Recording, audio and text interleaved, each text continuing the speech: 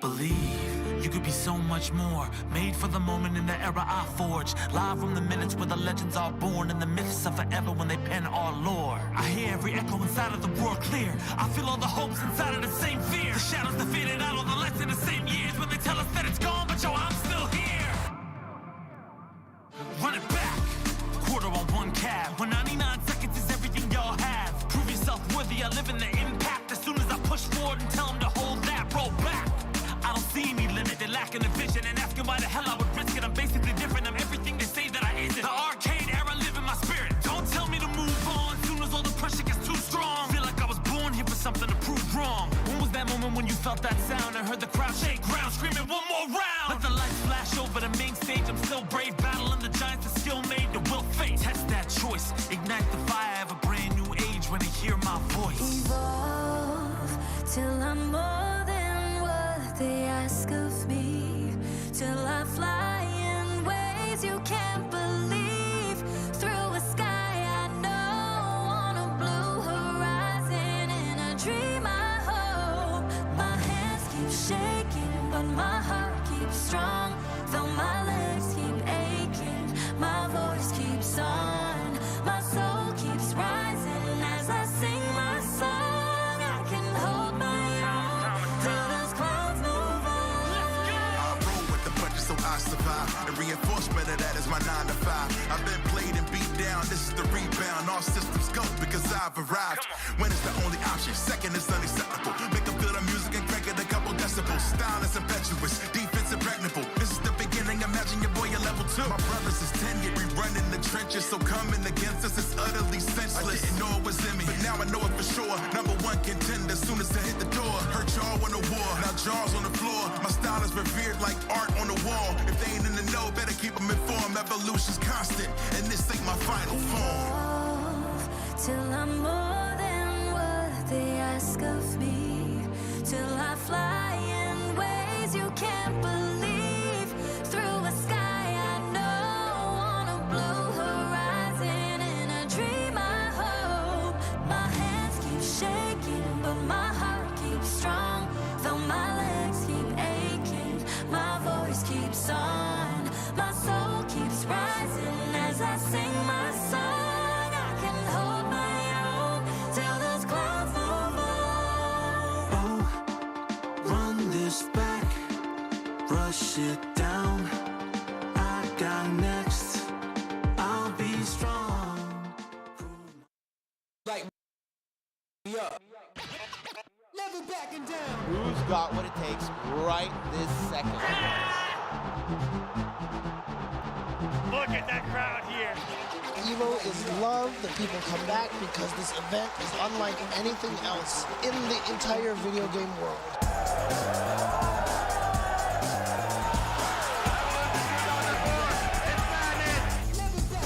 This is crazy, so close. Oh! Betting on the big read. Let's go,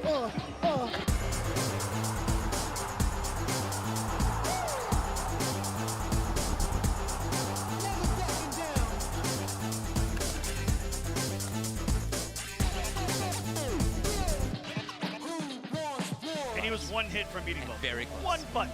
Very close. Oh, wow. He was so close. concentrating so hard. He's thinking, what can I do? These guys are playing for the big money. Ladies and gentlemen, this is it. He looks nervous.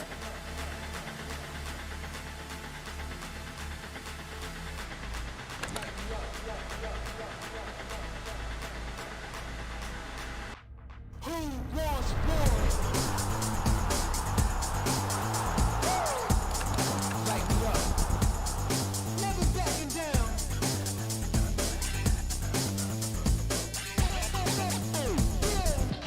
Who wants more?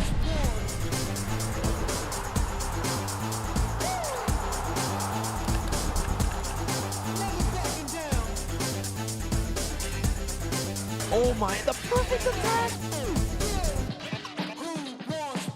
Oh my goodness, yo, my brain is about to explode, dude. Nobody wanted to see it go down like that. I like that.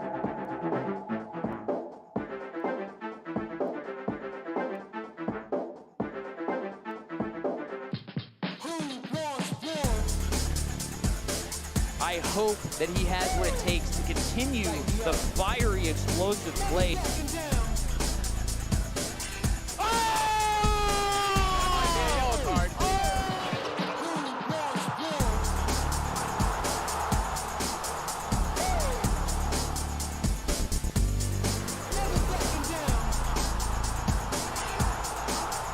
The old man still got it in him. I am not breathing the past 50 seconds. But Wuuuzie thinks it's over! No! Not like this! What are you standing up for? Why? Oh my God! He came here to play!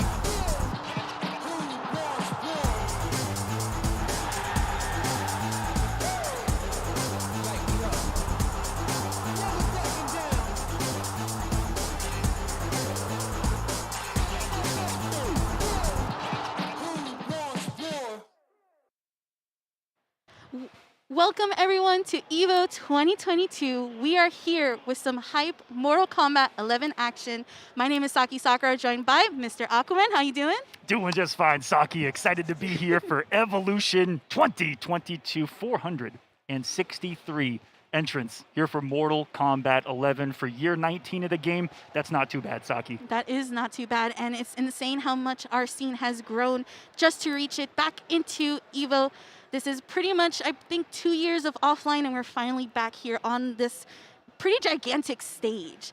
We've had many of our competitors going through PlayStation tournaments, through competitions from different majors and offlines, from different parts of regions in the world. We have tons of people from the Latin American region, from the EU region, even all the way from just world to world, and it is insane the amount of talent is just here tonight. I can name you talent from almost every continent on planet Earth here. We got Waz from down there in Australia. We got Arn Kratos representing the more eastern side of Europe.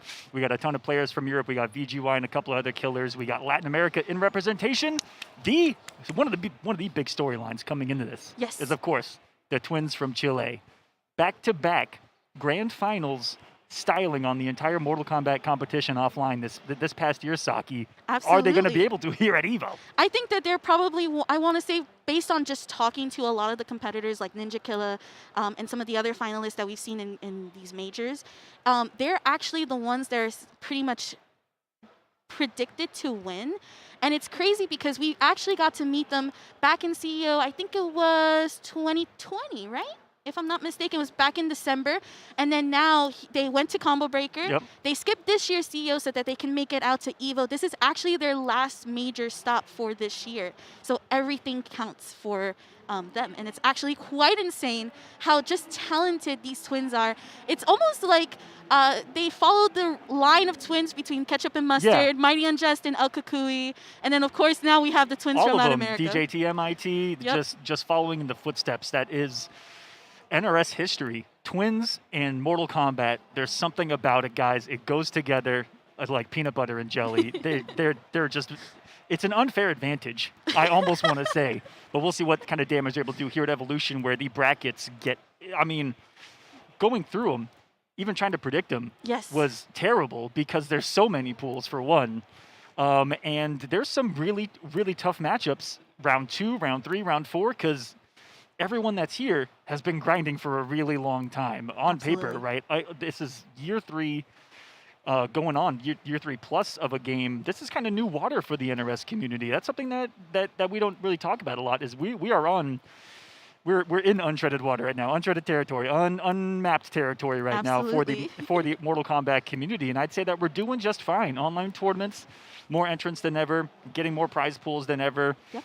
Here offline, our numbers have still been incredibly solid for year 3. Yes. I remember what year 3 Injustice 1 looked like. I remember what year 3 MKX looked like. It wasn't looking like this, so we've still got something here as we're awaiting for what could be coming next. But until then, we're just going to enjoy what we got, and we still can't. I can't believe that we have still 460 people here. I'm so for happy. MK. I'm so Let's happy. go! When you kind of think about it, right? Because obviously, Mortal Kombat 11 was announced with the other main games like Grand Blue, Skullgirls, Guilty Gear Strive. Yes. All of these games are pretty strong with their community. They're very similar to ours, that they're competitors that are dedicated to the brand of the game, right? But even with all that, there's always talks again, especially because of how the pandemic has been going on, plus just trying to get out to these offlines and trying to transition from being online for like 3 years Yes. to come actually offline. And that is another big thing to talk about. A lot of the players and almost some of the favorites coming into the tournament this weekend are going to be players that don't have a lot of offline experience because we only know them for the online, but we know what they're capable of online, which is beating almost anyone. And we'll name some names as we get into this. Are they going to be able to here in this setting? A big name to talk about, Scar. Yes. And not the Scar that everyone at home might be thinking of. 2 things to talk about this, because you know where I'm going with this. I do. Scar comes in, first tournament ever. I got to interview young Scar, and it's Scar with a K, guys. Not Scar from Texas, Sonya, IPS finalist. No, this is a Scar that is brand new to the community. Rocks Jade and MK11. Told me that his first tournament ever was a Champions of the Realms that Destroyer hosted. Second tournament ever was the Coliseum. And this was just a year ago. His first tournament ever was a year ago-ish. And has already gotten second place in some of the biggest online tournaments that we've hosted here in North America. Consistently wins, consistently gets top 3, top 4, has been crushing it in the online scene. We'll see what he can do here offline. And the second thing about that is that it's all we talk about, Scar and Scar. Yes. They have, through a gift from the Elder Gods themselves, they looked upon us this weekend, Saki, and they said, guys, we're going to toss you a bone. While NetherRealm's working on stuff, we're going to toss you one. We appreciate it. Thank you, Elder Gods.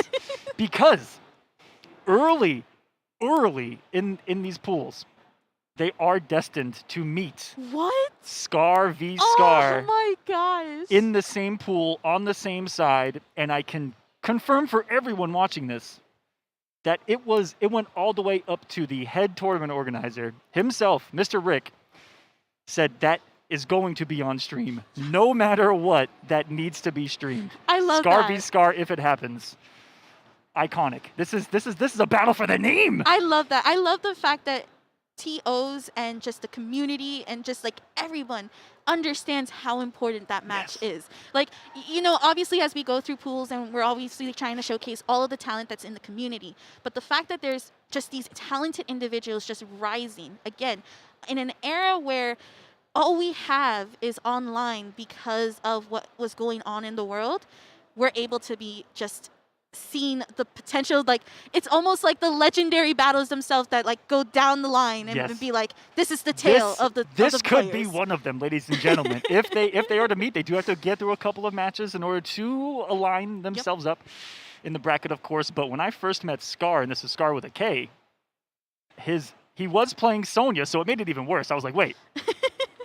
And his variation name was Great Value Scar, spelled like the other Scar. And so he just kind of came in the community, and he told me that he actually didn't pick the name. He didn't know who the other Scar was when he joined the community. Wow. That's another interesting thing about that story, is that Scar picked his name, joined the community, then found out he happens to share the same name with someone else. One's with a K, one is with a C. We'll see if that goes down later on as we jump into the first match here of Evolution 2022 Mortal Kombat 11. There's the beautiful Evo venue in the background. So much more space this year. It's very No, spacious. it's so spacious, and I feel like everyone. It's interesting because I see all the He's stages. fogging up like I know. I'm dealing with the same just problem. like we are. I'm like wiping. I need like windshield wipers for my glasses. That's good. You know, that's not a bad idea. If you guys are out there, you creative types, come up with some built-in aviator wipers. I'd appreciate that. I want some automatic. Just like a little switch you can hit, and then it goes. Yeah. It's like the cartoons. I've seen cartoons like literally have those, but they're like secret spies and pretty cool, much cooler than I am. I want to see that at a booth next year at EVO. That's a goal. That's the goal, everyone. Artists, creators, inventors, you know your mission. You know your mission now. But up next, looks like we're gonna have Cassie and Cabal. Oh, and this is Limbodawg, someone that I'm familiar with from back in the day. Haven't seen him compete offline in a really long time. Used to be an Aquaman player back in the day, Injustice 1 and Injustice 2, believe it or not. Didn't really play a lot of the Mortal Kombat games, was more of an Injustice player, so it's cool to see him come out to EVO. It was first time seeing him offline and rocking your Mortal Kombat 11. He's playing the Cabal. He's going up against SuperZhredder. He's going to try to be shredding with his Cassie cage. And he finds one of the air dashes of Cabal. The mobility of this character, Saki, is going to be insane, and you guys better get used to seeing some Cabal today, because he is a deadly character. I mean, plays a different game than most. We see a lack of a hit confirm, but these buzzsaws, Cabal puts out so many active frames everywhere. Yes, he's a great character that is just for active frames, damage. As you can see there was a lot of damage happening once he was able to jump in. He does have SuperZhredder in the corner right now. Nice roll there. Did not get the full punish, but still opens up SuperZhredder and able to get about, I'm thinking this is like 30%. Yep, 31. Now, what looks like 340 on a regular character is really 370 on Cassie Cage. Yes. This feels really good on Speaking Of. Oh, missing the kick there, but still able to start pressure. Nice flawless block. This is going to be a nice, oh, no punish though. Ooh. But there we go. Starting off real strong, and this not able to actually kill, but with the chip damage, taking the first round. All Limbodawg. That was coming out of the gate swinging. Yes. As it were. I like that he just tried to kind of outpace his opponent.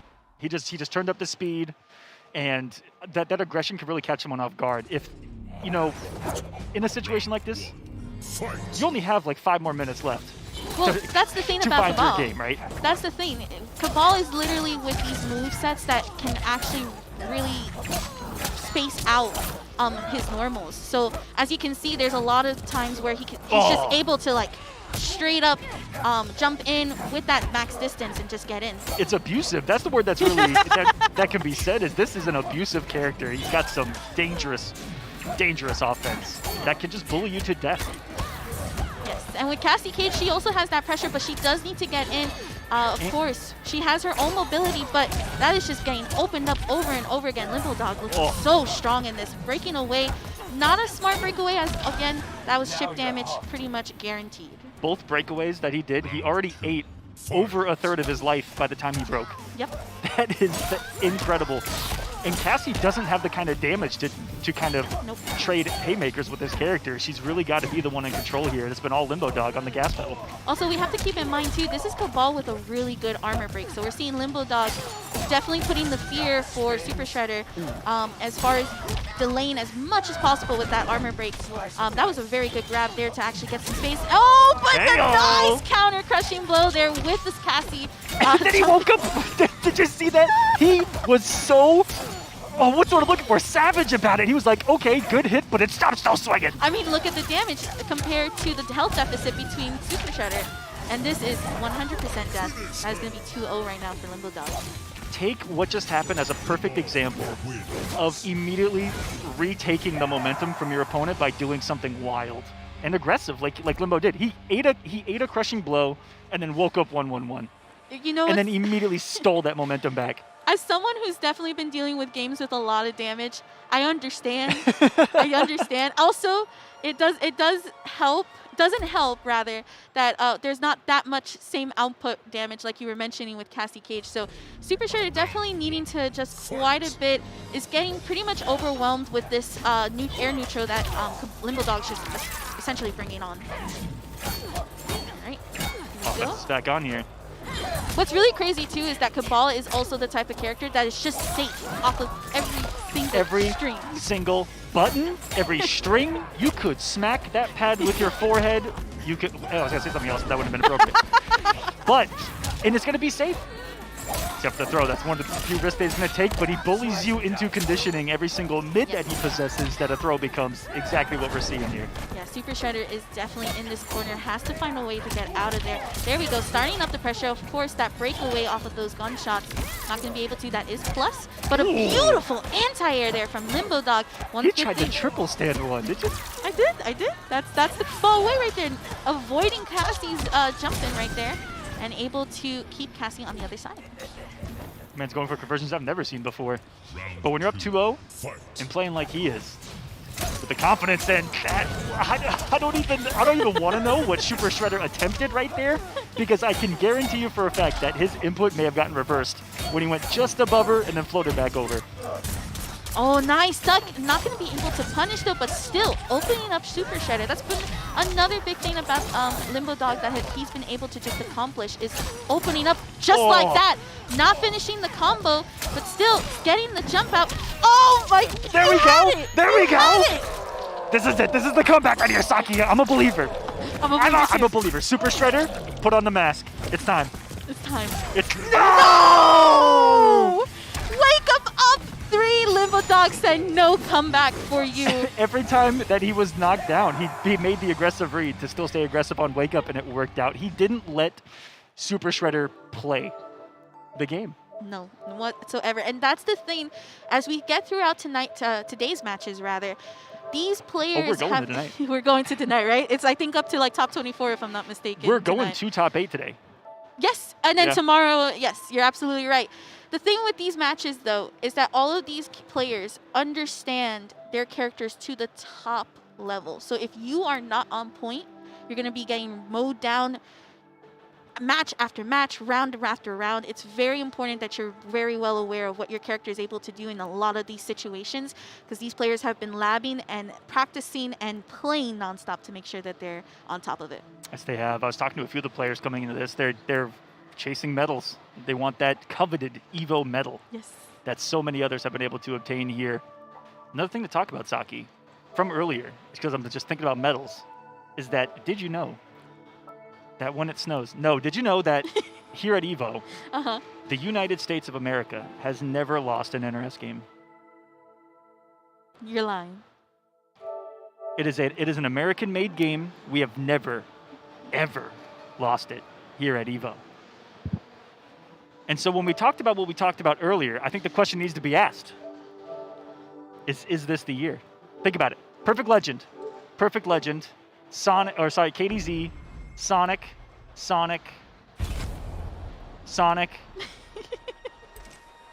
Dragon, Rewind, Sonic? Oh my gosh, you're absolutely right. You're absolutely right. Scorpion. Can I just say, as someone from Puerto Rico and part of like Latin American heritage, I do want the Twins to take it this year. So I'm actually going against NA this year. I'm just putting the narrative out there, guys, that it does exist, and I feel like this is the time where we are most susceptible to a loss. That is so true. It's gonna be good. It really is. It's crazy because, again, when you talk to these players, they actually, like, I feel like a lot of the NA players, I'm not too sure about EU, but I know that, like, talking to Aztec, talking to Ninja Killer, talking to even, I think, Baylina at some point too, everyone knows that the Twins are stopping them from getting to that at least top 8. So that's where it's going to be quite an interesting story to tell you as well. So if everybody's scared of the same person, you already know. Yeah. You already know. But definitely something to think about. What I love is, even with the Twins, as I saw their kind of projected paths, is that there's a couple of roadblocks in the way of, like, a couple dark horses here and there. And a few others that if you sit there and ask yourself, yeah, they could do that. You know, if they man, with the Twins, I want to say, like, can they run into a matchup that they don't know? I don't think so. They know every character. They do. And then they, of course, they have Fujin, which is another character that just rose, especially Plays after his own game back to. That's anime in NRS. That is anime in NRS games, which I personally am a fan of. Why are all the Adenians in MK11 the anime characters? Fujin's not Adenian. Oh, he's not Adenian. You're right. He's a guy. Yeah, he's Raiden's brother. I just definitely tossed him in the Adenian boat, guys. Only you know what? We'll only take because him. of the attire. We'll take him. My bad. I got tripped up on his gorgeous outfit. I always assumed that the gorgeous outfits are Adenian. No.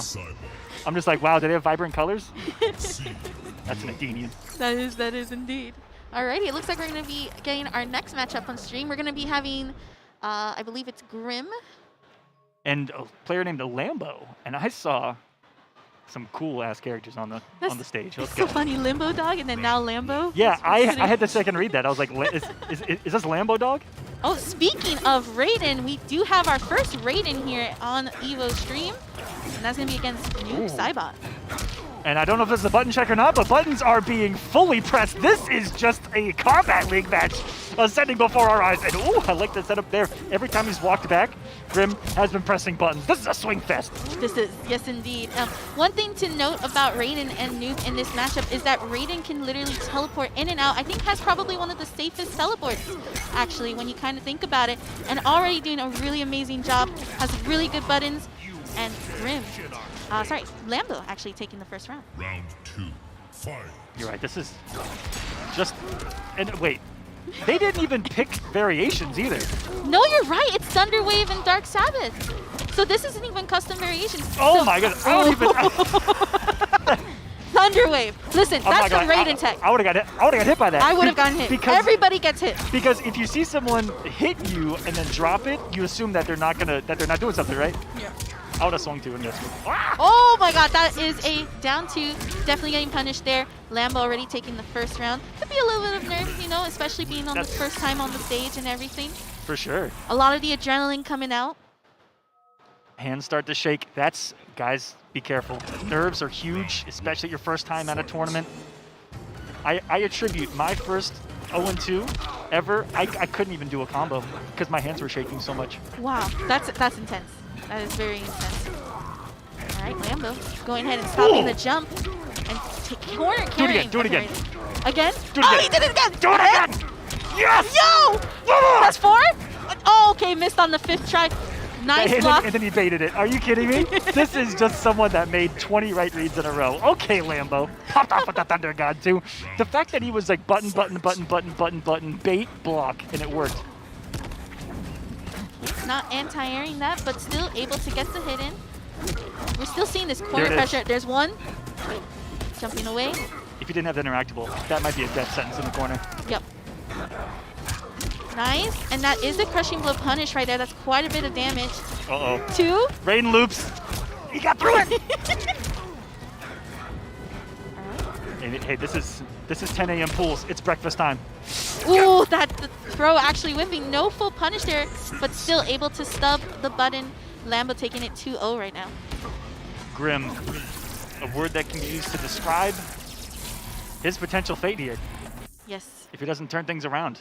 Yeah, the one thing about this matchup too that we kind of have to take into consideration is for GRIMM just waking up and not really analyzing what Lambo's doing here. Lambo's just able to fully, again, another crushing blow, able to just take those punishes and really get through GRIMM. He knows that GRIMM's going to be the aggressor in almost every situation as far as the button being pressed. Lets him press the button or sets up the space where he knows it's going to whiff. Done it a bunch of times. Hasn't been afraid to disrespect either. Knows as long as he checks him perfectly with these frames, Lambo's going to try to wake up with the buttons and get smoked. So he's actually betting on Lambo mistiming his buttons. But oh my goodness, is everything connecting right now? Yeah, this is not looking good right now for GRIMM. Tries to do it again. Going ahead and teleporting out of the corner. Very smart choice. Putting GRIMM back into the corner. Oh no. Another one. Saki. Another one. He needs to get out of reach. Oh God, there it is. That interactable has saved him every single time, but that's the one thing that interactable needs meter. This is a pretty much checkmate situation. And one more takes it up. Had the meter just in time, blocking the teleport, and Lambo's taking it 3-0. That block came at the last second. Mercy! Mercy! Let's go, GRIMM. Oh no, he's getting put back in the oven. Jumps out, gets thrown, and into a Bruto. Our first Bruto of EVO 2022. You already know what's up. Coming to play. Gave him the mercy, gave him the brutality. And what a start for Lambo. The Raiden looked really solid. He just, you know, when you look at competitive fighting games, he had it down. when you see someone that's as aggressive as Grimm was being with the buttons, you really have to kind of let them do that and then punish them for it. That's really one of the best ways to stop that. It's one of the things that you run into a lot when you enter into ranked a lot, and it can catch people off guard. People that just swing, I'm afraid. I'd be frightened. But he was able to actually maintain control. Raiden's one of the really good characters at doing that. Yes. If someone doesn't know how to deal with the back 1-2, 1+3 string, that's just a nightmare situation to begin with. I highly agree. Yeah, Raiden's definitely one of those characters that I would say really, off of layer 1, definitely checks you on your wake-up options. And one thing we kept talking about during the match with Grimm is the fact that with Noob's buttons, you can't really just go out swinging and really be able to start off your game. When it comes to Noob, you really have to get the range. I have a counter argument to that, but continue. Yeah, you just have to like get the range in and get your optimal damage. That's how Noob will be able to get the momentum, right? But with Raiden, his buttons are very much like, no, you gotta wait until it's your turn, and here's this pressure, here's this stagger, here's this frame trap for you on that. And every projectile that Noob Saibot has a lot of recovery. Every shadow has a lot of recovery if he gets teleported. Yep. Something he's got to worry about all the time. As we get another match here on the stream, guys, we're going to take a quick break, and we'll be back with some more Mortal Kombat 11 here at EVO. Looking for a new controller? Our partners at PowerA bring you the Fusion Pro 2 and the Spectra Infinity. The remarkable Fusion Pro 2 wired controller for Xbox Series X and S is packed with pro-level features to give you peak gaming performance and comfort. Featuring a mappable Pro Pack, 3-way trigger locks, and much more, the officially licensed Fusion Pro 2 gives you a competitive edge when gaming on Xbox or PC. The brilliant Spectra Infinity enhanced wired controller for Xbox Series X and S lights up your gaming. This one-of-a-kind gamepad offers tons of color combinations you can customize, plus 3-way trigger locks, dual rumble motors, and more. Officially licensed by Xbox, the Spectra Infinity is compatible with both Xbox and PC platforms. Learn more about both at PowerA.com.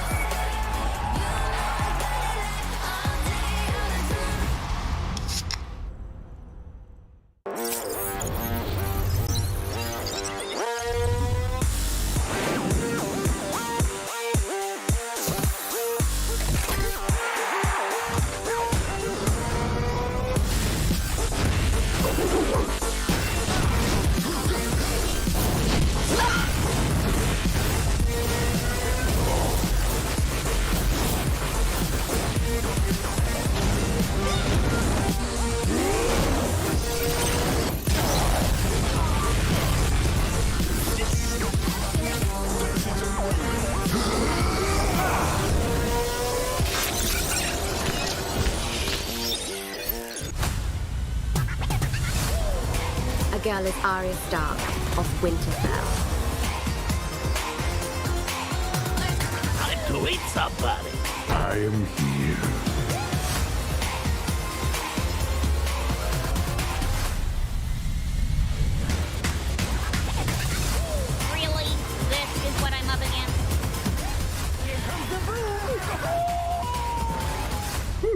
look good in the monocle.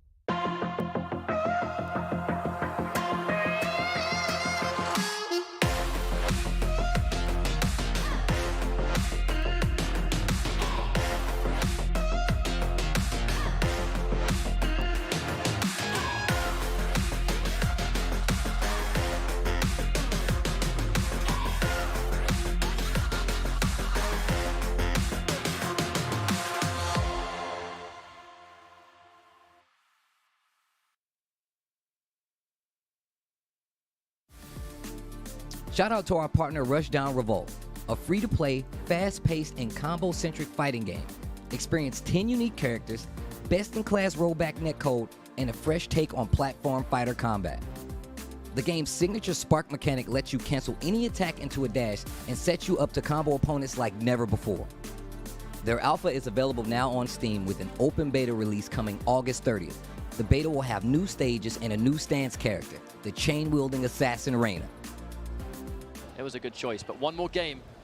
Which one of these guys are going to get winner side top 8? Oh, caught the startup of the shoulder charge. That's not great. Just traded to both defense or both offense there. And the grab. I mean, ducking KillerXionk, it's so risky. You eat 1-1 for days, and 1-1-4 is so confirmable. And the back 3 as well. If you just is convinced you're going to crouch from a range. There it is again. Oh, that would have been really nice. Oh, gets it again though. Full screen ground eruption. There's the distance. Now reading potentially the shoulder charge or a gunshot. SuperZhredder doesn't overextend. That 1-1 is because it was just in case he tries to duck. That's always that kind of. Well, the shoulder charge is unsafe, but like it varies. The further away you block it, like the less minus it pretty much is. So Foxy just trying to go for the 1-1 just to establish the block, but SuperZhredder finds a throw. It's the shades of the first round again in the first game. Oh, the jump, and Foxy calls it out the grab. Now what Foxy is doing is so simple yet effective. It really is Foxy all over. You have to find a game plan that beats everyone, you know, regardless of skill level. It has to be foolproof to be reliable in tournament. Now SuperZhredder, he's being patient now, does not want to overcommit. And the thing is, Foxy, he really goes for a lot of forward throws too, so whenever he does get these billions of grabs he lands, he's healing for it too. It's so scary in the hands of this player. They're repositioning. KillerXionk isn't really known for corner pressure. The Hell Sparks don't really combo. Very similar to Digital Soldier Cassie, actually. But now, you can see just how content SuperZhredder's blocking. He is not really afraid of the grab. Caught the startup of the gunshots. No breakaway from SuperZhredder this time. Wants to save it. I think he's saving it for bigger. Oh, the flawless block on the amplify the corpse. I like that. SuperZhredder showing a lot of matchup knowledge and the whiff on the max range. And now send him full screen. SuperZhredder back in control of the roll as well. Importantly, taking the meter away from Foxy, which is exactly what he wants. And there it is, man. It's going to be another situation where it's last round, both players. Importantly, though, SuperZhredder has Foxy's back to the wall. Best case scenario. We've seen this before. It went to SuperZhredder. Can Foxy fight his way out of it, though? And the patience again, SuperZhredder. Trading a bar for bar here. That's a good trade for Foxy. Yeah, corpse drop does a lot of damage for an individual projectile. Clips it, plus frames. Yeah, the respect. SuperZhredder showing so much respect to the grab. Bad news, because full screen goes SuperZhredder. The distance, he's doing it at ranges, and the breakaway is forced again. Oh, big wake-up neutral jump from SuperZhredder. Bar spent one more. So much resources SuperZhredder just having to go through. Walks away, I think he tries to get an optimal punish, but misses the opportunity. The ground eruption is good. Foxy is finding himself so close to this winner's side top 8 SuperZhredder. He has the resources, though. Do not count out SuperZhredder under any circumstances. He's been in the back foot before. Plus frames. He sits there and holds it. Blocks the down 3. Not enough, not enough, not enough. But it's a terrible situation. Anything will do. Corpse drop, and it's going to come through. Foxy Grampa maintaining his top 8, 100% attendance. Your soul. Now, what about this is tough for Shank? I don't think on paper, maybe just a sand trap. I'm actually not even 100% sure. I don't think that it punishes the up skulls from certain distances. Not 100% sure. Well, we'll see. So far, Foxy Grampa has actually really done well. He's been playing this mid-range to distance game, and it's been playing off. Okay, well, there's one way to do it. He's got the punish into a ton of damage, as you can see, about 32%. Got him, and he confirms it, of course. I would also think that anyone that plays any character would say that they wouldn't like this if Tyrus hits them. Right, for sure, yeah. I can say that about every character I play. Pretty good character. I don't like that matchup. Why? Because if I get hit, I die. Yeah, that's tough. Oh! It's not quite enough yet, and that was it. There was no defensive bar to avoid chip, and so it's match point Foxy Grampa. It's a lot of damage, honestly, yeah. Keep in mind, again, this is loser's side. Those body drops are down twos full screen, essentially. Here we go. There's not yet enough breakaway meter. So Foxy Grampa's going to have to take this. That's 320-ish, 330. Okay. And he keeps those B&Bs so simply. He doesn't go for the flashy stuff for the extra 20%. He doesn't go for the gauntlet load. That's what separates him from a lot of the gear systems when it comes to combos and setups. He keeps it simple, but effective. Oh yeah, corpse drop is minus 22, so that should be a punish with Sand Trap. That's right, that's right. Yeah, we saw Michelangelo earlier today specifically switch away from Shang Tsung for that reason. Yeah, from Shank. He went to Sonya, and he got dunked by Garrus. You know what happens? Any matchup, it can happen. Whoa, beautiful blow up of the gauntlet attempt here, and Foxy Grandpa just a couple of hits away now. Can he do it? Oh no! He's gonna be a little bit of blow it. No! Guaranteed in that situation. Tekken Master sent us to a final game, final round. But only one player can move on here to face the winner of the Joystick and Tweety. Interruption here from Tekken Master allows him to take his turn. He's coming in. Oh yeah! Coming in on the grab again. Yes! We call these Gearus throw loops. Gearus loops. It's what's for breakfast. He walks right forward and he does get the confirm. Tekken Master takes some damage right there. Trying to move forward. Okay, the jump kick is a very difficult button to anti-air. Look at that interruption right there. How many times have we seen Tekken Master vary that string? What a block on the overhead there too. Got him. Now breakaway probably. Yeah. Underneath. Whoa, with the back 3-2. Never seen a Shank actually attempt that. Oh boy, Tekken Master's bringing it down to the wire. He got it. This is probably it. Tekken Master, all he needs to do is get this one thing. Bam! And Tekken Master. You do not want to be getting in your own head right now, because this is the moment where you have to clutch out the situation. But we've seen Aso in these situations before, you know, going into the 2-2s, potentially being... Welcome back, everyone, to EVO 2022 with some more Mortal Kombat 11 action. Up next, we are going to be seeing the legend himself, PerfectLegend, versus NachoTheDwarf. PerfectLegend, who I believe is on when you walk into EVO. He's on the list. There's a wall of previous champions. PL's name, I believe, on there 3 times. For Mortal Kombat and for Alive. DOA, I believe 2018. I believe, 2008. I thought I said 2004, but I might May be have just... I'm horrible with numbers. Don't judge me. He's been around. He's been around, is what we were getting at. And is a multi-time Evolution champion, 2-time in Mortal Kombat. It was a while ago. It was in Mortal Kombat 9, but PL has still been strong in NRS titles ever since. Yep, absolutely. Definitely one of the more known players. Definitely going through the bracket himself in past EVOs and again here and now. He's one of those guys that what I really like is that coming into this, he's gonna bet it big at a tournament like this, right? Where he might not be super consistent and play a lot throughout the year. But he's one of those guys that like, hey, I'm going to show up to EVO and I'm going to try to win EVO. Absolutely. This is going to be a Kung Lao mirror, I think, too. Whoa. Will it be a Bird Lao mirror, though? That's the real question. So I think with PL, if he's not using... Oh, is he using Lotus Fist? He is. So we are, half of the variations that we've seen, I think officially on stream, have been base variations. Yeah, I think the only customs we saw was in the first round match. And then very nice teleport there. No punish, though, from Nacho. So that's interesting. PL tried a nasty conversion off that teleport hat, too. Very nice punish. That was Wait a minute. very good. It was as the hat was coming towards the front from behind, and I would have had the boldness to press right there. Whew. But PL says, hey, irregardless. Regardless of that, PerfectLegend taking that first round, going in with the dive kick. Nice air-to-air, gonna get the conversion. Not gonna be able to fully convert. I think missing a little bit of bar there. Gonna go ahead and jump in. Nice, opening up. This is just patented PL pressure here. That's a lot of P's, but he is going in right now. A lot of forward movement, and more so, forward jumping. He's being really active in the air. This is a flawless victory from PL to get started here on stream. Very aggressive moving forward, jump winning every air to air. He started that sequence off with a jump back. Kung Lao special. Saw something with dive kick. Yeah, I think with Kung Lao, this is actually one of the better variations, especially before customs came out. I know with Kung Lao, the custom variations for him tend to be like Buzzsaw or I think Order of Light movesets that are into it. But PL actually going ahead and just using the base Kung Lao, what works, you know, don't change. Yep. If it's not broken, don't fix it. Yep.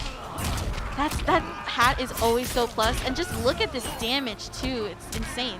I'm shocked he broke after eating 364. PL was running low on resources. I'd let the entire thing finish. Nacho here has some belief if he's going to come off the 2 defensive bars this early. Don't know, he confirmed. Although, does that combo if you don't spin the bar? The spin, does that come on the spin? So I think you can do like a couple of basic normals. You can't do a full conversion, that's gonna be like 30%, but I think you can do like a down 1 or something like that right after that you'll be able to finish properly. Whoa. PL going for a hard read there with that spin. And a dropped punish too, but he tried a full screen, and I think that he read dive kick because I think so too. Not many things are gonna out-prioritize dive kick. Maybe spin can do it. Okay, that is a plus hat right there, able to do the down 3. You will be guessing. Nice grab. Very good conditioning there from PL. And that is a crushing blow. It's definitely showing that Nacho's been trying to tech those grabs and unable to. And PL, very good securing the second win in this set. 2-0. Yeah, look at that laser focus. Knows that it's a long road here at Evolution. 1 game at a time. He's solid early on. What's interesting too is that PL has been able to keep Nacho, I believe, at like layer 1 of Lao, right? So obviously it's pretty much the basic, getting the hat, doing down 3 right after, seeing if you're gonna press. If you press, you're still getting stuck by the down 3. If you don't, then that gets into the strike throw situation. And that throw's been mean so far for PL. He's mixed it in really well. Gonna get on some more offense. The forward 4 just finds its mark there, and you want to break that because that's where all the damage is gonna come. And PL's still super aggressive with the buttons. Just keeps finding the hits. He's not letting Nacho breathe. And this is patented style, but goes underneath his own hat. There's some big damage. Didn't fully cash out, though. And PL, just like earlier, he got hit and would still try to steal his turn. He wants to be the one pressing buttons. Yeah, something that Nacho's been trying to do, was able to do with that down 2 crushing blow, right?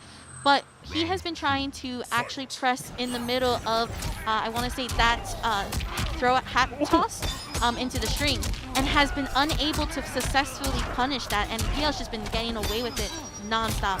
Beautiful. And that may have gotten me to press too. That was an interesting stagger because you just assumed that they're going to change this and go for the plus rates. There is an armor break, did not have the meter for it, but PerfectLegend able to get, I think this is not a flawless because I think he took a little bit tiny like bit of damage, but he'll be going 3-0 with that match. Saki, we call that a flawless in the hood. That's all I'm saying. That was that anti-air, that down 3 spin. I've never, in my 72 years of commentating Mortal Kombat, have seen a Kung Lao down 3 spin anti. It was so gorgeous. It was so pretty. My reaction was almost unholy. I love when, because there's a couple of characters that you can do like a full down 2 and then convert. So there's Lao that's able to, Joker that's able to just keep on going. And then the other one is Collector as well, that the optimal damage comes from doing a down 2. Rain with Bubble. Rain with Bubble is another one, yep. You won't see it, but. Yeah, of course, because you know Rain's gotta go in. He's Adinian. We gotta honor the Adinian. It's 2 slots. Okay, no, let's not get into it, Saki. But regardless, those are characters that their optimal damage comes from doing the down 2 and continuing the momentum there, and that's very interesting. Oh, is this KP? I see a wild KP on the stage, ladies and gentlemen. I've seen KP practicing in the mornings. I think. Don't lie to me. No, I have. I've been tuning in on those morning streams because I'm working and I'm like, oh, it's KP's on. He has been on I thought he was MK11. practicing for Rumbleverse. What's up? That game's not out yet, I think. I mean, points are being made. I guess since Mario Kart's not here too, KP was like, you know what, it's MK or time. Mario Strikers either, yeah. No, but yeah, still has a really good record in MK11. At offlines, at majors, the last offline Evo, if I remember correctly, and most times when I say that, I don't. I think he had a really good run. I think he was just outside of, I think he was in top 16 or just outside. He lost to like Gur in a game 5, or like he had a game 5 heartbreaker that was either 4 top 8 or 4 top 16. Like he had a big run. He had a big run at the first combo breaker as well. And you just never know. KP can show up and shred. Can I just show like my experience here, right?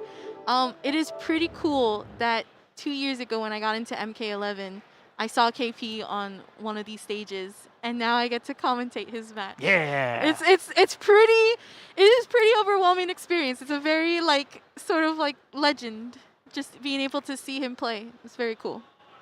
And his opponent's going to be OG Mike. Although I'm from the old era, I don't recognize the name. Is he an OG? That is the real question. I mean, he could be original. He could be. You know, just although original in his style. His name is OG Mike 407. So if you had to put 407 on the end, was it super original? Mike, I'm just kidding. By the way, I love you. Oh, KP. Okay, oh, he found it. Silas! Broke out the. Yes, there you go, right there. That's his kid. Oh, most adorablest thing ever. I can't wait to see his kid like just playing these games. What's the word for something that's like out of prime, like pre-prime? You know, I would if I read more in not read manga. If I knew, I would be able to tell you. If I had any further understanding of the English language, I might be able to answer that question. I don't even know the answer to that question. I was trying to think of a good pun for like. I know. Katana Prime's kid being Katana something that's like pre-prime, but I couldn't think of it. That wasn't like, you know, when you think of someone's out of their prime, they're washed up. And I was like, I'm not calling a baby washed up because they didn't even have the chance. You didn't even give him a chance. Oh, so this is going to be a Jade mirror match. Very interesting here. So we're going to see OG Mike on Jaded. Wait, is this a match? This is a match. Did it just start with those down twos, Saki? Yeah. This is a Jade mirror. Where is it happening? She needs it. This is part of the game plan, Aquaman, all right? And already, that's going to be plus of those razors. Mike! Block, Mike! Block! He's blocking with his face! That's the thing. Jade is another character that is able to just really check you. If you are pressing when it's not your turn, you have to block. She can take it. Really nice crushing blow, and that is going to be a nice conversion. Not going to be able to get the double down two. And oh, you cursed him. You cursed him. Jumped it down two, and it actually got punished by your down two. Welcome to the game. But you're right. She has some of the most advantageous situations in MK11. And speaking of advantageous, that most certainly wasn't. As the game didn't even know what to do. Finds a second Nitro kick in a row, and that's going to be all she wrote for game number 1. KP really setting the tone here early on. She's super plus on hit like you saw when she goes into the glaives. Those damn glaives as well on block are super plus. Yes. Why is she one of the only characters that can jump in with some plus double-digit numbers, Saki? So, I'm asking you, so you have to answer. I can tell you 100% here at EVO. All right, she doesn't do damage, so she needs those plus frames. That is all. I know you're looking at me, but you know I'm right. And there you go. Man, that did Kotal's command grab. I don't want to hear it. Really nice, flawless block there. Not gonna be able to convert off of it, but still. I think he tried a fully optimal conversion too. I think 2-1 can kind of hit or like keep him in the air for a pickup afterwards too. I think he just went for a super optimal. Oh no. Oh no. The down this is abuse. Nice, flawless blocking. All right, that was a little bit of a show off from KP, but you got to respect it. Yes. That's the mark of confidence, is when you can sit there not blocking at all, stand your ground, and just react to something. And in this game, the biggest flex I feel like is to sit there, do nothing, and be like, yo, what's up, do something, and then flawless block it. And it's a great crushing blow there, and that's going to be... Oh, missed the glaive? Another down it was a setup. Saki. That was a setup. That was indeed. I love the spacing right now from KP, understanding what Mike is doing, knowing the habits already, checking those habits in of itself. KP going 2-0 right now against Mike. You're right. And to KP's credit, he has grinded an unholy amount of combat recently. And so he's able to, and when you get to the level that he's at, you're able to pick up on someone's tendency rather quick, whether it be a tendency of, in Mike's case, you know, in hit advantage, he's being really disrespectful. If I see that, I'm doing exactly what KP's doing. I'm going to do something that is hit advantage and keep swinging. Oh, no.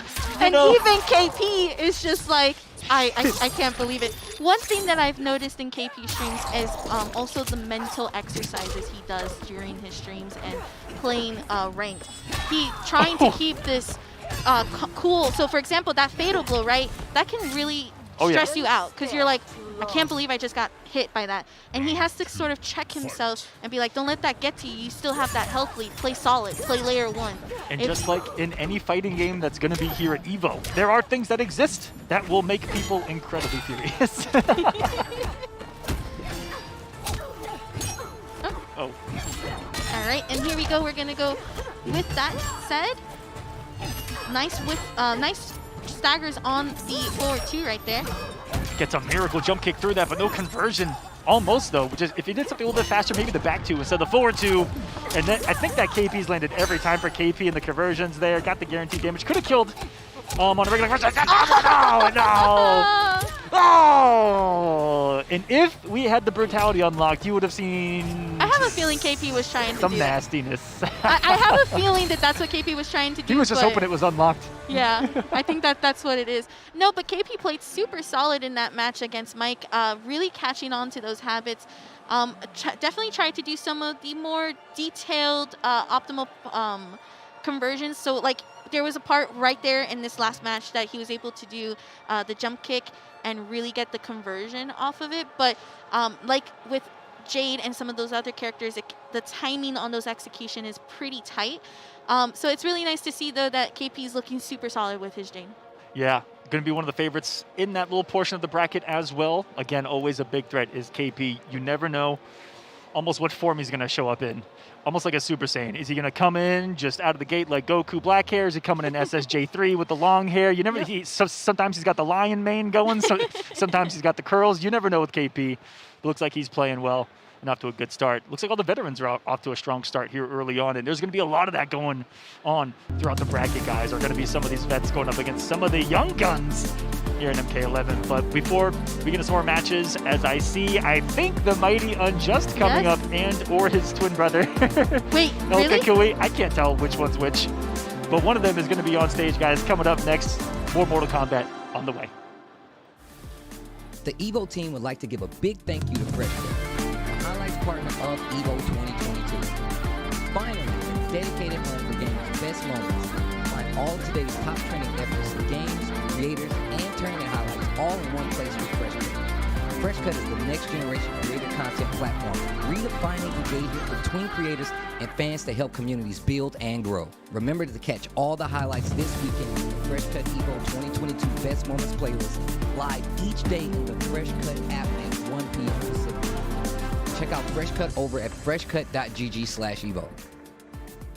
Dash up, back throw, the Mochi got off in the corner. Oh, are you kidding me?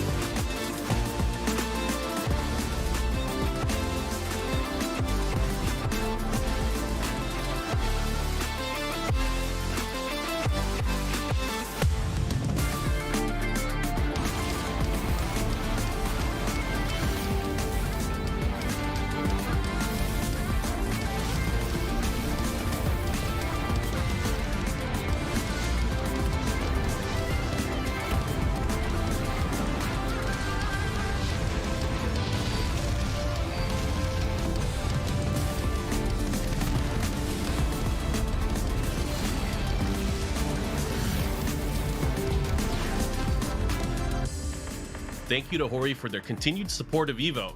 They've been our supporters for countless years and have had top-notch fight stick and controller products for fighting game competitors.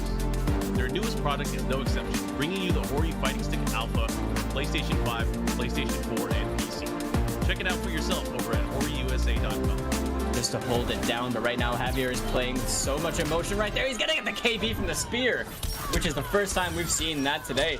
And over here, he's going to confirm into a nice trick damage. Aztec not opting to break any of it. Spends a defensive bar on that up 3. Is it just me, or did the back 3 hop over Setron's up 3? I know her wake-up attack. Punished it from that back. I mean, her wake-up attacks are not particularly good because of the hitboxes not being that great, and I guess that's just a perfect example. Unfortunately, Javier, the momentum is all on his side, and he only needs one clean hit now to bring himself onto a match point. However, the Italian Aztec has other things to say about it. Fatal blow still ready.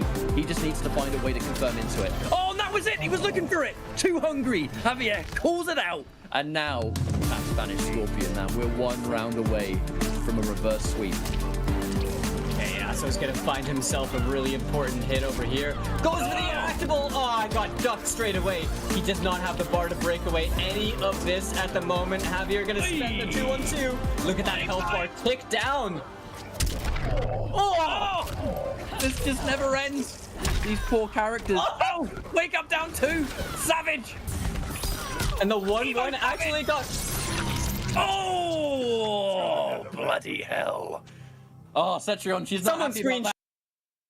Right back into it. Still, though, only 1 game away for NinjaKilla to take EVO 2021 NA. Oh, and we're seeing already, some more fireballs. I like this. It's a different change in pace. And that is one thing, we were talking about for the very start of the set is that NinjaKilla can change pace very, very quickly. And look at this. The zoning working really well so far. Totally different player all of a sudden. Oh, yeah. Oh, my gosh. And perfectly calling out the breakaway. No more defensive bar. And only, okay, now back to 2 offensive bars. But this is, okay, a good first throw. Gotta readapt very quickly. You literally only have 1 game, which means you basically have 0 games to adapt. Mm-hmm. Try to get there in time, not quite. NinjaKilla gains the corner for himself. Oh! Okay, it's match point. It's tournament point for NinjaKilla. Oh my gosh, there's nothing worse than being flawless blocked in your wake up 3. And it was the first wake up in literally the entire tournament, I think, from Jueks. And it was flawless block punished by NinjaKilla. You said he's not a robot. You might be wrong. I might have to disagree with you there, but we'll see. Jueks has the pressure now. Okay, we've had a couple of delayed grabs, and they have actually worked. Jueks here again. Well, I like the delayed 4-3. It's trying to bait a micro duck, basically. Oh, gets the poke out. Oh, chance. Yes. NinjaKilla holds on to the defensive bar. Oh, I love that setup. Going for the 2 jabs for the maximum knockdown time. He's dead. He's gonna kill himself. Oh, no. Okay, he died. Wow. Okay. That was absolutely genius by NinjaKilla spending all that bar right there, but it still was hilarious that it lasted that long. But oh no, what a way to start. This is still tournament point. Oh, good duck, great duck, huge! There is breakaway. He's gonna break away, but he's still taking so much damage, and he's gotta take the pressure in the corner over the goop. Jueks did great damage that even damage over time. Chance. He was almost there. Instead, it's NinjaKilla who gets the big opportunity, cashes out on the crushing blow. He's close. Oh, what? The command grab catching from so far away. That was like footsie's range, but what a good read. He makes it, and NinjaKilla, with the friendship, is going to be your North American EVO 2021 champion. Fight. Right, all the same stuff going in. Again, though, the aggression starting off strong from NinjaKilla. I really do think he started to realize that he has to be more aggressive. No! Huge combo drop right there. I mean, that was a gigantic amount of life. And now, yeah, had to take some damage to get out of the corner. And by some damage, I mean like half your life. Yeah, and that was actually a dash out of underneath of the leap in order to get that 3-4 punch.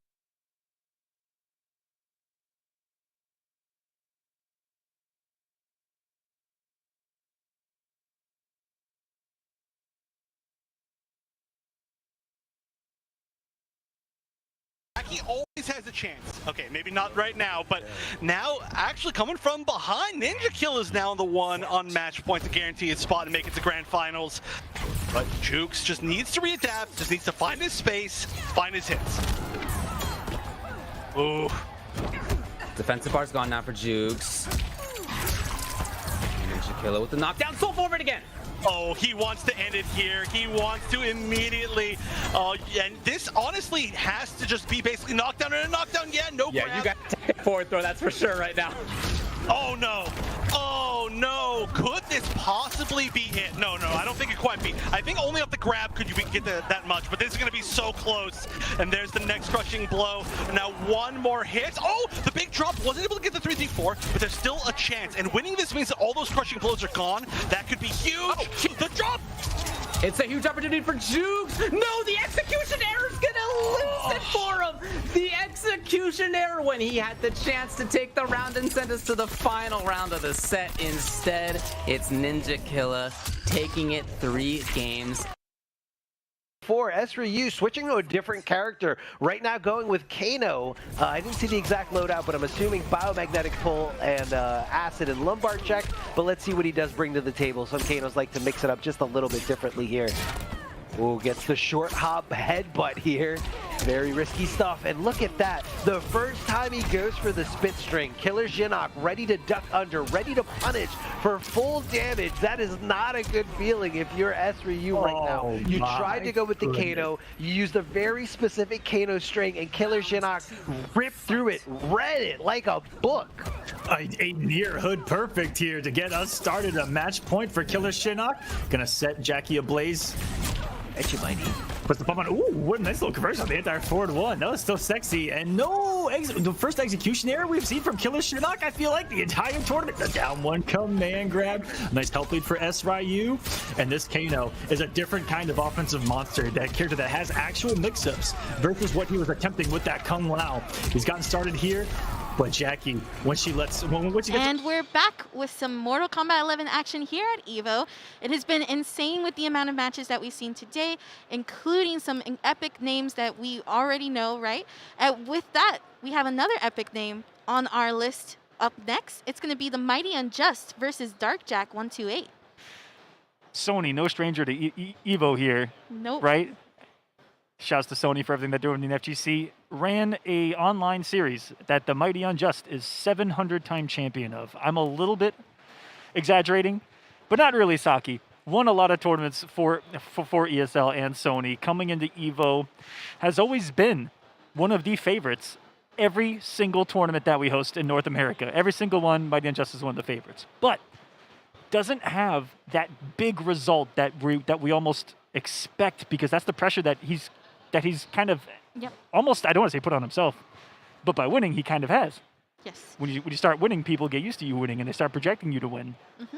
Yeah, no, absolutely. I think with MightyUnjust, he's such an interesting player, because when we talk about like Mortal Kombat as just like the meta, right? A lot of the times, counterpicking gets brought up quite a bit, and MightyUnjust is definitely one of the well-known, picking those top tiers and really using those characters for all of their tools and what they're worth, essentially. And seeing MightyUnjust not only online but also offline, it's actually really interesting. My first time seeing him was, I believe, at Summer Jam, if I'm not mistaken.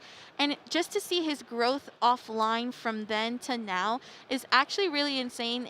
I feel like what his biggest demon, in a sense, is the offline setting. Yeah. It's just getting into that mindset that there's a lot more happening than being online, obviously in the comfort of your own home, and just kind of straight up playing in a tournament for hours and hours, whereas in offline, you're around the very people that you're going through the bracket. And you're sitting next to your opponent. You can feel the energy, right? You're there, absorbed by it. There's the pressure of knowing how many people are watching, not just online anymore.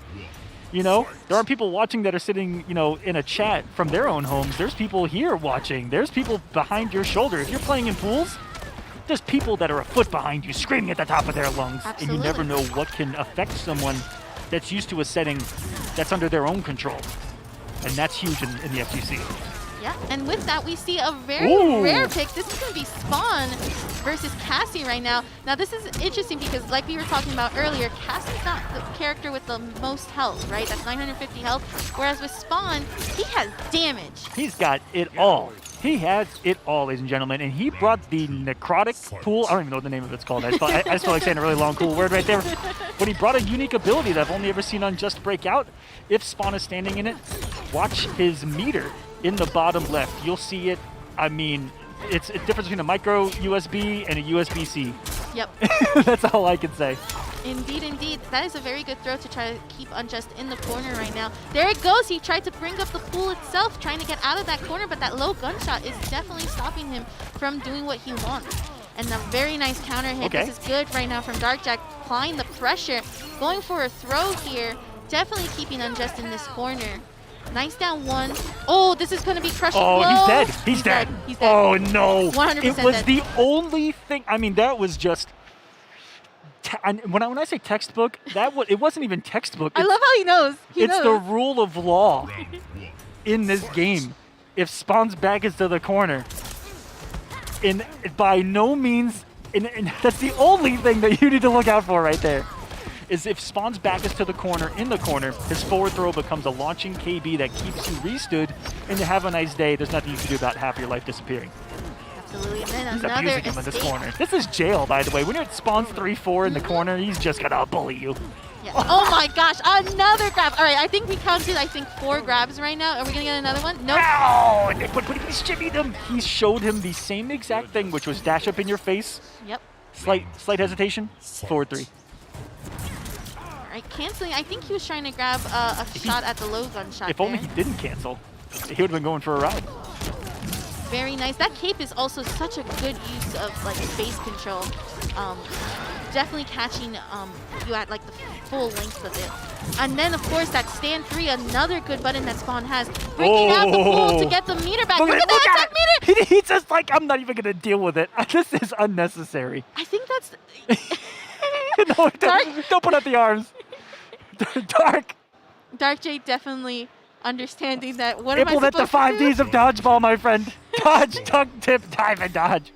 I think that's the first time I've seen someone just straight up not even wait for the damage to happen, right? It's like, I'll take the loss. Let me go back to It was on the character second normal. He's like 3, 4, and we're just going to go into the next one.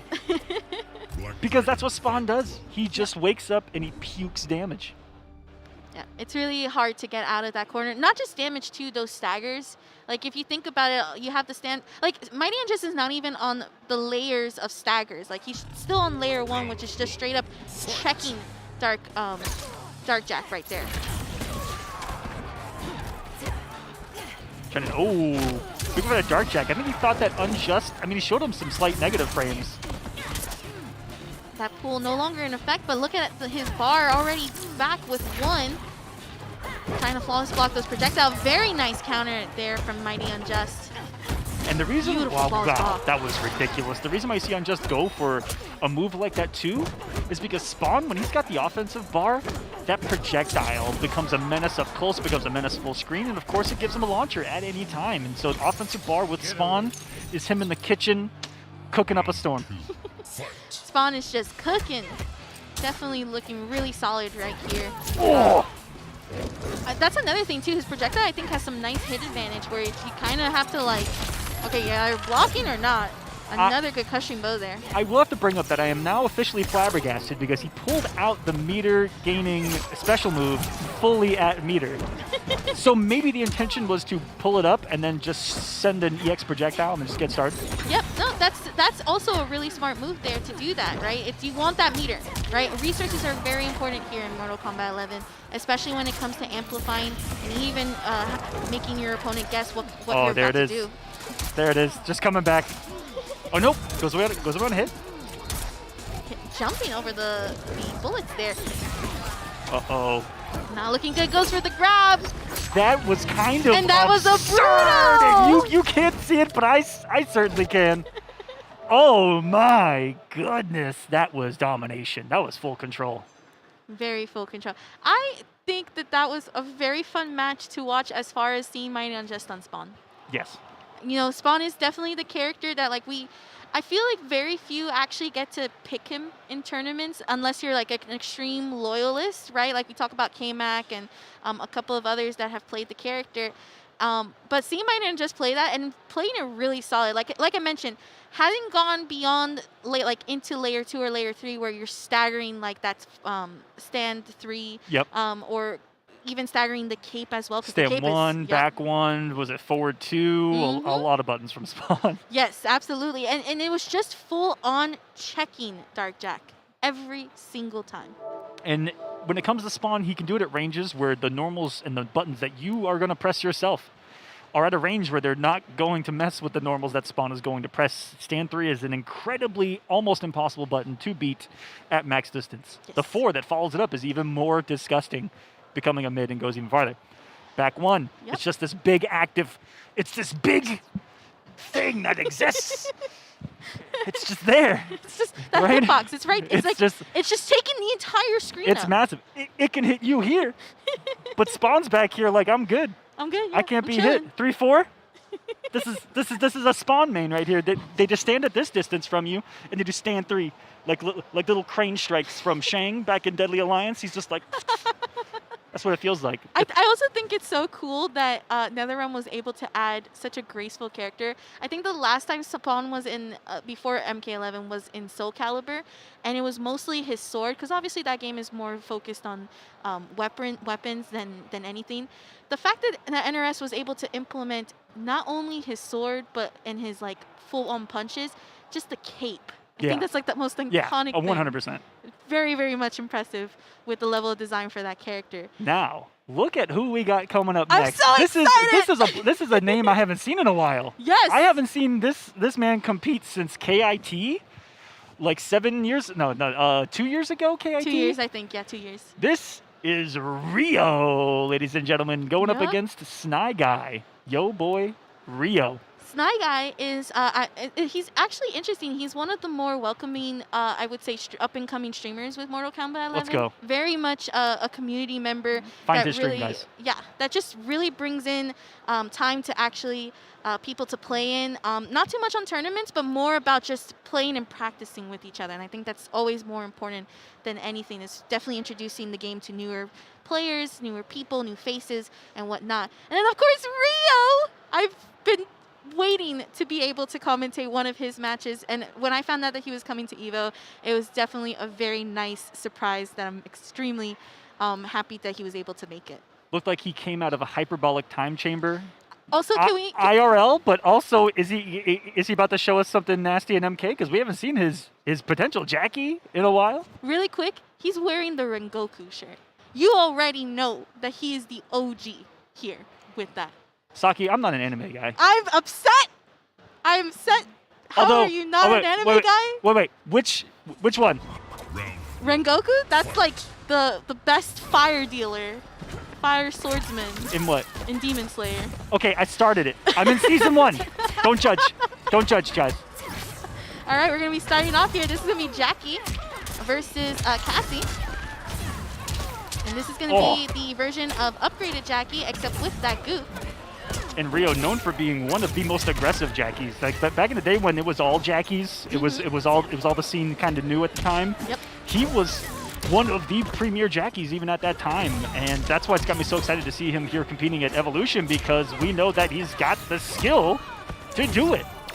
Now this is interesting because this is another variation of Cassie where she has those leaps, and she sort of tries to play that movement game that is similar to Jackie. But as you can see, it's not as flexible or versatile compared to how Jackie's just able to continue pressuring rather, with those strings. For a second, Cassie on the stream as well. And Jackie, are a lot of people going to be re-prepared for Jackie? Because she's kind of disappeared from the competitive community. You know, it's always there at the top of the list, top of the tier lists. But as people, I feel like, got used to fighting 700 of them per tournament, right? They got used to it. And so can Rio come in with this Jackie that no one's seen in a while? Cause some upsets. Oh, that wake up down moment's a little animalistic. I'm afraid to press wake up buttons against her because the mid Yeah, her mids are extremely good. Those down one checks are also really good. It leads into a nice strike throw situation like you just see here. Here we see Snyguy trying to... What? Even Rio was like, I can't believe he just did it. Snyguy laughed, and Rio was just okay, like, that was very close to killing. Okay, goes into the throw. This is extra damage because of the goop. Dead! That's dead!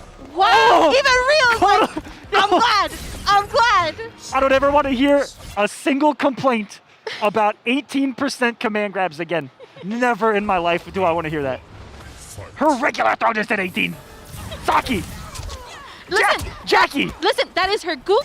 With a 9-frame mid! With a 9-frame mid, she did that! I don't know what to tell you, man. That's Jackie. And this is Cassie. They're both characters with low health, so you already know that any free damage is gonna hurt. Oh, you ain't lying. Oh my goodness, that was a lot to, again, how many times have we seen people late break eating over a third of their health? I'm not liking these late decisions, but it's a good side switch, nice. Okay, good combo here right now. That's gonna leave on the restand. A flawless block off of the hit advantage. Really good call here from Rio. Nice air-to-air, though, from Snyguy. Really trying to come back from this health deficit. And I like that he held the fatal blow right there. He's giving the opportunity. Would recognize one more situation. I do it, and if you would have got a confirmation, Snyguy. I like the way he's playing. The in and out almost got the anti-air too, and it could have been a miraculous comeback. Is denied by the jump in from Rio. Snyguy is actually playing really smart. It's just, again, you have to play perfect with Jackie. One mistake costs you the entire game in these situations. Ooh. Really good breakaway, I would say, especially with the continuation that Rio could have done there in that combo. That is plus, trying to dash up and even check with that delay.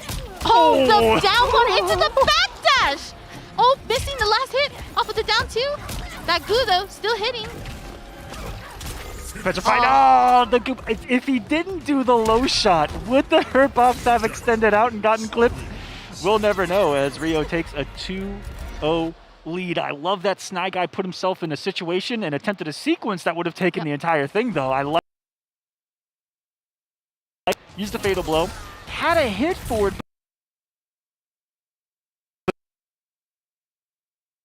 Round. That's some juicy damage of his own.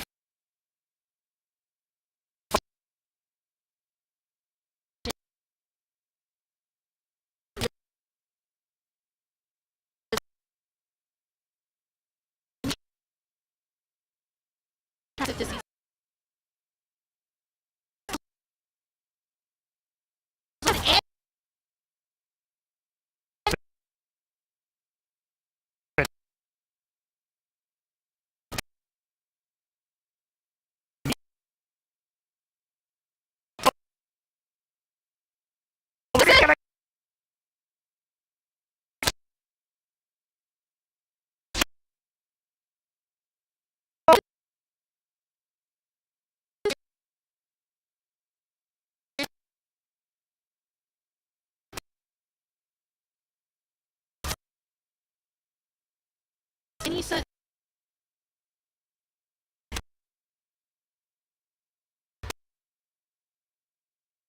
Brown get boot.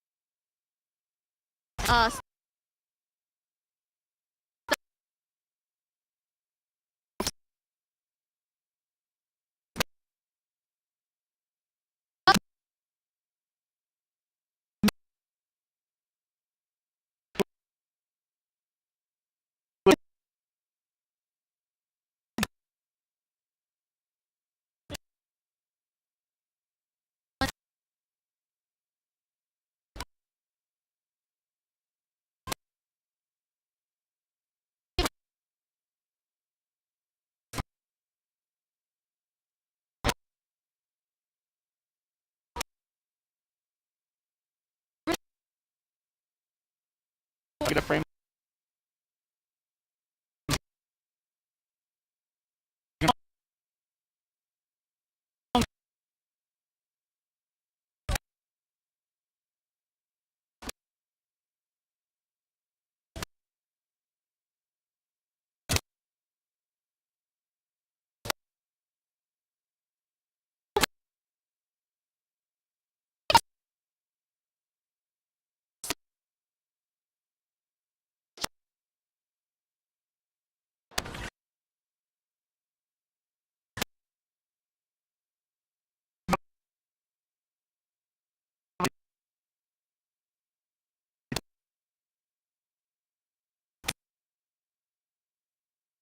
next couple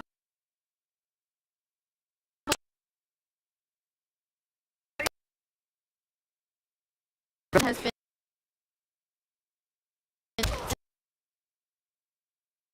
Just curse.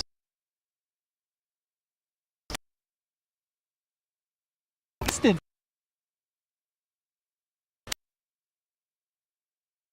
One.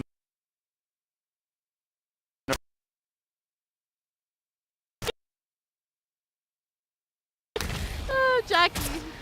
We gotta love her. Alright.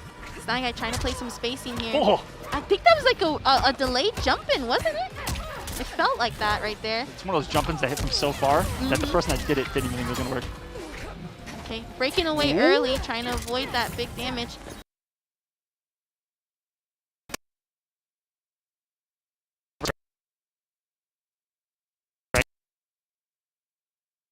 Trying to get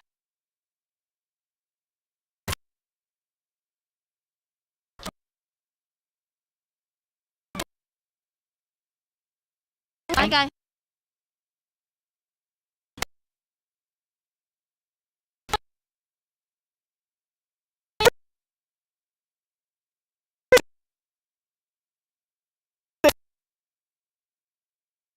Right here.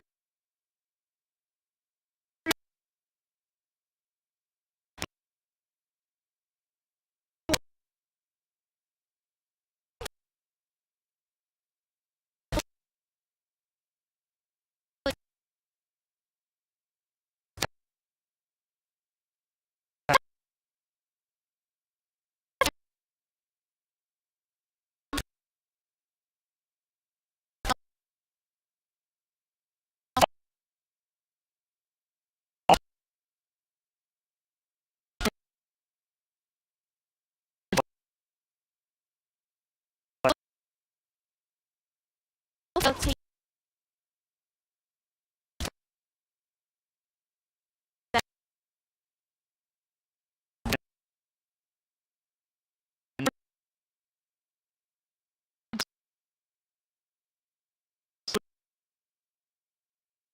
No.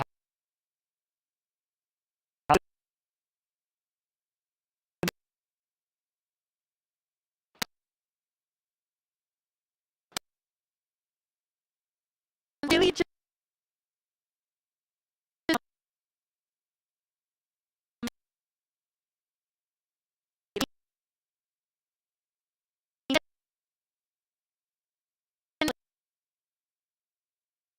fault.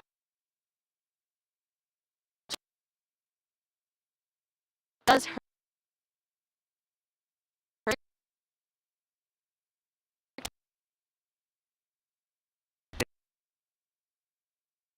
When you look at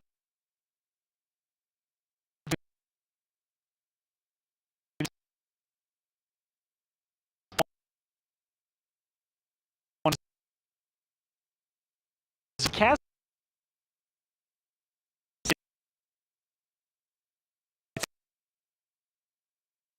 and you're gonna eat another 34%. Yeah, that was one thing too, right? Is that that second round in that last game, you know, great fatal blow. Obviously, that shocked Rio, and he was like, "Wow, I can't believe I got hit by that. Like that's crazy." And then, you know, once you see Snyguy really in that fatal blow sort of range, he no longer had it. So then that meant that he had to hit Rio not just twice, but multiple times just to be able. And that's again.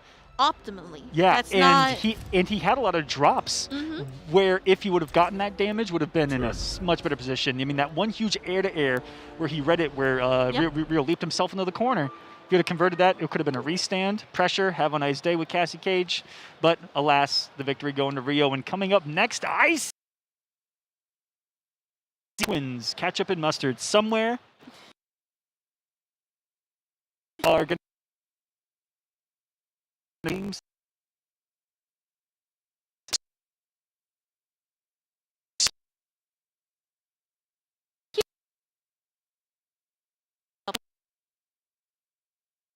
Yes.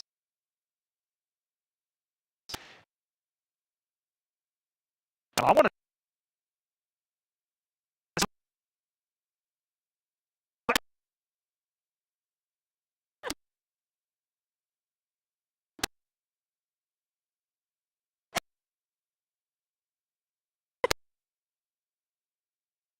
lucky to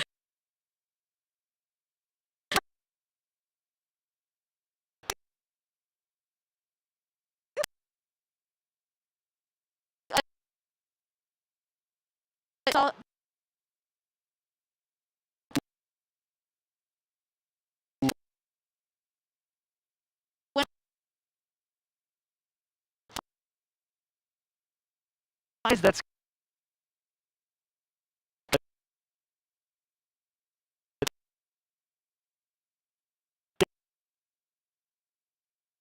in Mortal Kombat community where they get together every week. It's a ton of players, and they're all getting grossly good quick because they have that, and they have that thing that has made, you know, some of the best players in our community possible over the years. They have that consistent offline practice, dedicated players that are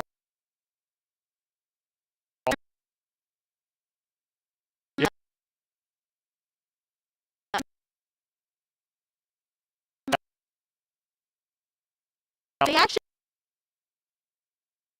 in that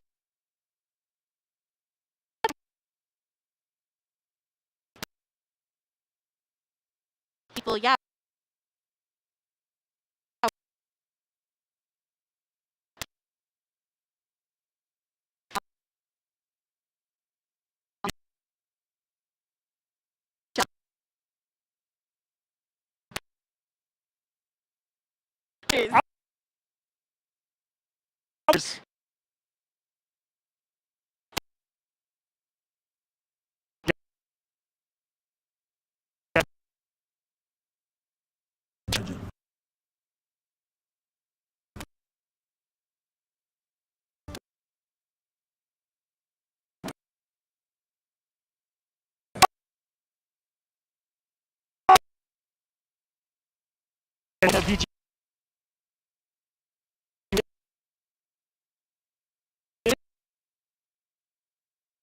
that.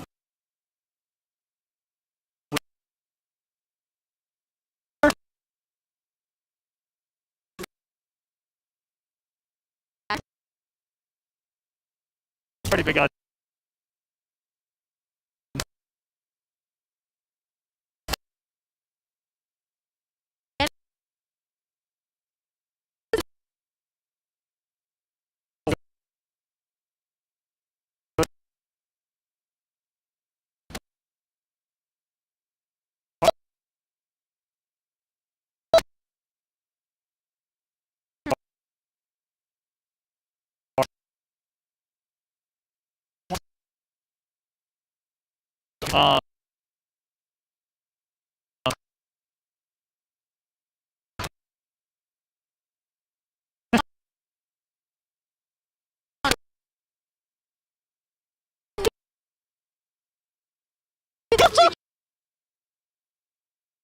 Oh, in armor.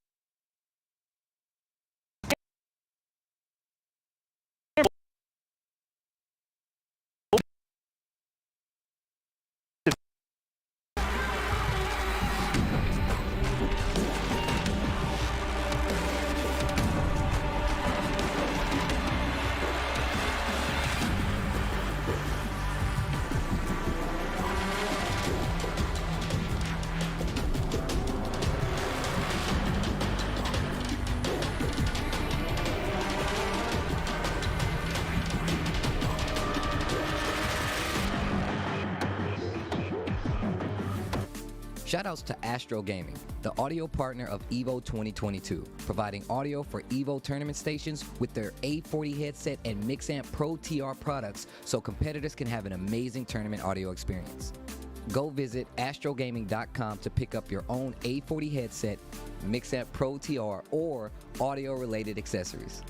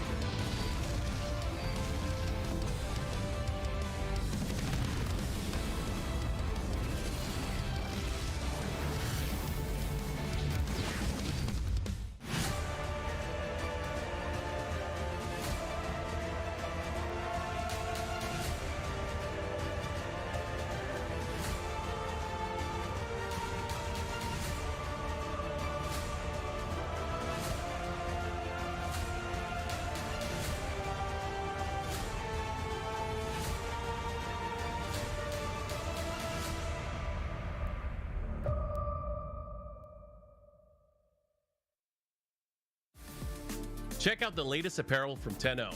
Brand new officially licensed products featuring Tekken, Guilty Gear, the King of Fighters, and some of your favorites from the fighting game community like Eris from Avoiding the Puddle, Tasty Steve, Exo Academy, and more. You can scan the QR code or visit 10-o.gg/merch. All right. Pretty sure we got everything straightened out. So I want to say straight away, thank you so much for your patience. We are now back here for EVO 2022.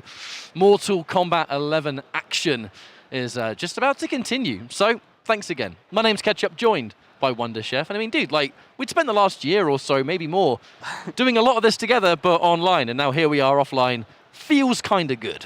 Yeah, it's been a little bit more than a year, but I'm so happy because it's been a long time. You know, like I said, I think it's been literally since the previous EVO for us two. And we are finally here. We're finally in place. You know, this has been the first, I would say, like grassroots fighting game event that I've been to basically since then. So I'm just super, super excited that we're here. And the first set of pools was really good. Just so that everybody knows, too, we have been playing through the second set of pools, of course. The players always come first, 100%.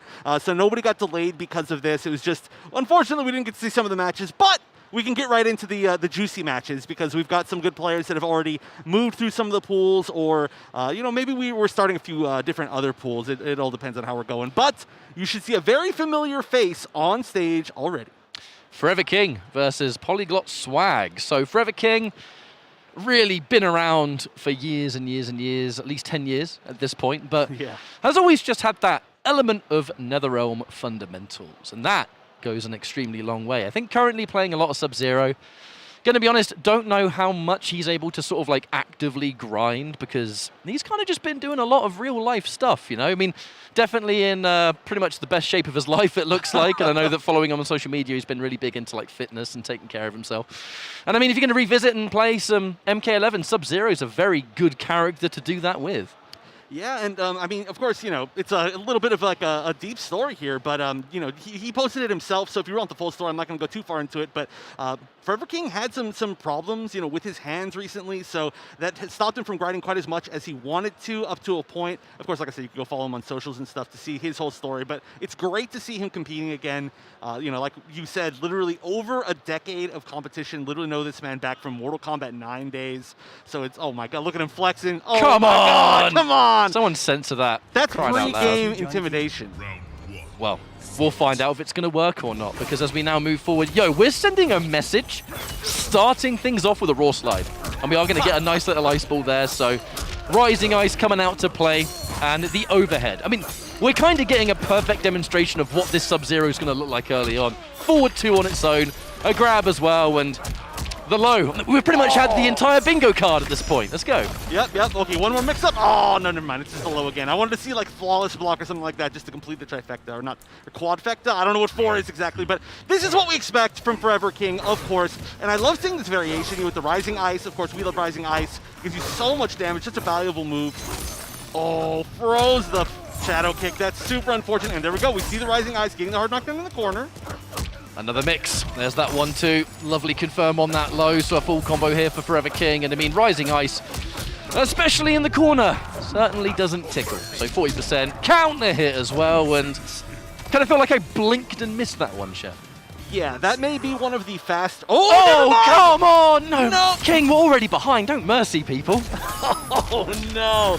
And it's over once again. That happened so fast that we almost missed the post-mercy gameplay.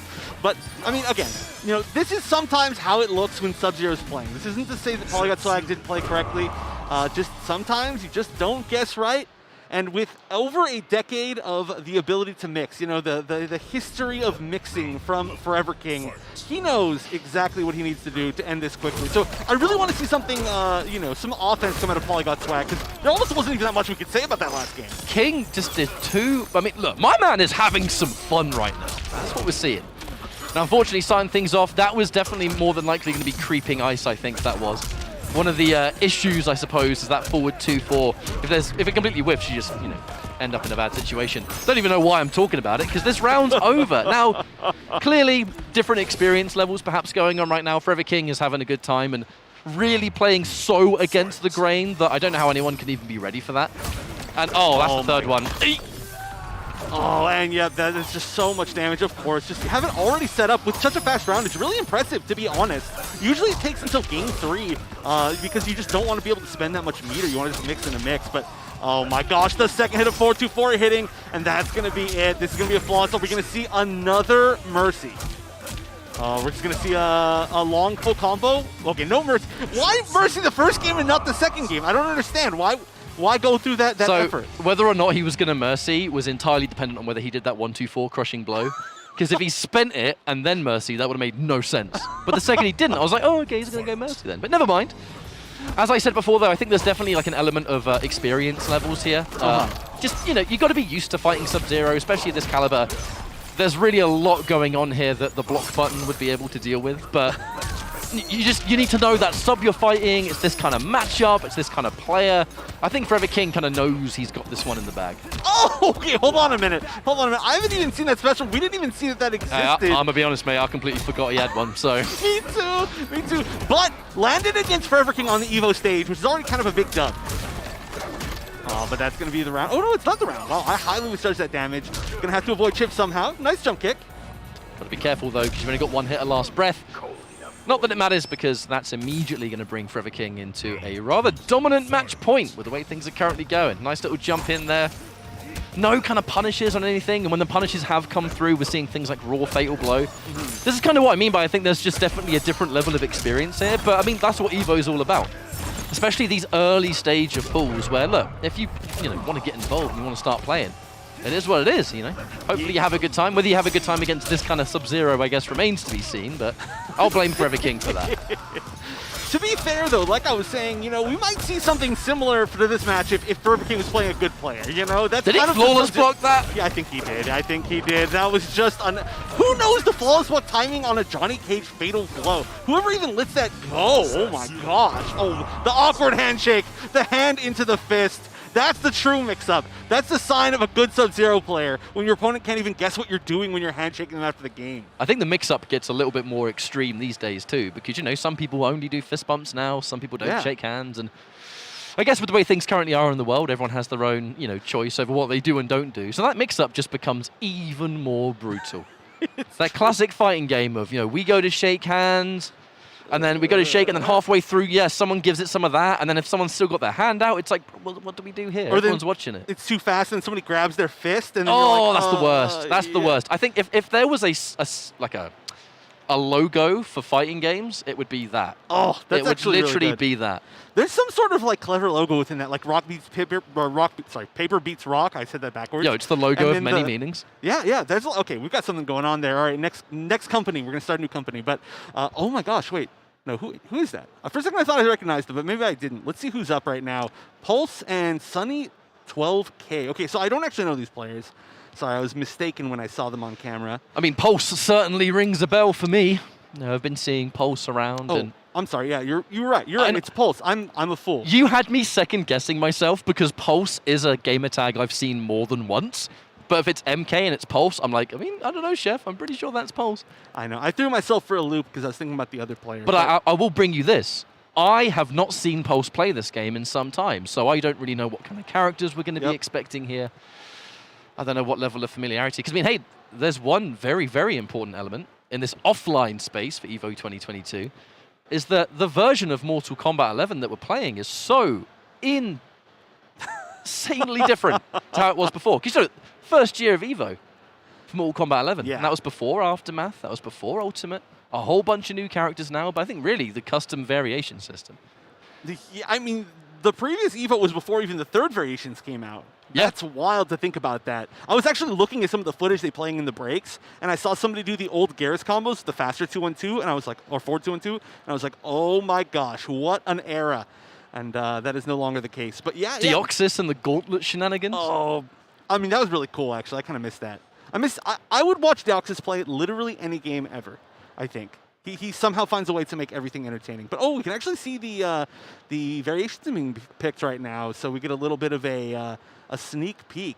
Pulse playing the Jackie, maybe. And we're kind of spoiling, right? I'm kind of spoiling for people. But at least I'm glad that we can see the moves. You know, this is actually the first time that I've commentated offline Mortal Kombat since Custom Variation Kings have come out. But speaking of custom variations, I did see...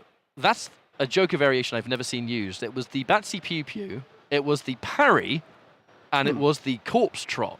I've never seen a Joker player put all of those together, but, you know, looks like we're going in for a button check, so maybe it could have been just any variation kind of just in a mishmash, and we might see a more traditional one later. You know, it is possible, but also Joker is a character that in a weird way is like still being figured out. I know that sounds wild because Joker's been considered like a potentially top 3 character for years at this point. Ever since he came out, really. Yes, literally ever since he came out, even post the like one nerf. But we started to see people like... What nerf? He gets his fatal blow faster now. Oh, true, yeah. The buff, the easier chance to get a fatal blow for the crushing blows and the pressure and everything. But honestly, everything that Joker has is so good. You don't need any custom moves, and the character's really good, right? So you can do anything with the character. You can do so many different things. And I'm used to seeing Kapow, but it looks like we didn't see Kapow, which is pretty interesting. No, we didn't. We saw the same variation for the button check. So we got the parry, the projectile, and the corpse trot, which is, I've got to say, never seen that variation before. And I think if you're in Pulse's position and you see that variation, you're going to kind of assume, all right, maybe I've got this one in the bag. And I don't mean that like in a super negative, disrespectful sense. Right. It's just that Joker has so many meta variations, and this doesn't really appear to be one of them.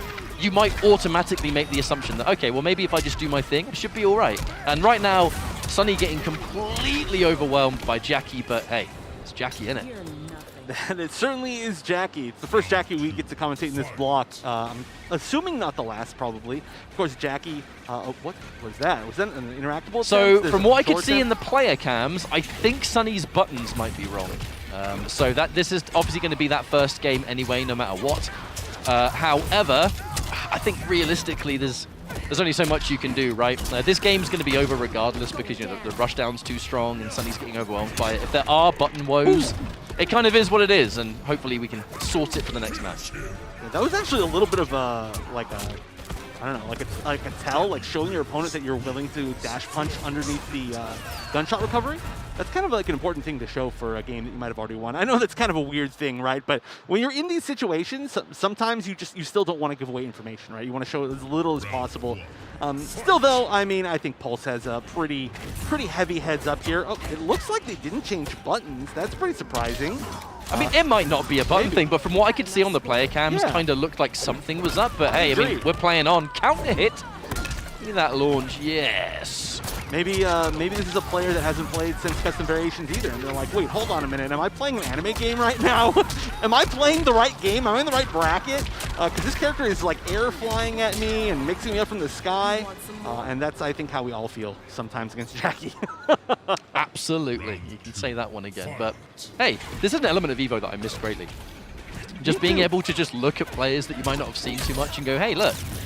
Never seen that before. Let's try and have a think about this on the fly. But what we are seeing right now is just a absolute staple case of this is current Jackie. You know, if you haven't seen Mortal Kombat in some time, Jackie's always been a top tier character, but currently, you know, thanks to custom variations, this kind of grenade launcher variation with the lead, blast, the grenade launcher. I mean, it really is one of the most popular competitive variations that you'll see. And I think honestly, if we were to look at like statistically what the most common tournament variations are these days, I think it's got to be like Cabal with the air jump and hook grab. It's got to be this variation of Jackie, Cetrion with the kind of super variation. Yeah, the only variation. Yeah, exactly. I mean, they are without question the most picked characters and variation like combos, and for good reason. I mean, they're fantastically strong.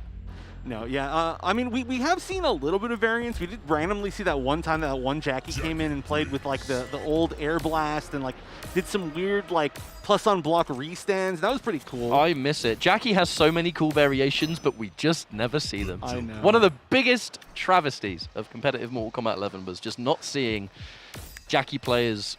I mean, look, if they truly believe that this is the best variation, I get it. You know, you're playing to win. You want to get the best results.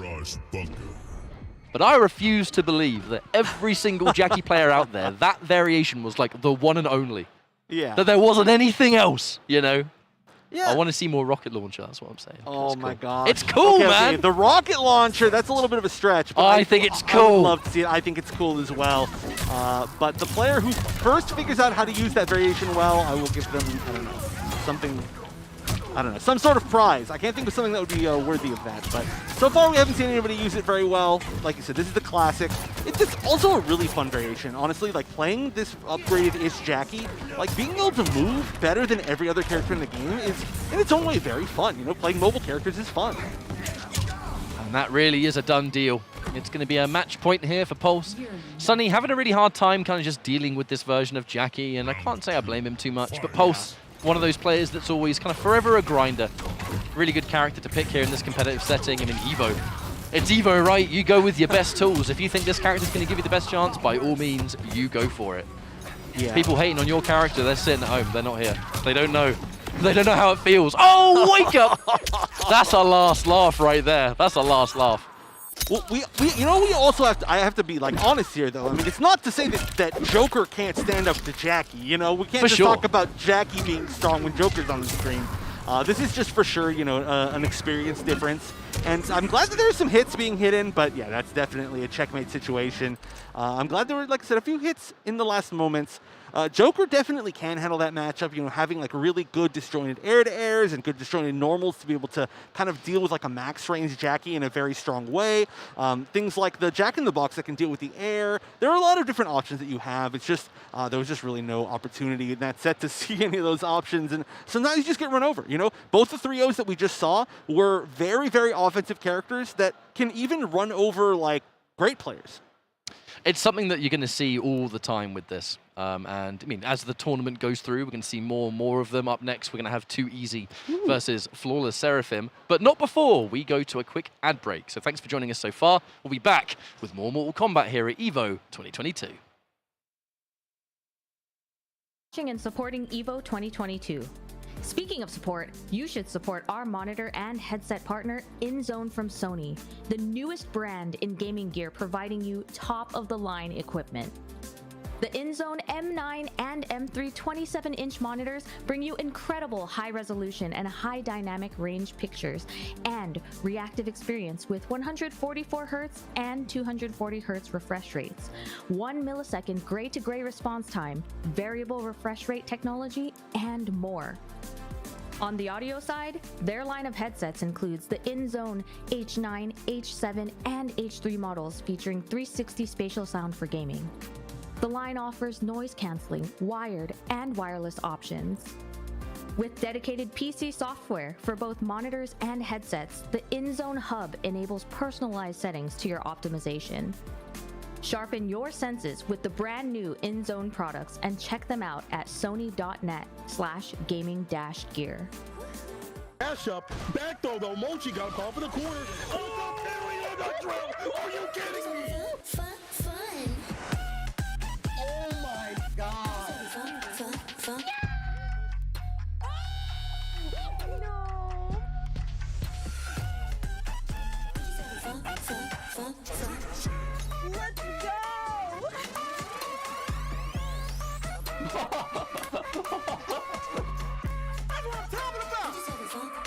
talking about!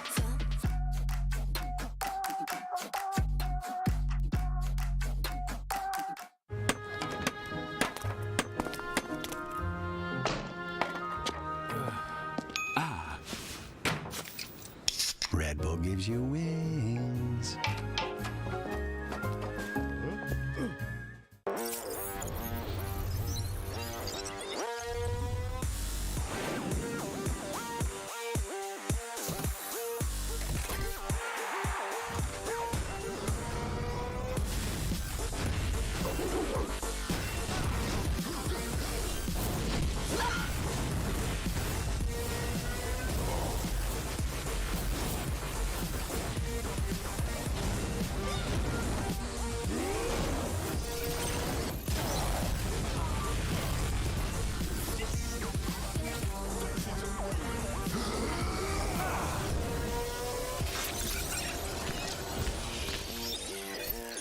Hi, this is the quiet car. You don't remember me.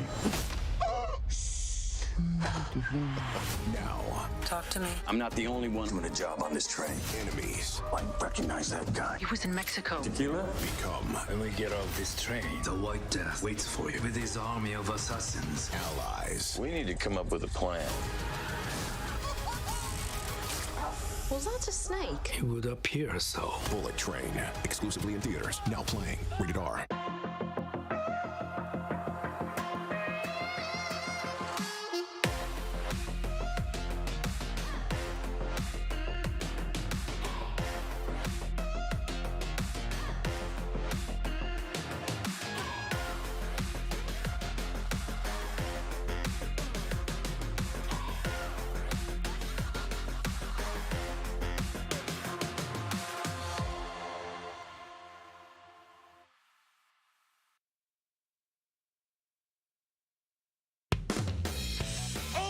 Watching, bear witness, a clash of power and technique.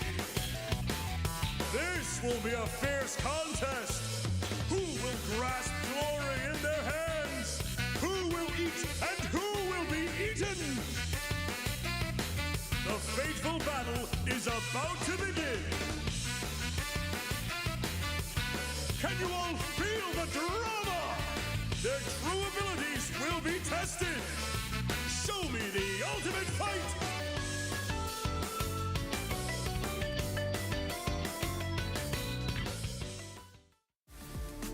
PlayStation Tournaments brings competitive play to all skill levels in the FGC.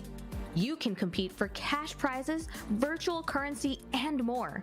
Find your next tournament and sign up at compete.playstation.com.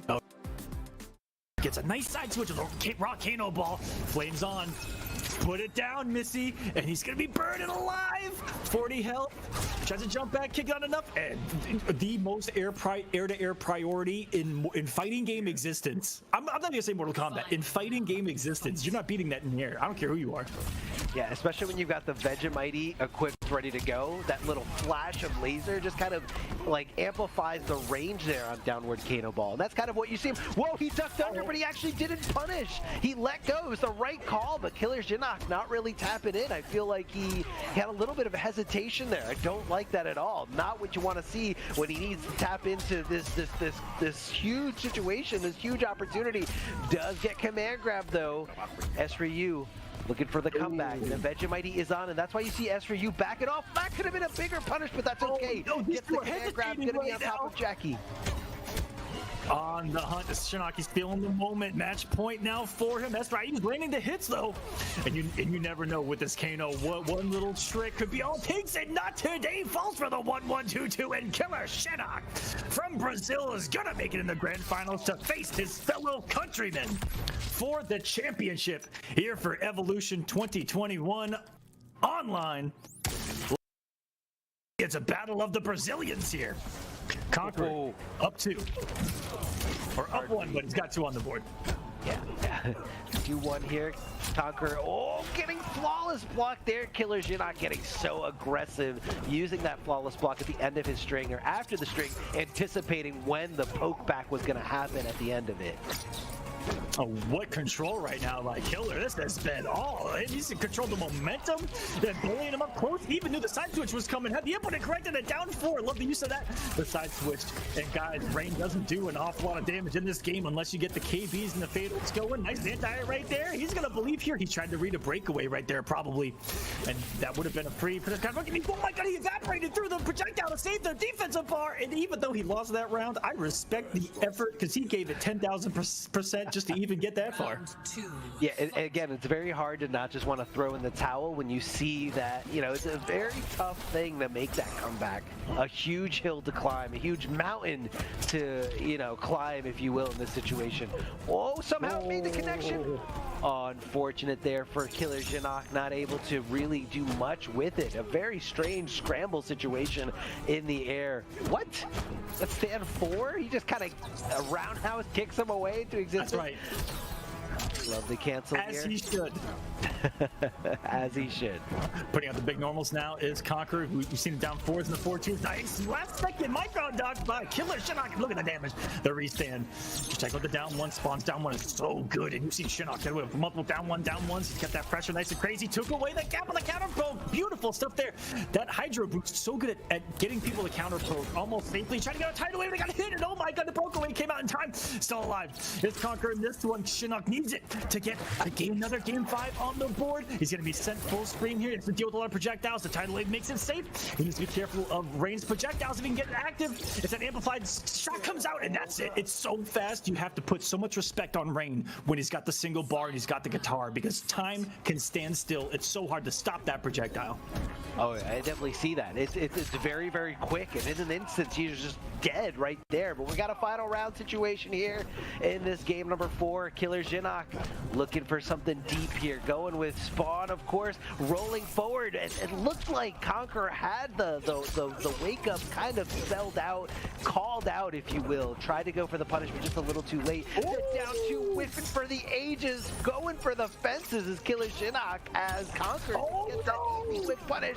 That's a lot of damage. That's a lot of damage right there. Tries to meet with a tidal wave as well. This is looking bad for Killer. Conqueror. It's just a single couple hits right now from trying to take it. Keeps it safe with the guitar as well. The pushback gets the down forward check with the guitar, and Conqueror has done it. He has conquered Latin America as a whole to be your Evolution 2020. And playing at a level higher than I've ever been able to reach. You know, it makes me real proud. However, the final game begins. K-Top and Desarted. Only one Evo champion happens today. Oh, trip guard! And there's a combo. Okay, no break right now from K-Top. He's gonna hold that 32%. Surely he's gonna break over here after the Rising Ice. No, he's holding his bar. Wait, interesting. But my heart keeps strong, though my legs keep aching. My voice keeps on, my soul keeps rising as I sing my song. Hello everyone and welcome back. We're still here in the first wave of pools. I know it's a weird thing to say, but we're here at EVO 2022 from Mortal Kombat 11. And we got to see a few matches earlier. We saw some real pros that we're really used to seeing against some players that we weren't quite as used to seeing. I think we're going to see a little bit more of that coming up next. Looks like we got 2Easy against flawlesserafim. Now, there is a little bit to talk about with EO 2Easy, who hasn't really been grinding as intensely for Mortal Kombat recently. And the reason for that is multiverses. Now, that is something that 2Easy's been going incredibly ham on and has actually competitively been doing really well. I think quite confident, and some would say kind of one of the favorites to get really far in that tournament. Yeah. Now, thankfully, 2Easy doesn't have that far to go because the Mortal Kombat stage is where we are right now. Multiverses is literally right next to it. So I think he'll be able to just kind of set up shop here and be good to go. Yeah. No, I've been watching his progress a lot. Me and him actually play the same character. We've been playing Velma a lot, at least as like our tournament characters. So it's great to see him here. But of course, 2Easy, primarily coming from NRS games for a very long time. You know, 2Easy and the OD boys. Of course, 2Easy making quite the name for himself, currently sponsored right now by Knights. Very, very impressive. A strong player just across so many different games. And, you know, regardless of the fact that he hasn't been practicing, this is a game that people have been playing for a long time now. You know, Mortal Kombat 11's been out a long time, but, oh, okay, going with the Cetrion. I kind of expected the Sub-Zero. I thought that would be the easy pick. Are we just seeing hat tricks, Lau? I saw the Z hat, so, I mean, one would assume that this is what we're going with. Now, if we're going in with the hat tricks, there's a couple of theories here. There's either played Mortal Kombat back before custom variations, kind of going with what you know, or likely that maybe it's still just a variation that someone really likes. You know, going for the armor break there, clearly there's an extra element here. But you're going up against Cetrion, one of the best characters and best variations. Someone like 2Easy. If you're a fundamentally sound player, she's really good for this. And if you're in 2Easy's shoes, there's a reason I think he settled for Cetrion all the way. Yeah, and also to be 100% honest, the character that he's been playing in Multiverses is a little bit more of like a zoner type character. So maybe he's just continuing on with the playstyle. You know, that happens to me a lot when I switch over to different games. I'm like, I'm just gonna play the character like the character I was playing in the other game. But right now, why do you think I played Bugs Bunny, dude? Because you're a bad person. Because why. I'm 30 and I grew up watching Looney Tunes. Anyway, that's fair. As we now go into the rest of this round, so far, anti-air rock, the trade's really just good for 2Easy because keeping that full screen presence, nice little throw tech. Doesn't quite manage to get the confirm there, a bit too high up for the rest of the string to catch, but there you go. Caught pressing buttons, a little bit of a trap laid there by 2Easy and something that flawlesserafim unfortunately jumps right into. Yeah, but I do have to say, you know, the one moment that flawlesserafim like actually took control of the match, it looked really good. You know, the combo was really clean, the setup was good. Of course, 2Easy guessed correctly on that Oki situation, but I feel like if Flawless Seraphim does get in and get a knockdown, there's the potential for something to happen in this match, especially, of course, you know, having the Z-Hat, it's a very Oki kind of based move. Of course, you got to get in first. Easier said than done against Cetrion. Preemptively sticking out that standing one on its own, kind of ready for a potential jump out, and that's one element, and yeah, oh, that hurts. Yeah. And that's just going to take it away. Now, one of my concerns is, I'm not sure about this variation against this character, purely because full screen, you're not going to get enough. Up close, I'm kind of looking at the fact that I'm kind of looking at the fact that 2Easy already has like one game on the board here, and is the kind of player that's not really shy from being able to just press buttons to challenge your offense. So going for like Z-Hat stuff, just really trying to uppercut all day, every day. And 2Easy says, no, mate, this is my set. Yeah, that was actually a beautiful bait, by the way, on that. Like the dash forward, dash back to try to like pretend that he was throwing. Really like that. Yeah, that's going to be full conversion. Not quite it. Of course, one mix-up away. That might be chip guaranteed at this point. No, not quite, but gets it anyway. And that is a very quick 2-0. You know, going in, this is classic 2Easy, though. 2Easy's biggest strength, in my opinion, is that he's such a flexible player. He will play characters where he can zone, and then the moment he gets an offensive, like, advantage, I guess you could say, like the opportunity arises, he's just suddenly, like, in their face and mixing them. And he shows it a lot with a lot of his characters. You know, he played a very, I want to say like lame Sub-Zero until he could mix you. And then he played Shang Tsung in the very same way, Cetrion the same way. It all just fits his playstyle in that way. There's a character that's pretty good at fighting Cetrion. Kano's one of the higher characters on that list, I reckon. We've just seen that over and over again. But what kind of variation are we looking at? That's always the question. It can be so game, especially with someone like Kano, who has a million different variations you can play. But straight up Ripper. So this is kind of what I'm thinking. I'm kind of just wondering, prior MK11 experience, but maybe not so much with Ultimate? That's possible, yeah, because I think we usually see the bio pull, right, in this matchup. It controls that perfect space that Cetrion wants to be at, and it can punish certain things very, very well. I'm just mostly thinking the fact that Ripper now is fundamentally a irrelevant variation, because the parry is just, you can take the parry and just give it basically anything better. Yeah. So either way, you're going to have to fight off against a Cetrion that's a little bit different to how things used to be, and 2Easy now bringing himself onto match point. Yeah, very quickly. Again, you know, not being afraid to rush down. That's a really important thing here. But we haven't gotten to see too many Kano things, to be 100% honest. The knives are actually a really good challenge. I like the fact that we're seeing Flawless Seraphim throw some knives from that range. And now the pressure's beginning, but okay, just challenges with it on 3. Quite confident there wasn't going to be an airborne Kano ball there, but I do wonder, you know, Kano's floaty jump, is that next jump going to be one of those kind of mix-ups, you know, jump into Kano ball maybe? Either way, not a lot of time left to figure it out. A clean punish as well, plus frames into even more chip damage. Things are starting to add up, and we are entering Fatal Blow territory, yeah, sure, but what's it going to do? Yeah, I'm actually, I kind of wish that we saw some more risks taken here from Flawless Seraphim. Like, just rock Cannonball, just do some things to throw 2Easy off because he's too comfortable. And right now, this looks like this could be it. Yeah, guaranteed chip after that back 3 hit at least. The pressure was too much. Flawless Seraphim got on the zoning a few times, but 2Easy just would not let up on that pressure. And that really was kind of the end of it. But I agree with you. I think maybe a player that wasn't as familiar with all of the new stuff that each character could do. Because you do see usually, like, you still see the moves from both of those variations, but not all the moves together, right? Exactly that. Kano's one of the, I would say Kano was one of the biggest winners of what Ultimate brought forward, because now, like I said, there's so many variations you can give the character that is tournament viable and really, really strong, to the point where Kano, I think, now is better than Kano really ever was. But, you know, we have so much to talk about with that. But as things develop. Wait a minute. Wait a minute. Wait, what? I was, all right, hang on, wait a minute. What? Are you okay? Up next, SonicFox is about to play.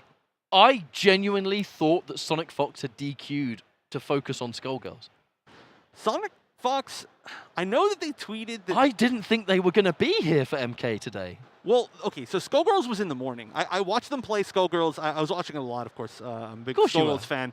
But I know that they played they played Skullgirls in the first set of pools. What a so sight! Maybe it's one of those things where it's like, okay, if you depending on how it goes, you may drop out, you may continue to play. But I did see that they tweeted or something like that, like they were going to try really hard in all the games. So I mean, it's kind of funny. I was putting together some profiles for some of the players that would potentially be at EVO a little bit before this, and for SonicFox, it was like, what's their main game? And I'm like, I don't know, everything. I think Skullgirls currently is the focus, because I mean, that's actually what I put. I put in parentheses. I put Skullgirls, parentheses, but basically everything.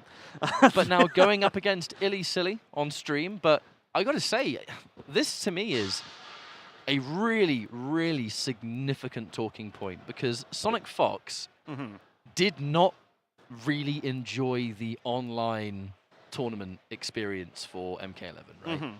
Netcode's fine. There's countless activity going on, but Fox in particular, Fox is an offline player when it comes to NetherRealm, and that's been a factor for a long, long, long time. Because of us being basically online only for 2 years, when offline was happening, Fox was often not really taking part in the events because they're prioritizing other games, other experiences. This is the first time we've seen Fox here, ready to play in a major event for MK11 in some time. And just like that, my bracket predictions have just gone right out the window. So let's see what happens. Yeah, honestly, I'm really curious as to who they're going to be playing.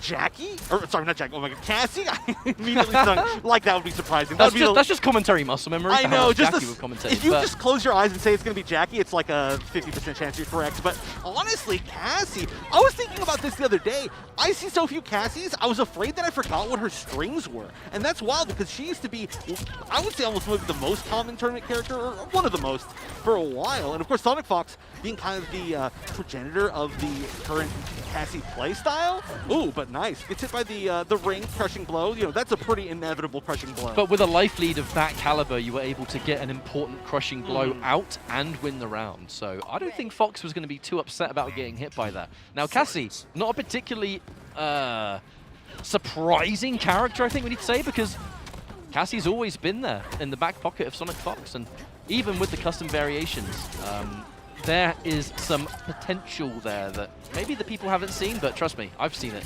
And it makes Cassie quite a dangerous character in the hands of Fox. Now, in this first game, we're kind of just seeing a really kind of almost old school match of MK11. That's Sonya versus Cassie. These bullet trades are going to be fantastic for Fox.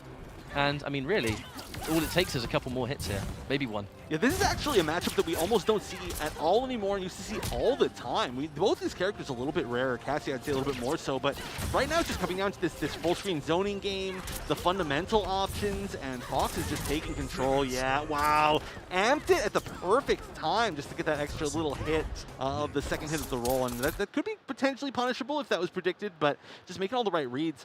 One thing I want to point out, too, is that of course, we've seen Fox use Cassie extremely well in the past, but since then, this is the first time I think that I've seen them use Cassie when the flip became a good move. The flip's a really obnoxious move now. It's very safe, and it can get you into better corner positioning or just get you out of pressure. It's pretty nice.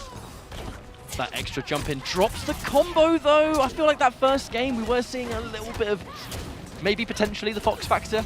We do know that the absolute best of the best do sometimes have that ability to make people second guess themselves. And this second game, I think, is ILLYSILLY thinking, right, wait a minute.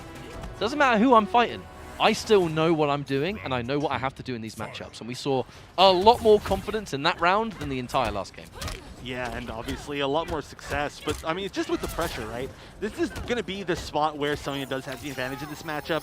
You have shorter normals. Your zoning is both good, but, you can't really force your damage on Cassie because he's got the low gunshot. So you really have to get up close and personal and start that pressure. But right now, SonicFox the one starting the pressure. Classically plays this character kind of as a stagger pressure type character, like strike throw, and you can see all the jabs just leading into that very well. And the damage just adds up. It's a lot of little hits. Now, unfortunately, didn't really see much of that confirm, though, when Fox hit that 3-hit. But minor life lead for now. Two characters kind of 950 health. It's not every day you see them go head-to-head here, so a little bit more tender than most with the plus frames. That creates a very scary situation. There's more down 4 plus frames. Again, there's the grab and one good hit. Yeah, there's last breath. Oh, maybe didn't want to overcommit to that one as now Fox around on the board and just the fundamentals. Now, I got to say, one thing that we were seeing a lot is online, I think, before when Fox was originally confirmed Prevo, was there was a lot of talk of the town about using kind of only Sub-Zero of all characters. But I think already Fox has kind of just disregarded that thought process here. I feel like even if Fox is like, right, I'm using this character and all this character, when the tournament's actually live, that was a lovely parry, by the way. When the tournament's actually live, I think some people, especially Fox, like, they want to go with who they know, you know, who the heart tells them to pick. Yeah, and I mean, Cassie is such a solid character. You know, like, you can play so fundamentally with her. Her anti-airs are amazing. Her footsies are great. She counters on you well. Wow, yeah, got over, but no full punish. And didn't land on it for the KB either, which is scary really on both sides. Nice got back past the spin, but again, that kind of puts SonicFox full screen, which is it's really annoying. Oh, we knew it! We knew it! I was literally just about to say, I feel like we're going to be looking for a fatal blow here. And that's exactly what we saw, but that kind of win. Wait, alive? Alive? Oh no, oh no! Oh no! Oh, that's gonna be unsafe, that's a punish. Oh no! Okay, Plus frames! Oh, that was scary. That was actually super scary. Yeah, that almost could have turned the other way. I like that attempt right there, you know. Fox catching the opponent moving with the amp low gunshot earlier, but that time it was kind of in neutral. This time it was more in pressure. So good knowledge there to say, okay, you know what, you checked me here earlier, it's not going to work again. But nice for ILLYSILLY to take the second game, first game on the board. That very much to me seemed like the fatal blow was such a kind of layer one answer. You're like, they are not going to do this. There's no way. So you commit to a button, not realizing, hey, look, not afraid to pull the trigger. Now, that's probably, I would go on record to say, probably the only time we're going to see that work in this set, but enough to take a game and put yourself in a good situation, worth it all day, every day. However, knowing that you're in that situation to do something like that, Fox might start playing a little bit differently here, maybe a little bit more aggressive, a little bit more fearless. You know the opponent's on the edge and they're a bit uncomfortable, enough that they would do a fatal blow there. The rest of these games might be a bit different, Chef. Yeah. I mean, you kind of got to expect it though, right? Like, it's every time that you have a fatal blow or your opponent's like a Sonya with a fatal blow, it's like a jump scare moment. Like, it's gonna happen. You just don't know when. You know, that music starts playing that's like the tense music and you know something's gonna pop out. But yeah, it looked like Fox decided to play a lot more safe in that last game, a lot more reserved. Just playing the neutral game, not trying to get up close and risk anything. And it's working out again. This time though, the pressure is just kind of looping. Of course, the knockdowns from Cassie are quite strong. And that's kind of what I mean. Works once before, but likely not going to work anymore. But even Fox is laughing. Yeah. Fox is like, no. You got away with one. You go in there. No more. We need to see a little bit more control over things, though, right? Now, being able to sit there patiently, wait for your punish opportunity, that's a very, very good start. They didn't dash cancel out of the ring, just kind of like delayed it. Maybe a little bit of an input error. Of course, it's not the worst thing in the world. You still get the nice kind of hard knockdown. And I'm liking the fact that ILLYSILLY's still able to approach with projectiles kind of in this mid-range, because that's going to be really your best way of challenging those long-range normals that SonicFox could potentially throw with Cassie. But the reads are just there for SonicFox, just doing the low gunshots even from close up. Now the zoning begins, yeah. Gets the fatal blow, but it's really scary to try to use it in round one when you know it's not going to be enough to even give you the life lead. Absolutely. Oh! Yeah. Ouch! Second time now that's happened, and I think that there's a good chance that this comes down to Chip. Oh, the down 4, yeah, that's going to lead to that. And actually spends a lot of bar right there on that roll. Might not matter. You know, you're going to build it back pretty quickly after this round starts, but, you know, spending your bar at all right before round ends can be very scary. And, I mean, even worse, I guess, it kind of gave Fox the corner advantage.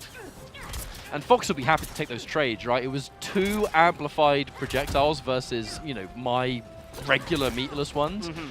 Now Sonya's going to have a little bit more of a rough time here building those resources back as Fox is continuing to just kind of zone this out, really. Tries to whiff punish in between, maybe a little bit too eager. However, again, that crushing blow is now gone. So any trade like that afterwards, it's not really going to mean anything. Now there's a confirm. Defensive meat has been used, so this, would have hurt a lot if the combo wasn't dropped. But you know what? We'll call that one a reset. Because in doing so, allowed Fox to land yet another hit here. The GG's. Gotta say, good to see Fox back. And going in there with the Cassie, there's always this element of just unpredictability. We know Fox is one of the greatest, well, I mean, really of all time in the FGC, but the greatest NetherRealm player in our time. Right. But when you enter a tournament like this and you're using someone like Cassie, no one uses Cassie anymore.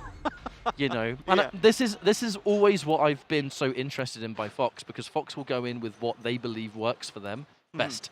Yeah. So, you know, whether it was MKX and really any of the characters before Alien, I guess. And then Injustice 2, I think, was the real standout example of that, where even the World Finals of Injustice 2, everyone's kind of using the same set of characters, and then here we go in with a team of like Black Canary, Black Manta, Joker. Joker, of course. Joker in Grands to win it. That's classic. Classic Fox, you know, exactly like you said, just picking whatever is most comfortable, even if it's, I mean, obviously not picking like bad matchups for themselves, but it's just about comfortability and being that good, to be able to be that good for so many characters. It's fun. So I do believe we're going to be going in for another ad break here. When we return, we're going to come back with more MK11. The full play continues. Off the back of Fox, we'll see a lot more. Thanks, and we'll see you in a bit. Shout out to our partner Rushdown Revolt, a free-to-play, fast-paced, and combo-centric fighting game. Experience 10 unique characters, best-in-class rollback netcode, and a fresh take on platform fighter combat. The game's signature spark mechanic lets you cancel any attack into a dash and sets you up to combo opponents like never before. Their alpha is available now on Steam with an open beta release coming August 30th. The beta will have new stages and a new stance character, the chain-wielding assassin Reyna.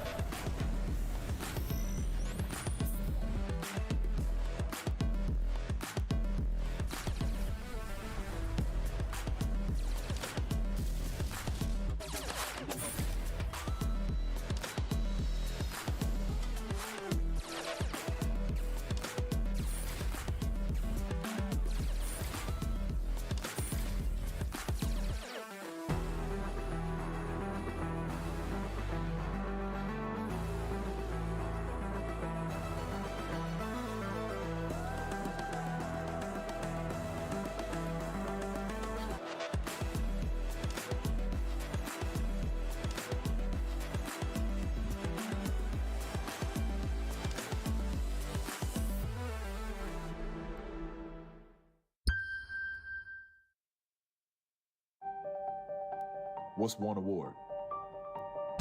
Is one award enough? Well, the gold medal. Was that enough? Nah.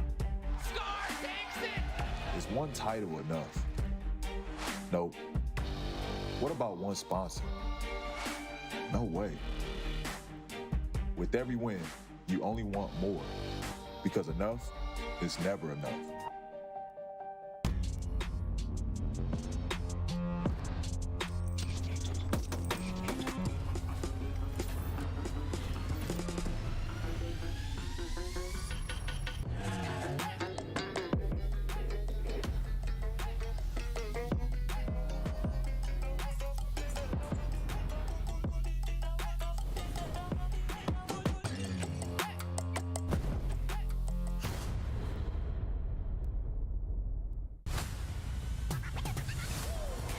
Girl is Arya Stark of Winterfell. Time to eat somebody. I am here.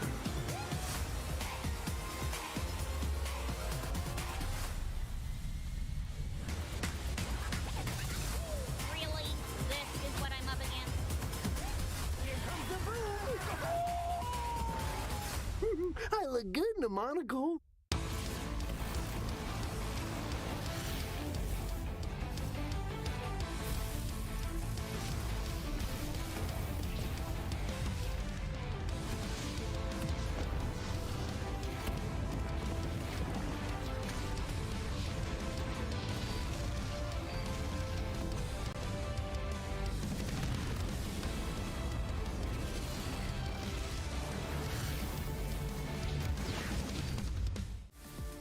Looking for a new controller? Our partners at PowerA bring you the Fusion Pro 2 and the Spectre Infinity. The remarkable Fusion Pro 2 wired controller for Xbox Series X and S is packed with pro-level features to give you peak gaming performance and comfort. Featuring a mappable Pro Pack, 3-way trigger locks, and much more, the officially licensed Fusion Pro 2 gives you a competitive edge when gaming on Xbox or PC. The brilliant Spectre Infinity enhanced wired controller for Xbox Series X and S lights up your gaming. This one-of-a-kind gamepad offers tons of color combinations you can customize, plus 3-way trigger locks, dual rumble motors, and more. Officially licensed by Xbox, the Spectre Infinity is compatible with both Xbox and PC platforms. Learn more about both at PowerA.com.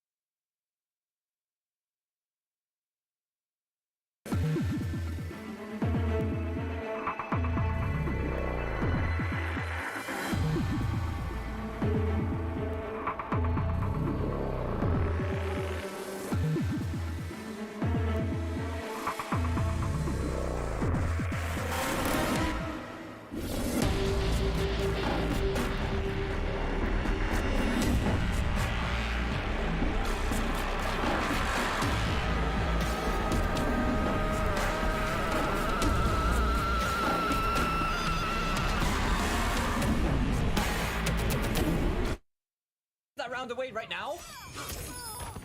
No, sir. Decided he's gonna really have to take advantage of that opportunity that's just been bestowed upon him by K-Top's errors. As K-Top now gets anti-aired over there, the down 2 KB. It is gonna get rid of that flame carpet, but the double down 2 for over 30% damage. And that back throw with the Oki to Grant as well. Had to break. Incredibly close this is.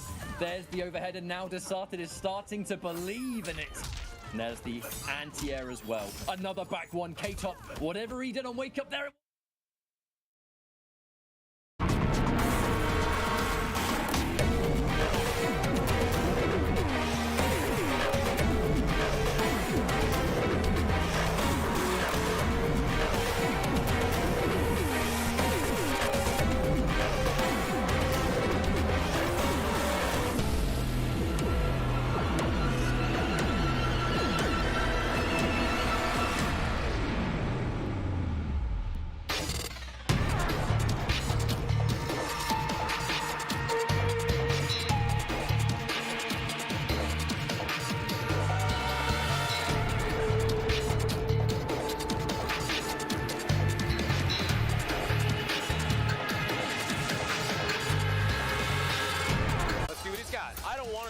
That he wants after this one.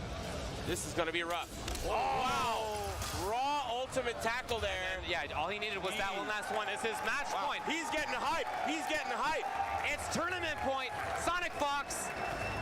He wants it. He could taste it. Crowd chanting USA. Okay, Foxy, he's gonna get the corner. No, he doesn't. Instead, Aaron Black, SonicFox. Oh, no! Wait a minute. Oh. And JP. All the actions now so consequential. Neither one can drop anything. Okay, Foxy. Nice throw. Now get. Here we go. Oki Zambuni. No, jabs him out of it. Nice. Razor rush. Pocket sand. Here he goes. Is this the end? Is this the end? In the corner here. The crowd's already cheering. All right, is this the Fox? This is it? Oh, Foxy and Grampa. that's it. No, hold on. Wait a minute. Wait a minute. Anything will do Internet. it. Anything will do it. Anything will do it. Pull your dragon tattoos out. They're glowing. Oh! It landed on the Caltron. Wow. Very, very nice. All he needed was that little Wow. pixel, and it came. One game away from being EVO champion again.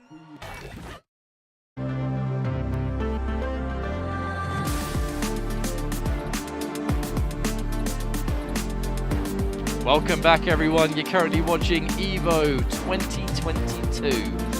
And now, our next set of matches here, we've got Joystick going up against Zork. The pool play continues. For those that are unaware, what are pools? What are we talking about? Why is everyone talking about pools? There ain't no swimming pool here. Yes, there is. It's Vegas. Of course, Everyone has a... No, You are right. Everyone has a pool in Vegas. Yeah. But look, so it's just the early preliminary knockout stages, right? We've got a lot of people in this tournament. We've got over 400 entrants here. You just got to get through those first moments to go into the eventual, I believe, top 96, I think it is. It's 90. a lot. I think it was 96. I was on Twitter literally just a minute ago during the break, and everyone's like, I made it into the top. You know what? I'm jet lagged as hell. That's going to be my excuse. But the point is, we're getting through to where the tournament gets thinner and thinner, all down to that important top 8, which every fighting game player dreams of an EVO top 8.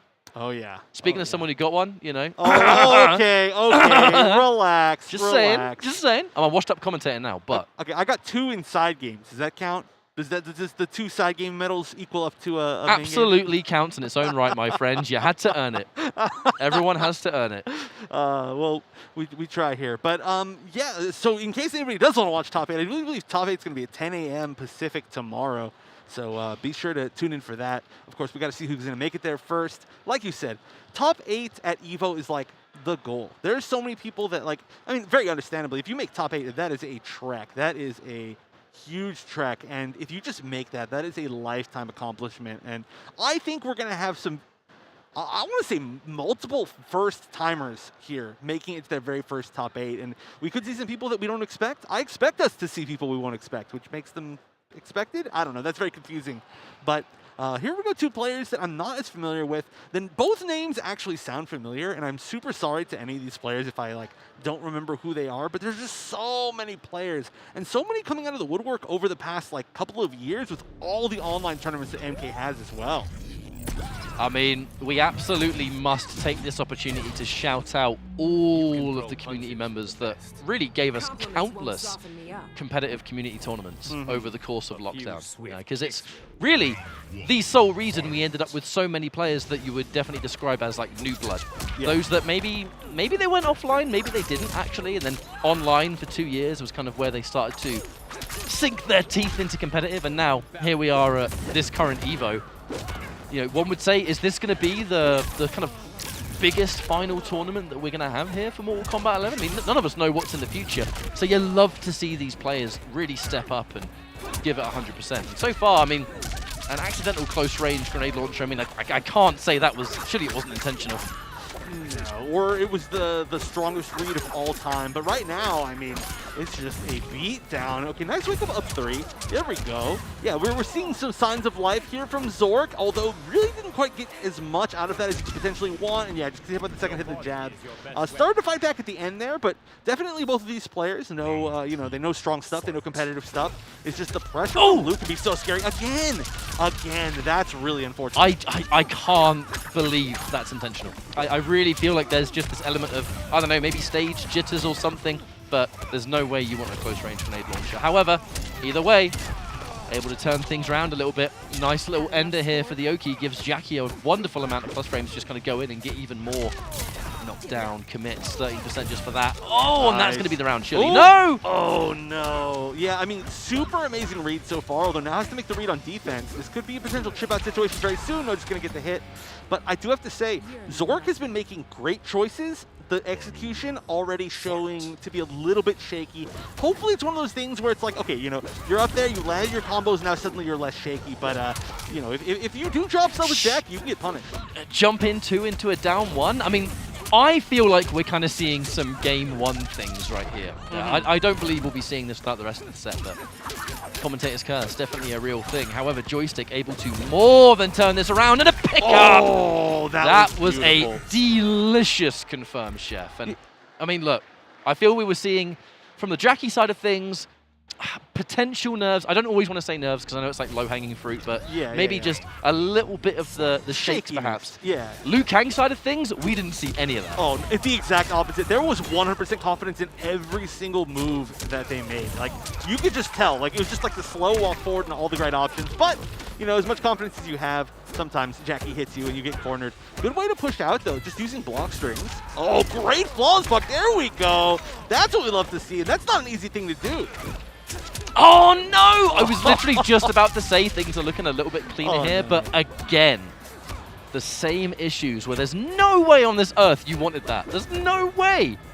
But even though there's only one game down, you're going to run out of time to snap out of it.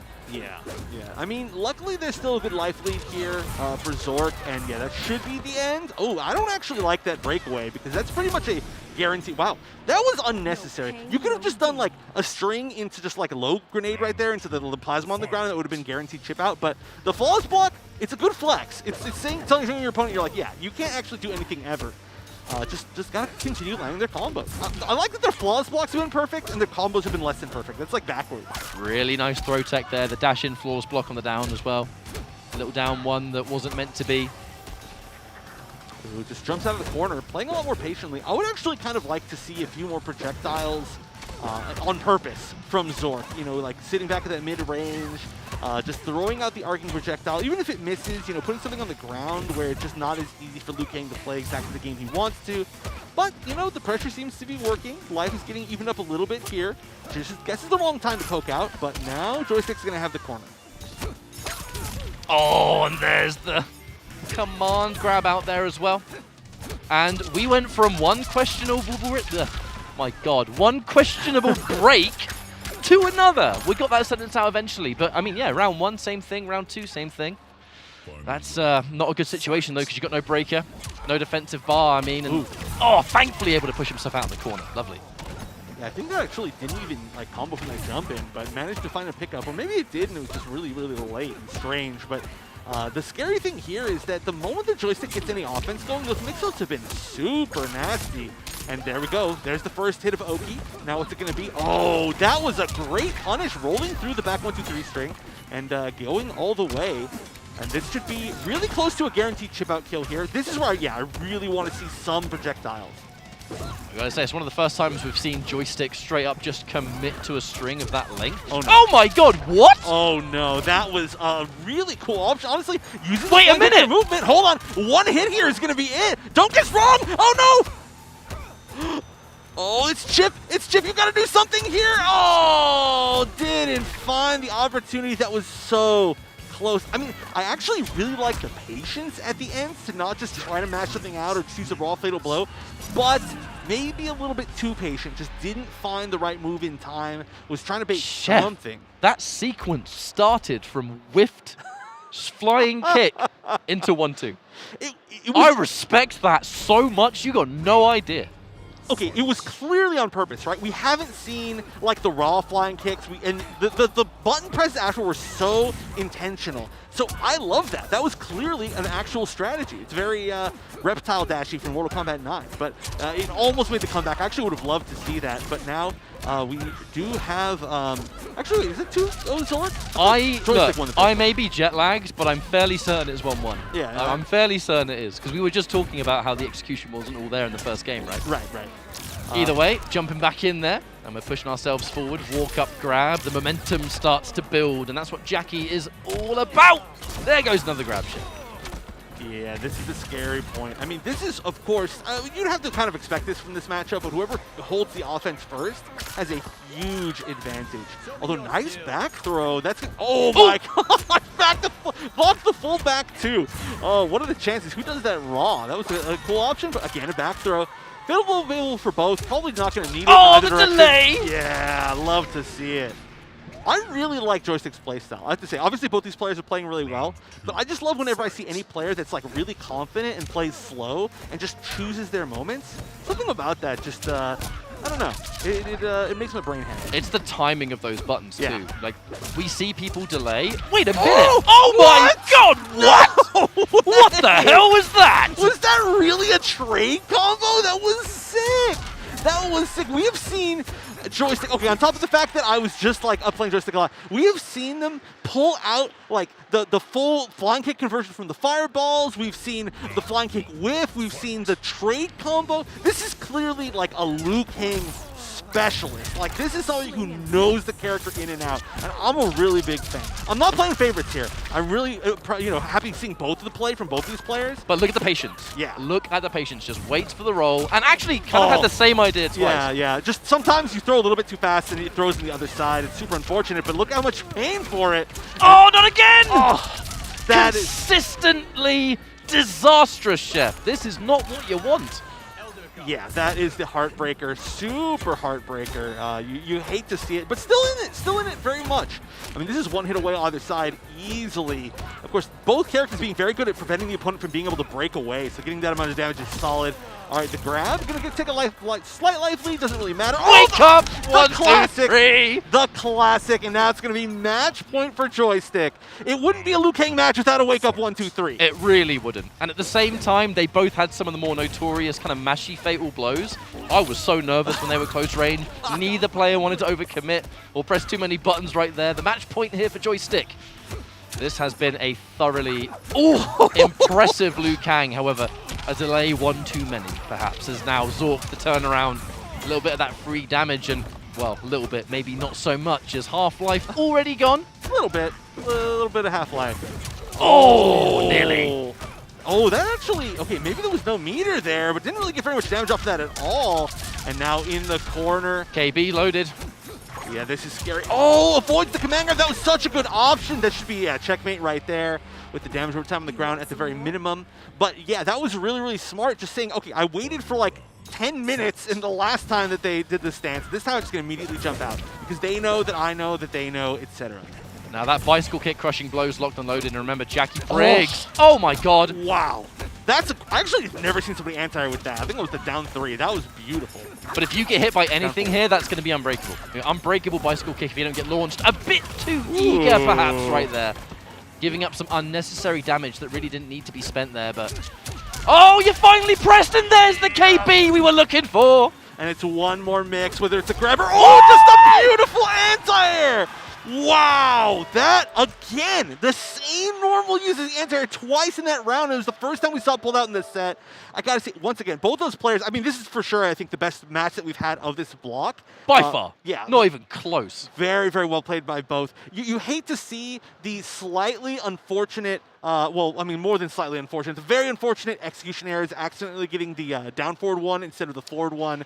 I think that happened at least 4 times. Yeah. That's way... One is one too many. Yes. And then the amount that, I lost count. And it's not like it's something we're unused to seeing. It does happen, right? But to have it happen that many times in the match, if that had happened 0 times, we could have been looking at a game 5 or potentially even a win on the other side. But they happened in crucial situations. Yes. Especially, I think the second one was, I think. And they were never like mid-range. They're always literally point blank. It was just like, shoo. Super unfortunate. But yeah, very, very well played by both players. But I gotta say, that Liu Kang play was so solid. It was so good. It's for sure. It's one of those things where, like, when you've watched fighting games for this long, you can tell when somebody's a specialist and they just know their character. Like, that character is in their soul, and you can for sure feel that right there. And again, that's a player I'm not as familiar with. Somebody, if anybody, if I should know who they are, like tweet me or something like that, because they are playing extremely well, and I want to see them continue on in pools. So we do have a match up next according to ye old schedule, but I don't see any players on the stage, so perhaps there's some off-stream action taking place. Either or, I'm sure we'll get them up as soon as we can, but what I have on my schedule here is Infinity, the one and only, going up against Killstreak, so I think this once again could be a fantastic match. I'm looking forward to seeing it. Now, I want to say, you know, like, oh yeah, Killstreak, of course, SoCal homie, but I actually haven't seen Killstreak in such a long time. Of course, Killstreak doing very well back even in, like, MKX days, or did it start in Injustice 2? It was You'll know better than me. Yeah, it was definitely around that time back then. But a good player, once infamously defeated SonicFox in an online Sub-Zero tournament. player. The Sub-Zero player, yep. The Sub-Zero! Yep. I knew I recognized him. Yeah. I knew I recognized him. Oh, okay. Wait a minute. Let me just check. Oh, I see. So, just due to scheduling alone, the match has been pulled from stream. It will be happening, so take a look at the online brackets. But because we have hit that time now, we are going to go for a bit of an extended break. So, thank you so much for joining us so far. The matches will continue in about an hour, I believe, if I have my schedule in my head correct. You're watching EVO 2022. My name's Ketchup, joined by the one and only Wonder Chef. See you then for more GGs. EVO, I mean, come on! There's so much to watch. Just go look at other stuff.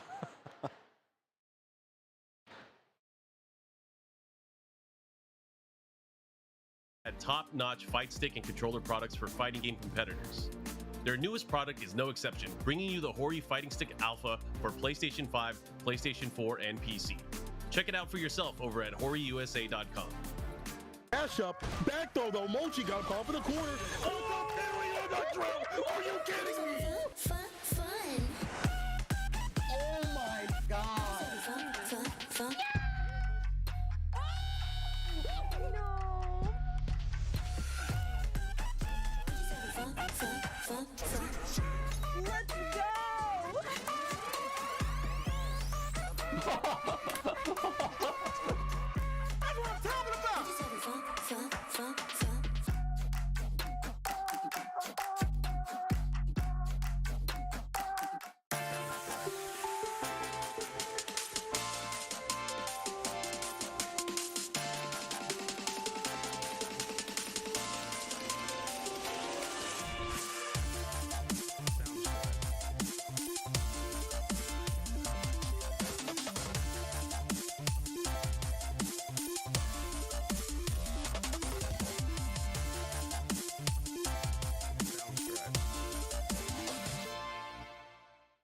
Hi, this is the quiet car.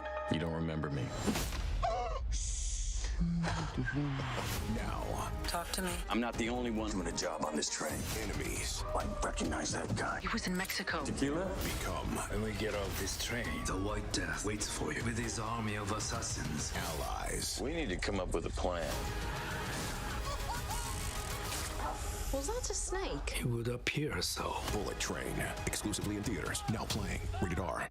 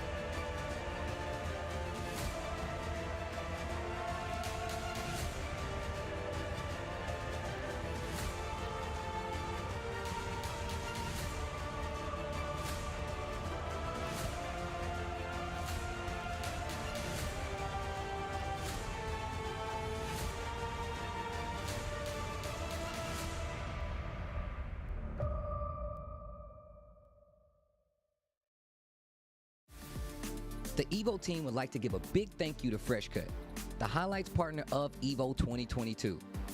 Finally, a dedicated home for gaming's best moments. Find all of today's top trending FGC games, creators, and tournament highlights all in one place with FreshCut. FreshCut is the next generation creator content platform, redefining engagement between creators and fans to help communities build and grow. Remember to catch all the highlights this weekend with the FreshCut Evo 2022 Best Moments playlist live each day in the FreshCut app at 1 p.m. Pacific. Check out FreshCut over at freshcut.gg/evo.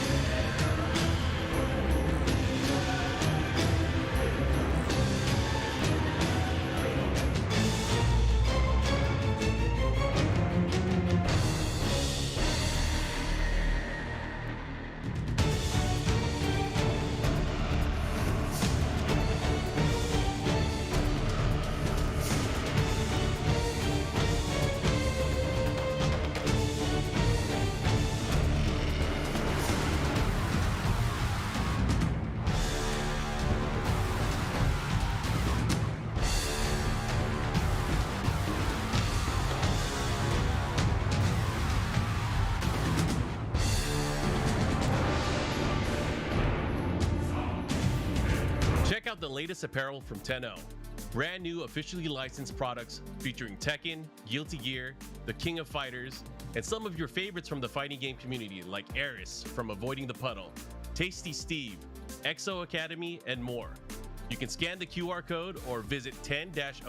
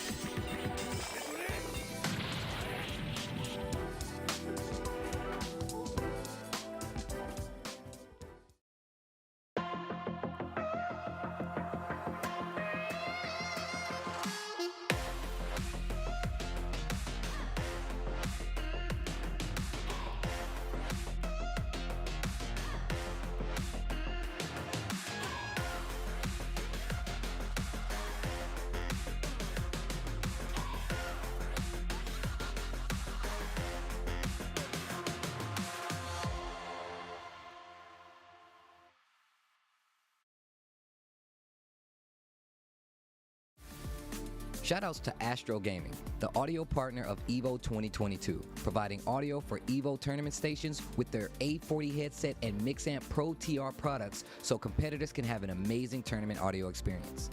Go visit astrogaming.com to pick up your own A40 headset, Mixamp Pro TR, or audio-related accessories.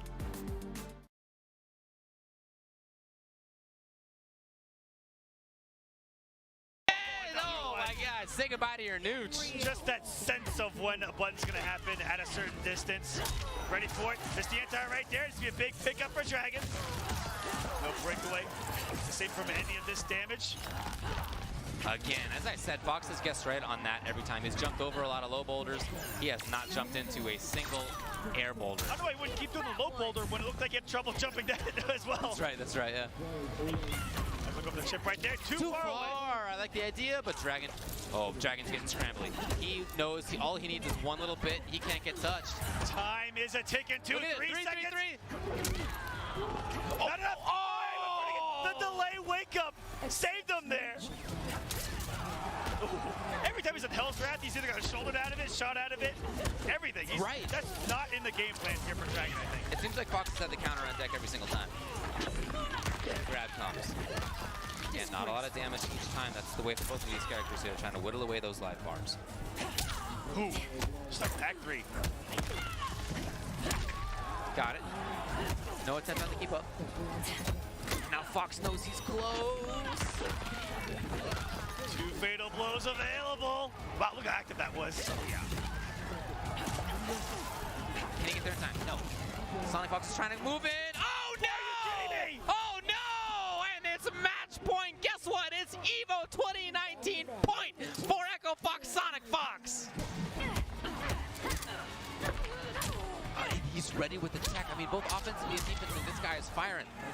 He's got a corner. Dire in the back three as well. The control. And how many times do we see Dragon fight out of the corner? By just swinging with 4-2-3. And we see the side switch beautifully executed every time. No anti-air. Those are kind of tricky to do, those side switch combos with instant jump normals. Upset you onto those guys are hit stuns. Here's SonicFox. Oh, he's working on it. He's working on it, Aquaman. And he's another anti-air. Dragon trying to get out of the corner. This is a no-fly zone here. But fights his way out of the corner again. And just wants the damage. Stop the bleeding. Tie things up here. He wants the bleeding on SonicFox's side, and we're seeing plenty of that come out right now from Cassie. Oh, yeah. Gonna get a slay. No bleed here. Give or take a couple of points. Winning. Oh, boy. It's either way.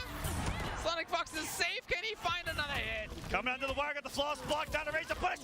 Angel, but no offense for to back things up. Gets one of that punch. He's gonna give it to R2. And SonicFox is your Evolution 2019 champion. And it's so funny the difference between these two. PerfectLegend completely stone-faced. SonicFox, on the other hand, is giggling as he usually does. But nice delayed wake up, and the 1-1-1 is going to be a full punish.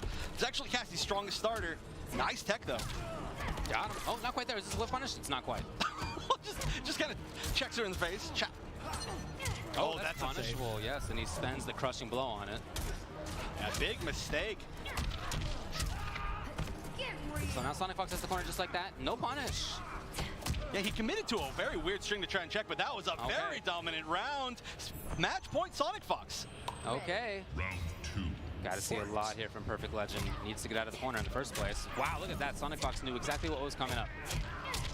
Yeah, and he's going to go for the full thing here into the restand, and 1-1-1 connects again, but he's just getting little hits here and there. They add up to a lot, and nice block. Maybe going back to the well one too many times, huh? Maybe.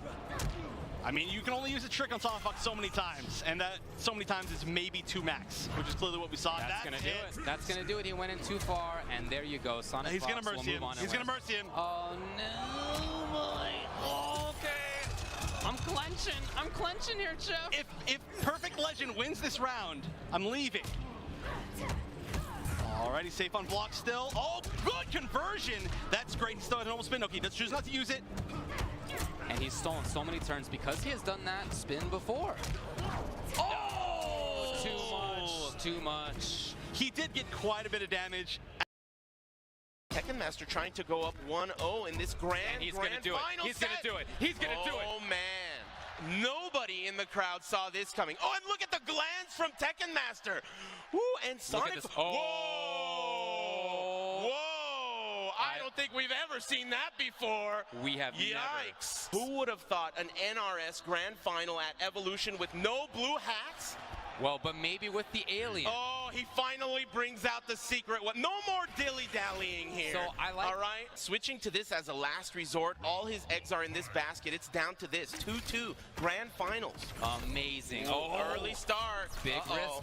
And just like that, and he's gonna pressure with it? No, he pressured too much. Now he has Blood God in the corner, unfortunately missed. Okay, here we go. Oh, he's got it activated. Corner pressure, trying to down one out of there. Beautiful throw break. Tekken Master. Overhead, doesn't block the mix-up. Okay, careful, he's got the green stuff. Okay, was looking for the low that time, didn't come. Okay, jump kick, the block, and not punish. No punish is a disaster this time. Armor enforces the break.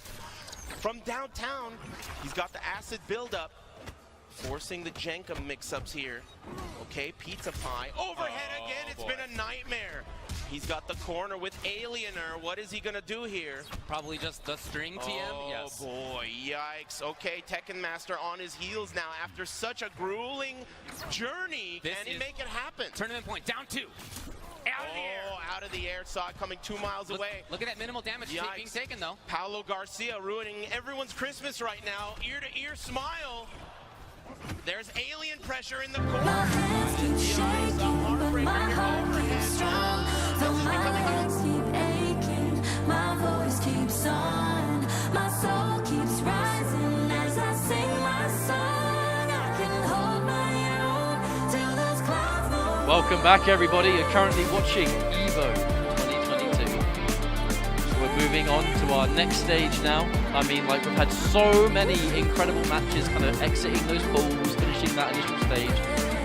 But this is like that next layer of the tournament. This is where things get really, really ridiculous.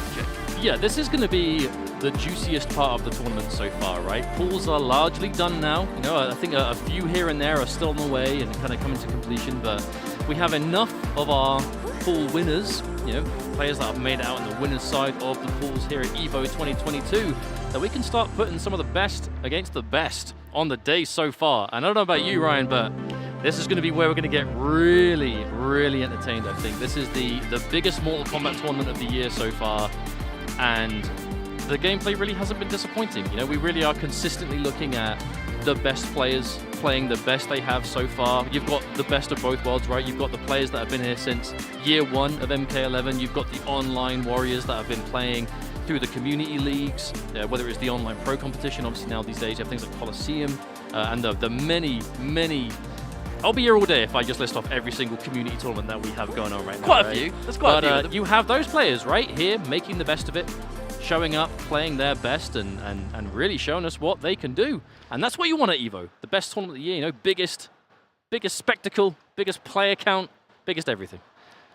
I mean, let's just look at the players that are even in this bracket, right? Because this is a amazing combination of like the old and new, because even earlier in our previous block, you know, we've seen that SonicFox is actually in this bracket. I know that I was so happy to see that. You have a bit of a story about why that is the case. You told me during the break, so just tell the people at home. I mean, so basically, I was in the crowd at the time that SonicFox was playing, and, you know, this is a number of times we've seen this year, you know, that SonicFox has signed up for an event, the event has come, and then on the day, the weekend, you know, the few days leading up to it, SonicFox has decided that, you know, not really feeling it, I've not really been playing, not really been practicing, or, you know, maybe just not in the mood to play it, right? And then decides to not play, or just doesn't feel like it's something they want to do that weekend, right? It's just, and if your heart's not in it, then it's hard to really force yourself. But, you know, of course, Sonic did play today, and we saw Sonic make it out of their pool, of course, and we're going to be seeing them again very soon. We can see the cues of the games coming up. We will be seeing that very soon, which is going to be really cool. But I did speak to Fox after that match, and I said, you know, because I'm a big SonicFox fan. You know, we've known him a long time, but, you know, even before that, you know, just enjoyed watching them play. You know, through the many NetherRealm games that we've seen over the years. And I said to him, I was like, I'm just really happy that you played today. You know, seeing you again in the offline environment, you know, still playing and entering MK, it makes me really happy to see it. And Fox said, well, you know, the amount of people that have come up to me over the weekend and said, I love watching you play Mortal Kombat. I got into fighting games by watching you play Mortal Kombat over the years. That kind of lit that fire inside them to be like, I want to give the people what they want this weekend. So you're saying so many people came up to Fox saying, I can't wait to watch you play Mortal Kombat, that they basically were like, well, I kind of have to play Mortal Kombat now. Well, it depends. It depends if that's how you want to see it. You know, it's either the way of, well, I guess I should, or I'm going to triumphantly do what the people, what the fans want to see. And regardless, you know, what side of the fence you're on, whether, you know, it's the former or the latter, the important thing is we've got to see Fox play again, and that's the important thing. Now, we are in the process, so you're probably sitting there thinking, why are these two idiots waffling on? That's not very nice. I know, it's not, but someone's got to be thinking it. It's the first time we've commentated together offline in like 3 years. Someone's got to be thinking it, because the thing is, yeah, we haven't had a game yet. Here's the thing. Our next match on stream is Nicolas, I mean, come on, versus Pop-Tart. Great match. They're not on the stage yet. I believe we're in the process of either trying to find them or there's a bracket delay or something. A tournament of this size, you know, you're always going to have this kind of stuff, especially with the sheer quantity of brackets that we have in the tournament. What we're doing is we're currently waiting for players to be available. I assume that shouldn't be too long, but our next match will be Nicolas versus Pop-Tart. So that's a great way to start this block. Yeah, for sure. I mean, Nicolas is, I mean, it's the story of the weekend, right? You know, you have the twins from Chile. And twins are too powerful. I mean, of course, no bias, of course, obviously. No bias. No, it's really the story of the weekend, I think. And, you know, we are here, and it's crazy to think, right? We're at an EVO, and you've got players like SonicFox, you've got Rewind, you've got Foxy Grampa, you've got WazManator, you've got all these, like, long-time, successful, competitive NetherRealm players. Ninja Killer's here, right? But not in the tournament, I believe. I don't believe, I could be wrong, you know, so you know, hold me to it if I am. But I believe Is he playing Multiverses? Yeah, I believe Ninja Killer is not in the MK bracket. But, you know, my point is, you've got all these players who we've known for years and years and years. across many different NetherRealm games and to success on a global scale, you know, major wins, world championship wins. And what we talked about mainly this weekend is the newcomer pair from Chile, you know, the Latin America representation, you know, they've been traveling together all year, really making a splash and then some. As is this going to be the event that Scorpionprocs and Nicolas can make their third grand finals appearance in a row? You know, in the major events that they have attended and participated in, that's where we find ourselves. And I would love to see the chance. I'll be honest, I think that at least one of them is, you know, a safe bet for grand finals. I don't know if this is going to be the event that we see the twin grand final again, you know, for the third time. I do wonder, because if you think back at CEO earlier in the year, it was a significant amount of... okay, so it looks like we are going to be seeing Nicolas and Pop-Tart later on. Yes. But for now, it is going to be Kerbo taking to the stage as, you know, of course, you know, we have had some delays here and there with brackets, and we do thank you very much for being patient and sticking with us. I'm fairly certain that's Aztec. Yes, to the side of Kerbo there. So we're going to get another Kotal Khan anyway, and we will finish our discussion about the twins when they are on the stream. But for now, it's going to be Kerbo, and it is going to be Aztec. I mean, this is an Evo matchup right here. You've got two players that haven't had a really good route through the bracket so far. Kerbo, particularly, you know, near and dear to my heart. MK9 boys represent Cabal through the generations of the NetherRealm community, and here he is still strong as ever. But on the flip side, Aztec. You know, Aztec is one of those players that has consistently been showing up in the online space and doing really well, but obviously taking that success to the offline world via Combo Breaker. And just really showing us an impressive Kotal Khan. Kotal Khan, of course, a character that has seen a lot of improvements over the game's lifespan, but there have been, I would say, more Kotal Khan loyalists than many other characters in this game. And they've all been sticking with him since day one, and they have reaped the benefits of these buffs and put them to good use and more. And but even if the character didn't get all the love in the world, you know these Kotal players would be their forefront, you know, front row and center, really putting in as much time as possible into their character and seeing the success because of it. And Aztec, definitely a shining example of that. But Kotal Khan versus Cabal, this is a matchup that you don't see too often, despite the characters being quite common in the online space. It's not often that you see them just go head-to-head. And honestly, I think that's not a matchup thing. I think that's just by pure coincidence. Because Cabal, I mean, there's an argument for Cabal being the strongest overall character in the history of Mortal Kombat competitively. It's an interesting talking point, but it's true. Because you probably wouldn't have maybe had him there beforehand, purely because in MK11 early, he wasn't like super top tier, right? He was kind of mid tier. The moment Ultimate happens, I feel like that's a hot take. If we go back to like how we thought in year one, it's like some of us thought he was like really slept on, and some of us thought, well, I mean, basically it used to be that Cabal was really good, but there were some really prominent characters that he had to chase. And despite Cabal being like canonically the fast character of MK, hey man, his ground speed wasn't all that. The second custom variation existed that pushed Cabal into the absolute discussion of, yo, is this character actually the most outrageous we've ever had? Well, ever? I mean, Cabal is in those conversations of top 5 a lot more than ever before these days, especially in MK11. But Kerbo, of course, big jump. Ooh, opening up big with a jump kick.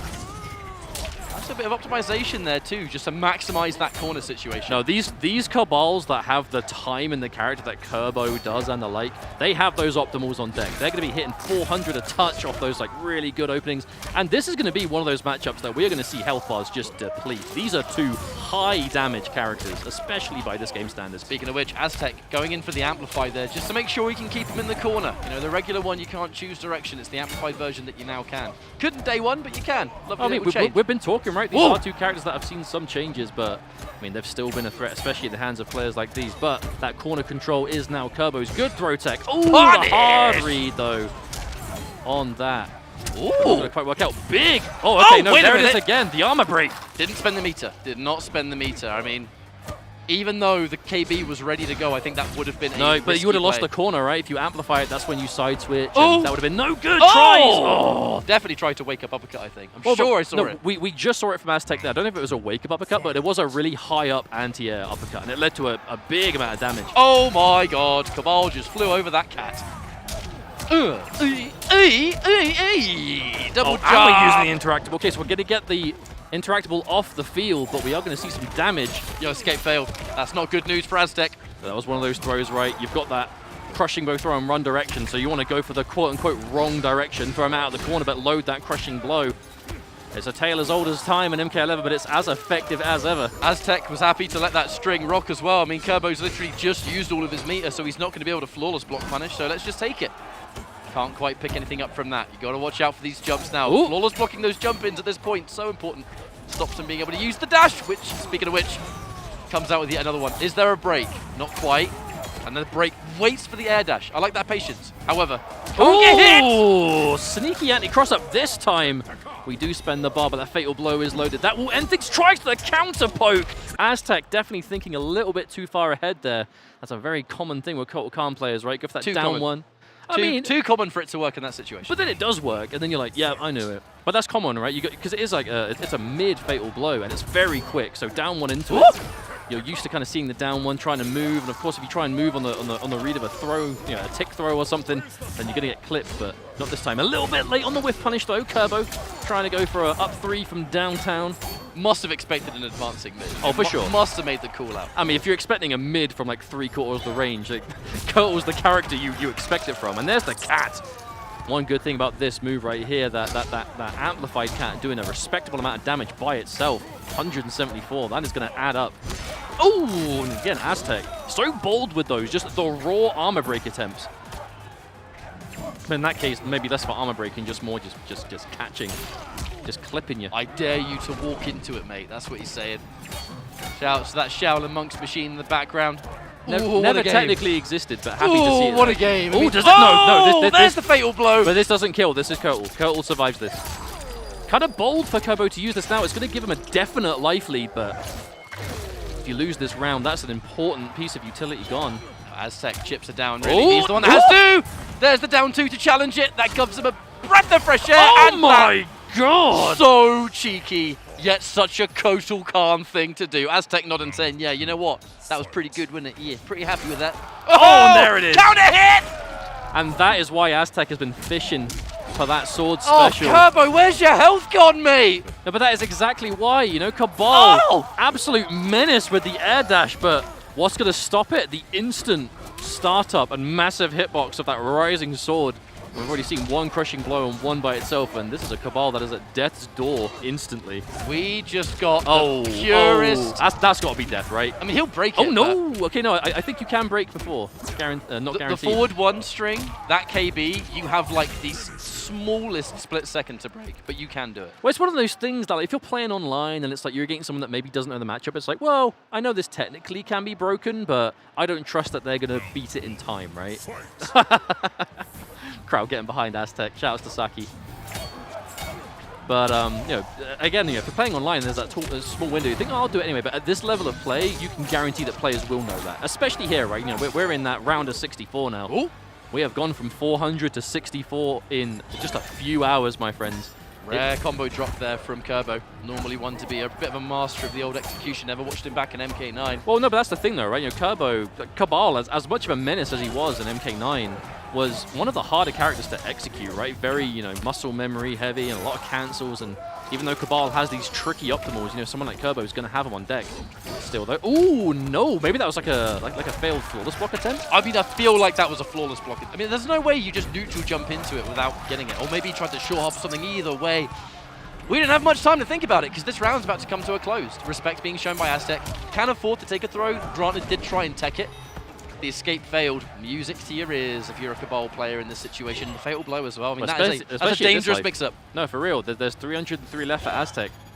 We're a few percent away from that crushing bow throw being all she wrote. I like how Aztec used the cat closer. Further away, and I feel like Kerbo would have flawless blocked it. I just feel it. Tries to chase it down! No, okay, I'll tell you what. That looked like knowledge to me from Aztec. That looked like I can whiff the cat from this range, and I won't have to worry about getting dashed. I might be thinking too much ahead of myself, but I do think. Counter hit again, Oh my goodness! And there it is, the KB. But I feel like if anyone's going to have that like real nitty-gritty knowledge of Kotal, it's going to be someone like Aztec. I mean, if you're a Kotal player, you've probably fought a few Cabals. If you're a Cabal player, you've probably fought a few Kotals. You know what I mean? No, for real. I mean, these are two characters that have just seen a lot more play, especially over the last few months, right? in this kind of final patch that we see ourselves in for a long time. Oh, the quick movement. The wave into command grab, that is someone that is now feeling themselves. Well, it's the not, confidence is coming out. But it's not a matchup that you can really use a lot of Kotal's amazing grounded movement, right? Because how much of the match is Cabal kind of just going to be dashing around with a slight gas and really just keeping you in place regardless. So finding it when he can, but okay, Kerbo going to hit that good mid. This is not going to even things out. No, another drop from Kerbo. He wanted the side switch. He wanted to save the double jump and he wanted to side switch it first, but ooh, combo gravity. The whiff! Okay, now this is spaghetti all over the floor round. This is not a round anyone wants to lose because the mental Wait, has damage, he still got the KB? He will, but I don't think it kills. No, okay, no, I think maybe he wasn't there or maybe he didn't spend it. I don't think it would have killed even if he did. That's Kotal we're talking about. Chip damage and pushback, but that pushback puts Kotal into somewhere he very much wants to be. But Kerbo's got to be careful because we are now entering Ray territory. That was even an with empty the fatal jump blow, too. the tech, Ooh. safe. Oh, the grab, there's the read, but I think he's alive. Kotal Khan. 10 seconds left, but only a few. Oh, that any other character. Well, not quite any other character, but most characters dead there. Kotal Khan, more health. We live, baby. We live. And, it's less than before, right? You know, Kotal Khan used to have that 1100, now just 1050, but still, it makes a lot of all the difference in the world. It was enough to save him. But again, what I like about Aztec though is that Kotal Khan down 2, you know, kind of like instant down 2 isn't really a thing that a lot of characters can do, but those that can really thrive. Like that kind of instant startup, that kind of scooping hitbox to it. With good with Punish Kerbo. Just dedicating all the way now. Another wonderful throw tech there from Aztec. Actually does choose to amp it. Not worried too much about the corner situation. The break! Oh, God! There's half of it. 35, just like that. Blink and you'll miss it, folks. I feel like every match that Aztec has hit that KB is a match that Aztec has won. Ooh, that was a really high up catch. I almost wonder if Kerbo could have converted if he was a little closer. Kerbo trying to jump because honestly that 1-2 command grab, it's such a scary mix-up, especially when the cat's ready to go. And Aztec, one of the original Kotal Khans in this game, actually using the totemic variation, the one that was built around the cats. Yeah, I could barely remember that it was even called totemic. It feels like a lifetime ago. But that's the thing though, right? Aztec is a Kotal specialist through and through. Even when everyone was just playing the command grab, launcher, Aztec was right there doing his homework. Escape failed. Now that's not going to be so useful right now, but that is going to be a really... Oh my goodness! God, Kerbo will be shaking his head at that one. These uppercuts have been winning the set for Aztec. Like, they are so out of nowhere, but always on the mark. Oh, there's the anti-air. Aztec just knows this matchup to a science. Why, so comfortable. I mean, why else would you preemptively use that just massive hitbox special? Because you're against Cabal, for crying out loud. No, but how many times have we seen him like whiff it, but it's at a range that it seems quite hard to punish, or there's not a lot of recovery. Like, Aztec is throwing it out at ranges that it's got a really good success rate, and even if it doesn't work, oh my who God. cares? And that was just straight up, I'm gonna uppercut that in your could face. Be, no, not quite enough yet, of course. Can't get too much from this, but we're talking one more. No!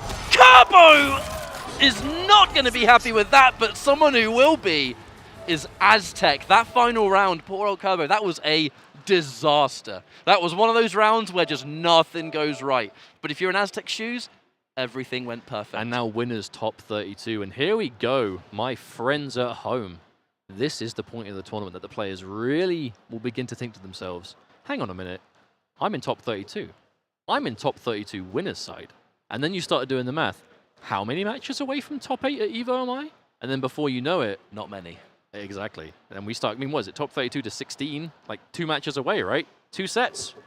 So I'm gonna be messing with this a lot. I'm gonna be constantly moving my mask up so it doesn't slip down. I feel like you're not the first, but I've got this really cool anti-fog one so my glasses don't steam up. I will accept the clumsiness of constantly having to do this than having it just gradually drop, and before you know it, you can see my face. No one wants that. No one wants that. We're twins, that actually don't. I was about to say, what are you doing? Roasting myself. We haven't commentated together offline since Final Combat 2019. No, it was 20. 20. No, it was. I told you. Can we do this again? Stream. Cut. Take 2. Well, be that as it may, we're live. But we're live, pal. But you've insulted me twice now. I insulted us twice. But once. I insulted you once. This was like my grand return. The amount of people that have messaged me, and thank you, by the way, the friendly folks at home that have been like, happy to see you commentate again, and looking forward to seeing you. Hopefully you would catch up, and thanks to Evo Staff, here we are. But I think I'm starting to regret that. I wish I was not in this position. You wish you were sitting next to someone else. But like our life has been the past 30 years, you're stuck with me, mate. Indeed. Sorry. But we should probably start talking about Mortal Kombat again. Welcome to the stream, Hey, we're my seeing friends. people sit down and get ready. Yes, I believe Are we time? No, I think we're still moving to the next one. I don't believe this is the Nicolas match. We had so much analysis ready for that match, and then it just didn't happen. It's on gone. time. I mean, memory like a sieve. It's exited. What a shame. We'll have to repeat ourselves. But welcome to the stream, everyone. This is EVO 2022, the grand offline return. It's been a few years. Welcome back. We have, and what a welcome back it has been. Yes, of course, we can only describe for those of you at home, but the venue, the space has been used so well. There's games everywhere. There's just it feels like every community that's been playing fighting games, whether they're here on the main lineup, whether they're here on the side games, or there's like games to be out, right? You've got all the up and coming games here in like the convention space. It is a good return, and I'm happy that you're here sharing it with us, because MK11 is a game that has had quite the journey over the last 3 years, and to see a bracket with 400+ players in it this far after a game. And remember, the NetherRealm community, we're used to that kind of 2-year cycle. So it's like year one, absolutely popping, really popular. Next game gets announced about 1.5 years later. Interest is still there, but the community kind of goes in 2 ways of like, kind of going to keep playing and then actively look forward to, or see it as like okay, maybe I'll slow down somewhat and then I'll come back at full speed when the next game comes out. Thanks to what's happened over the last few years, we don't really know what's coming. We don't know when it's going to be out. So it has meant that for the first time in the NetherRealm game cycle, we have been here not really knowing what to expect or when to expect it. But we do know that the cycle has been broken for the first time with a game with good netcode, with a lot of community support. Shout out to everyone in the community, you know who you are, that does exhibitions, tournaments, you crowdfund yourselves, you do everything and anything, whether it's like global coverage, regional stuff. That is what has kept the game going to the point that we can sit here and say we have 400 players in this tournament. I mean, I'm going to be completely honest with you. I'm fairly certain that there are maybe 1 or 2 people watching from Rips Arena that are more than likely going to be keeping a very keen eye on how well VLJV does, who was able he to has been make it out on of his a pool. mad one. He made out of his pool, winner's side, defeated Honeybee 3-1, if I'm not mistaken. And I considering think it was Raiden Devora. Like VLJ has one of those like really peculiar character pools, but so solid. And of course, if we're talking about people that have been sent to Evo, can't do that without talking about the PlayStation tournaments, the former VLJV made it here. Formerly Open Series. Now it goes by Fight Nights and the many tournament kind of series that they do. And of the course, Evo thing was, I believe, the Summer Community Festival, I think. Yeah, but of course, there are players here for all sorts of games that are here directly because they entered those online events. A lot of players got sent to Evo. They just from those won shows. a trip, and here they are. Like VLJ specifically. We'll talk about this briefly because we are going into our next match. We are finally there. Nicolas and Pop-Tarts. But you've got players that they won a trip, and this is like their first time on a plane, let alone like at an offline tournament, and it's like that amazing experience. But we will get back to that later if we hopefully see VLJ on stream, because for now it is time to start talking about Nicolas, one of the Chilean twins, one of the absolute double trouble, the menace from Chile, as we have seen at CEO earlier in the year, at the beginning of the year, not the CEO that just happened. It's confusing, but you know what I mean. Dominating. Grand finals, I don't want to say easily, but it was convincing for Scorpionprocs and Nicolas together. Combo breaker, fast forward the clocks about 4 or 5 months. Grand finals again, but a lot more challenged on the way. It was not a free path whatsoever. It was a lot of Game 5 last rounds, especially with Scorpionprocs. But that's the thing. Nicolas. In doing so, they proved themselves. Absolutely. That's what's interesting to me. But of the two even of more them, so. Because obviously the two of them together, 16-year-old twins from Chile, unknowns to the greater overall community until those kind of debut tournaments. Because these two players, Nicolas and Scorpionprocs, they're 16 now. The game came out 3 years ago. They were 13 when the game dropped. Please Do don't the math. say that. I know, it makes me feel old. Yeah, they don't make me feel too young, I'm not going to lie. What I want to say is, out of the two of them, and not to pit brother against brother, because we know that never goes well, but of the two of them, the one that has maintained top composure, top dominance has been Nicolas, which feels weird to say because they've got first and second at their events, but Scorpionprocs had a lot of those close Game 5 last rounds. Nicolas, on the other hand, not really. Kind of still looking as solid as ever. But at this point, who even knows what characters to expect? Because when we see them against the majority of players, it's a lot of Fujin, it's a lot of Cabal, it's a lot of, we saw Johnny Cage. They play against each other, it's practically random select. We have seen a lot of people talk about these twins after playing them in casuals, extended sets, in tournament. And a rather common talking point is they are so perfect with Fujin's movement that they single-handedly make Fujin look like the best character in the game. No, for real. And because when you move the way they move, some characters just straight up cannot touch you. But it's so hard to do. That's the thing. That level of Fujin is so unbelievably execution heavy. It's kind of ridiculous. And I'll be honest, it's not really a surprise. You look at Fujin's like kit in general, and it's no surprise that this character is top tier. But you look at, because again, when we're talking about how strong a character is, picking up and playing them, and then like mastering them are always two very different things. And enough about Fujin. Okay, but we're not going to see it as it is the Cabal. Oh, wait, hang on. It's the same matchup back now. And of course, we've been talking at length about Nicolas. Pop-Tart, another one of those absolutely just master-level Kotal Khan mains. But a big change. We've got that launcher, right? We were seeing Aztec. Cut. Yeah, we were seeing Aztec before. A big, you know, obviously most Kotal Khans are going to run the command grab. That's almost a given. But Kotal Khan has so many options when it comes to custom moves. A lot more than a lot of characters, actually. And it's not even like preset variations. It's like just moves like swapped in and out. But that big launcher, obviously you're going to lose the armor break for it. And we did see in this matchup how valuable that can be in terms of like startup and just covering the screen. Launcher gives you more access to damage, but at the same time, you're going to be losing that big utility and that kind of stopping them in their tracks. Now, I believe there's probably going to be some people mentioning, hey, where's the game audio? I believe it was Nicolas. One of our players has their headset connected, which has overridden the audio. So after this match, we're not going to interrupt them in the middle of the match, because obviously can't do that. But when this match is over... Oh, rest assured, we'll interrupt them in the set, just not the match. Yeah. So someone's definitely going to go up to Nicolas after this and say, hey, mate, could you unplug that, please? And that's the only reason. So don't worry, we'll have game sound back. But Kotal Khan, Pop-Tart taking that first round, though. All right. And actually, look at the player cams. Pop-Tart ain't got no audio. No, there are some players that they thrive off of the crowd. And, you know, players like Pop-Tart, they are going to have their friends in the crowd just cheering for every little wayward hit, but a big flawless block from Nicolas. Now, one thing we've seen before, right, in the set before from Kerbo in the exact same matchup was a lot of execution errors, right? Which is, again, uncharacteristic for Kerbo, but you can see the difference between, like, if you drop nothing. Ooh, that was like, clean. Yeah, like, look at this. Oh, my God. Oh! You're having a laugh. You're having a laugh! Oh, that was disgusting. And we ended in the corner with mad advantage. That was clean as a whistle. And then 200 of that damage was unbreakable, too, because it was all grounded. We were talking about optimization and how the Chilean twins will squeeze every ounce of perfect damage into their characters. That combo is exactly what we were talking about. I feel like that's the better kind of unbreakable damage to have, though. Like, would you rather have, like, I'd say above average overall unbreakable, but no way of, like, capitalizing on it? Or would you rather have some unbreakable, but most of it is before they get launched? So by the time they're launched, they have to think to themselves, is it even worth breaking at this point? I've already taken, like, 20% or whatever, and now I've launched. But it's a difficult position to be in. Oh, there's okay, wait a minute. That's going to make Nicolas probably start moving a little bit. Not so stuck in the mud, perhaps. Oh, that could have been a pickup, but Pop-Tart not quite. I mean, those little conversions are so difficult. Oh, I tell you what isn't. That jump kick OS into the dash. We saw that uppercut do so much in the series previously between Kerbo and Aztec, but maybe a little bit different this time. Counter hit. Oh, wait, he's got no meter. He's got no meter. This is going to hurt so much.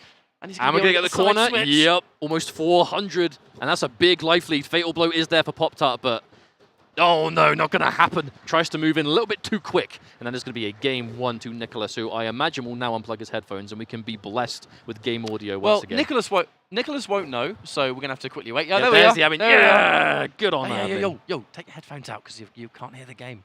So basically, for those at home, this is actually, if you go to a tournament, there you go, and instantly, the frame we see those headphones come out, we are once again with game audio again. And there it is. So for those of you that don't know and don't go to tournaments, if you plug in a headset, don't plug it into the controller, because then it just all like priority. I don't have a technical answer, but all the audio goes into your headset and nothing else. So usually that's not how to do it. Surprised how common that is. I mean, I've done it before. Oh, you have? I'm not taking the high ground. It has happened to me as well. I'm not proud of it. It's got to be difficult, Evan. But still, the important thing, though, Nicolas taking that game number, we saw pristine execution. Perfect chase down! Perfect chase down! Armor break as well! And we actually spend it. Oh, that I was surprised about. I mean, it's one of those things that, like, spend it while you got it, right? Like, I feel like ever since we saw the armor break version of that, we haven't seen the standalone punish big damage, because it's just not as practical, right? There's one thing on like playing on paper, and then there's playing in the practical sense. And that's what that is, right? An early, get a lead, have it to work on. I mean that Pop-Tart has to come to you. Again, that's not an armor break that's going to be traded, right? Because we're seeing Pop-Tart takes the launcher, so not going to have access to the same threat, which means the massive, like, half-life crushing blows. Oh, standing 1! That was a come to me. I am already 2 steps ahead. And Nicolas with another commanding round. And this is why Nicolas is I would say the favorite in this tournament. I feel like that is a fair thing to say given the results of the last few events, and Nicolas's just dominance on the way. And Pop-Tart is no slouch. You just need to take one look at this gameplay to understand why that is an opinion echoed by so many people. Big whip punish! Pop-Tart is one of the strongest players we have in North America, and Nicolas being able to rock up here with this Cabal and clearly causing some issues. I mean, don't get me wrong, he's having to work his backside off for it, but there's just something about the level of optimization that's just so frightening! Oh my goodness, oh no! Execution error. Yeah, a rare execution error. The interruption, that was the hard bit! And now this is where you don't want to be picked up from the down one, trying to jump out of that corner. Not today, sir. But still. Oh, okay, no, big. That was actually quite a risky throw to go for. But it did pay out. And throw out of the corner as well. Oh my goodness, just clean over it. Was kind of half expecting that sword to just wrap round and hit him anyway. But now Fatal Blow I is imagine an option. Pop-Tart was as well. Now, Fatal Blow will win for either player. Nicolas has brought this back very well. And now we are looking into one hit into confirming to all she wrote 2-0. Maybe flawless block, but no bar. Oh my god, how did he catch that? That was the lowest to the ground Fatal Blow I have ever seen in Mortal Kombat 11. I feel like it's almost like offline rollback. Like my eyes saw Cabal already hit the floor. But no, apparently not. Good lord. An expensive conversion, but one that had to be spent. Uh-oh. And there's that counter-poke flawless block. Get up there, mate. You know what this looks like to me, Ketchup? Momentum. This was Nicolas brought back almost full life bar. Pop-Tart was able to stabilize it before it got too out of hand, and now, oh my goodness. Oh no! No, not the drop, not there. Anywhere but there. That's punishable on hit. Unfortunately, any momentum that could have existed, I think that combo drop just completely snuffed out. Absolutely. Now But down not 4+. impossible. We are relatively even again. And almost dead even, actually. No throw tech attempt. I mean, this is now Nicolas being able to get the gears in motion, as it were, as now the life lead exists once more. Fatal Blow gone. Used to take the last round. Oh, nice. Oh, still punishes it. Yeah, that's still punished. Oh, the recovery on that is out of control. Oh! But again, no armor break potential. And again, you can afford to be mashy with those down ones. Oh, God! You can afford to be disrespectful to the advantage. When your opponent only has like a few % left and you're talking chip territory, you can start getting those down ones in, squeeze them out. And that's a 2-0 for Nicolas. But much more of a competitive match. 2-0, but definitely not feeling one-sided. However, if it ends up being a 3-0, that's what people will be talking about later. And it will be something that is just the consistent theme of Nicolas so far. There's been a lot of people talking about the twins, and the conversations always happen, right? New blood turns up, people talk about old players or original players that are super dominant, right? You know, what if they were there? I tell you what, many of them are. And if the twins do just as well this weekend, then there's literally no doubt left in anyone's mind. No, I feel like that is going to be the talking point. But let's not get ahead of ourselves. The set is very much not over. 2-0, sure, but like we said, that second game was very competitive, and Pop-Tart not one to choke. Spend that meter as well. Give me that damage. Ooh. And then just straight up counter here. I don't know what Nicolas was doing there, but definitely not accepting that it was not his turn. Yeah, certainly a strange time to press a button, but something like that must have happened. However, now Pop-Tart, you think doesn't have the life lead, but honestly, Ooh, Fatal Blow, that's it. All you it. needed was one good pickup, and that exact pickup is what Pop-Tart found. I mean, Kotal Khan, one of those characters that you have to be solid. No, you have to be solid as a rock with the hit confirms. You can't have buttons that go as far as Kotal's do, and they're great on hit, but on block you have to do something else. You cannot be missing those opportunities. And Pop-Tart, not missing that one, making the most of it, getting that Fatal Blow, and looking at, I think maybe for the first time, taking the first round. So can now, kind of sit pretty somewhat. I think I do believe Pop-Tart might have taken the first round of the first game. I could be wrong. I have memory of a We didn't have game audio there, so I was a bit mixed up anyway. Yeah, it was Nicolas's fault, not mine. Quite literally. Anyway. Of course. All right, we end it now. Oh my, that's a 400. I mean, you said 400 earlier on, man. Oh, we've all seen that combo a million times, and it's still, you see like the first number go to 400 for the first time of the set, and it's like, oh, almost have to remind yourself of it. But now we're at match point. Nicolas looking well poised to move on in this bracket. Oh, and he still picks it up. Oh, and the stagger into the grab. This is a solid start if ever I've seen one. I was about to say, if there's any kind of silver lining, it was that Pop-Tart had a decent amount of meter, so the wake-up option was available. Rare combo drop here from Nicolas. But not as the impactful. Perfect decision-making again. I mean, you have to break. That was meterless! That was a meterless combo, Nicolas. Are you serious? Now, Pop-Tart, this is a mountain to climb. No fatal blow, no chance left. As that standing one of Nicolas is going to be sealing the deal on this set. And we have a winner's top 32 to, no disrespect to Pop-Tart, of course, but to not a lot of surprise. You know, Nicolas and Scorpionprocs, the two of them together, it's hard to talk about one without mentioning the other. They are the story of this weekend. CEO, early in the year, champions. Combo breaker, month ago, 2 months ago, however long, hang on a minute. Few months ago, champions. That's the important thing. And here they are again. Is the word for me, because there's something so consistent about the twins' body language and their general sort of demeanor. They are so excited and like pop off and intense getting into grand finals. But then the second it's just the two of them left. The moment they are the only two players left in the tournament, it literally just looks like they're playing casuals and they don't care. They do care very much, but not speaking on behalf of them, but from one pair of twins to another, often you both being the only two players left, that was already your tournament over. That's like what you want. I mean, you know what I mean? It's a victory for both of you, isn't it? It's a unique satisfaction, you know, and it's one of those things that I think is it's hard to describe if you've not been in that situation, but if you have been, you know exactly what we mean. Where it's like, obviously it's a 1v1 game. Most fighting games these days are, it's just, you know, one against one, and even if you are there together, it's you know, that's the main point. But if you are there with that kind of link, it doesn't have to be sibling, it could be intense training partners, or you have that kind of level of closeness together. You see what you've achieved, and then you're just like, right, we've done what we set out to do. What happens from here? We obviously care, but it's not as much important, right? It's just getting to that point. Right. This ain't story time with ketchup mustard. This is Evo. We're going for a quick break, and when we come back, we're going to see some rewind. See you in a bit. PlayStation Tournaments brings competitive play to all skill levels in the FGC. You can compete for cash prizes, virtual currency, and more. Find your next tournament and sign up at compete.playstation.com. Dash up, back throw, the Mochi got called for the corner. Oh, the parry on the drill. Are you kidding me? Fun. Oh my God. Fun.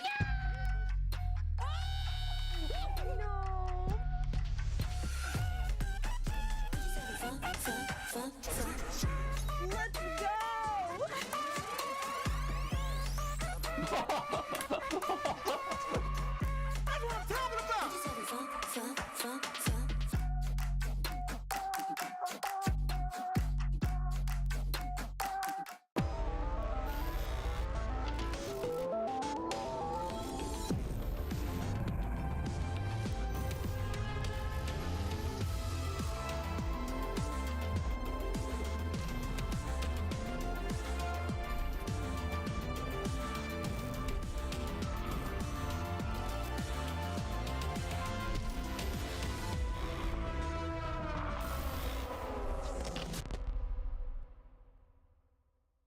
Hi, this is the quiet car. You don't remember me. Now, Talk to me. I'm not the only one doing a job on this train. Enemies, I recognize that guy. He was in Mexico. Tequila? Become. When we get off this train, the White Death waits for you with his army of assassins. Allies. We need to come up with a plan. Was that a snake? It would appear so. Bullet Train, exclusively in theaters. Now playing. Rated R.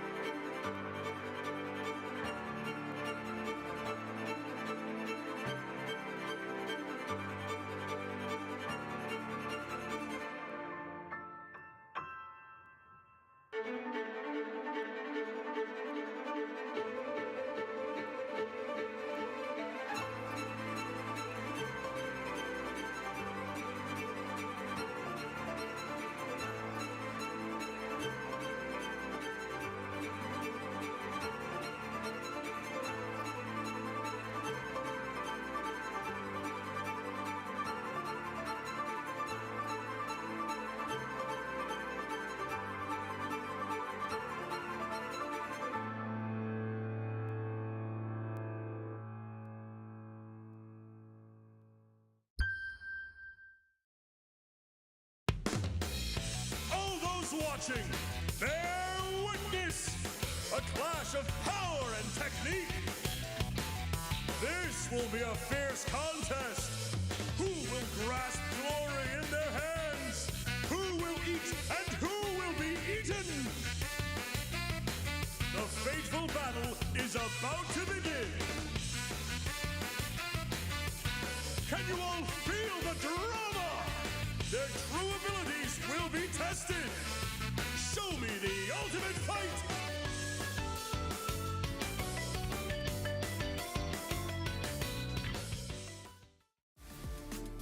Thanks for watching and supporting EVO 2022. Speaking of support, you should support our monitor and headset partner InZone from Sony, the newest brand in gaming gear providing you top-of-the-line equipment.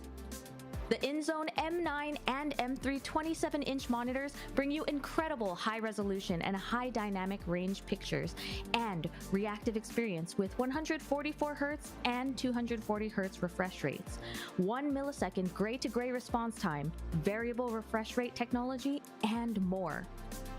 On the audio side, their line of headsets includes the InZone H9, H7, and H3 models featuring 360 spatial sound for gaming.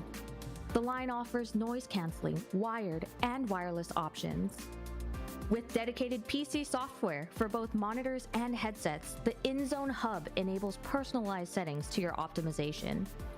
Sharpen your senses with the brand new InZone products and check them out at sony.net/gaming-gear. Combos, he has to make a big recovery immediately. He's got the damage buff out. The throw break. If he finds a hit, friends, that will be a lot. This is the secret boss here. The alien. Oh man, Tekken Master with barely any health left. There it is. That is it. The celebration. SonicFox just like that.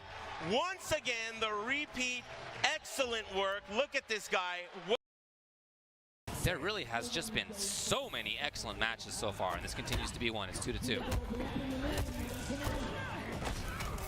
I just got to show you the depth of the top talent in this game. In top 4 every match, beating a game number 5.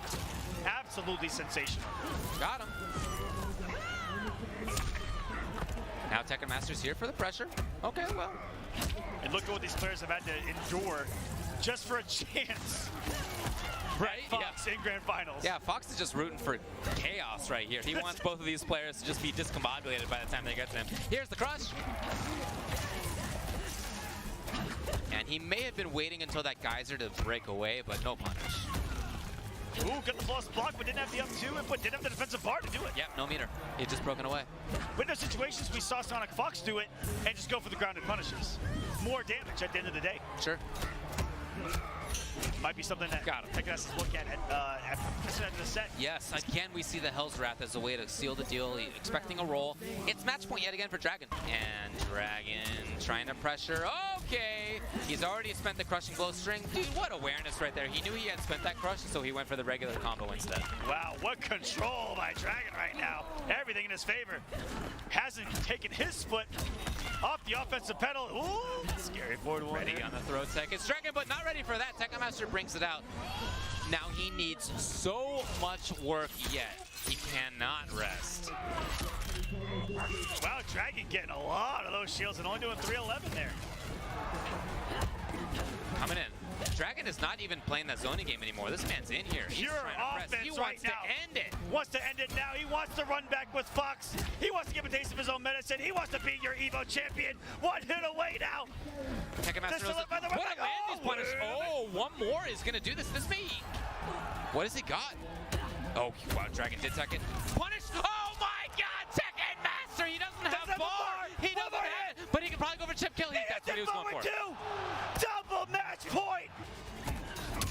Got him.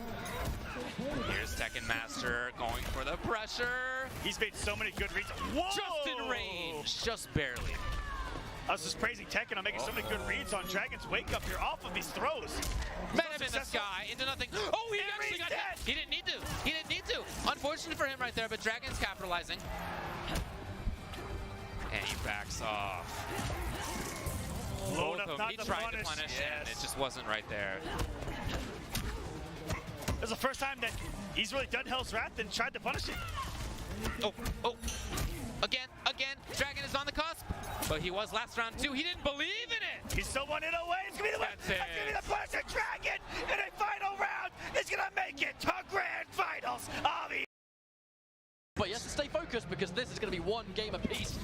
Hey, remember, whoever wins this game is top 8 winners side. There's the footsies. SonicFox is going to catch him already. And he's already a change of pace. He is now the one that's backing off.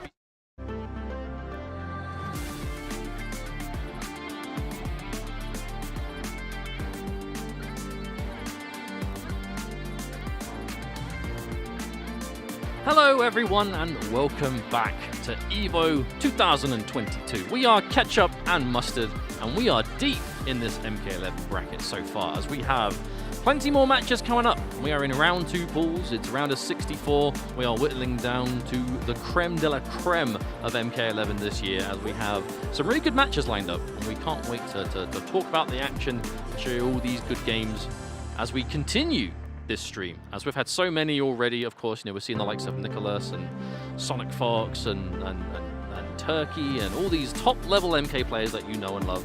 And right now, we have Rewind versus PerfectShini coming to the stage for our next match on stream.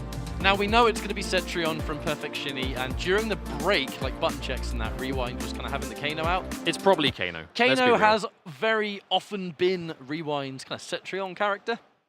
So I'd be shocked if we don't see it here this time.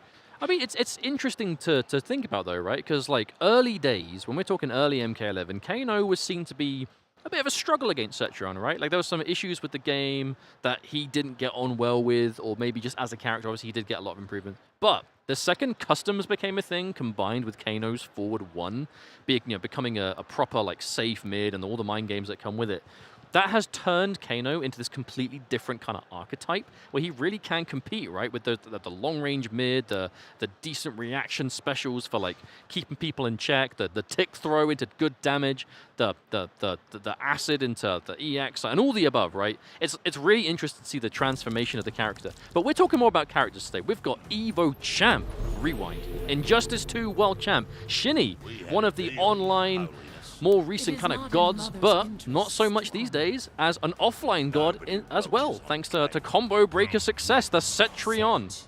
And here we go. And we're going to be starting things off strong. The immediate Kano ball. I mean, that kind of Kano ball screams to me game 1 of a set. Like you're gonna test the waters, you're gonna try and get that momentum going early on. Even now, with Cetrion confirming into whatever, it's just not going to do damage. But what will do is everything Kano has. Oh my good lord. I mean, just look at that. Oh, we're talking damage. Look no further. And there it is, that check. Oh, but I love that, like, preemptive 1-1 from Shini. Now, as this has increased to become a bit more of a popular pick against Cetrion, you know Cetrion players are getting progressively more and more used to it. But here's the thing about Rewind. You take a character like Kano, like this variation of Kano, I always say it like, this is like the pocket Kano variation, but Rewind has like main level time and experience with the character, right? But it's because it's a very pick up and play variation. It's got everything you need to be effective against a lot of the cars.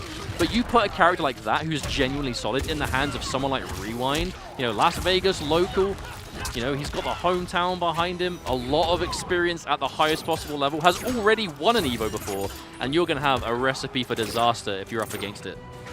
However, big damage done already. Oh, there's the knowledge! You're not going to get away with that one. One of the many reasons Kano tends to be a character Rewind uses for this matchup.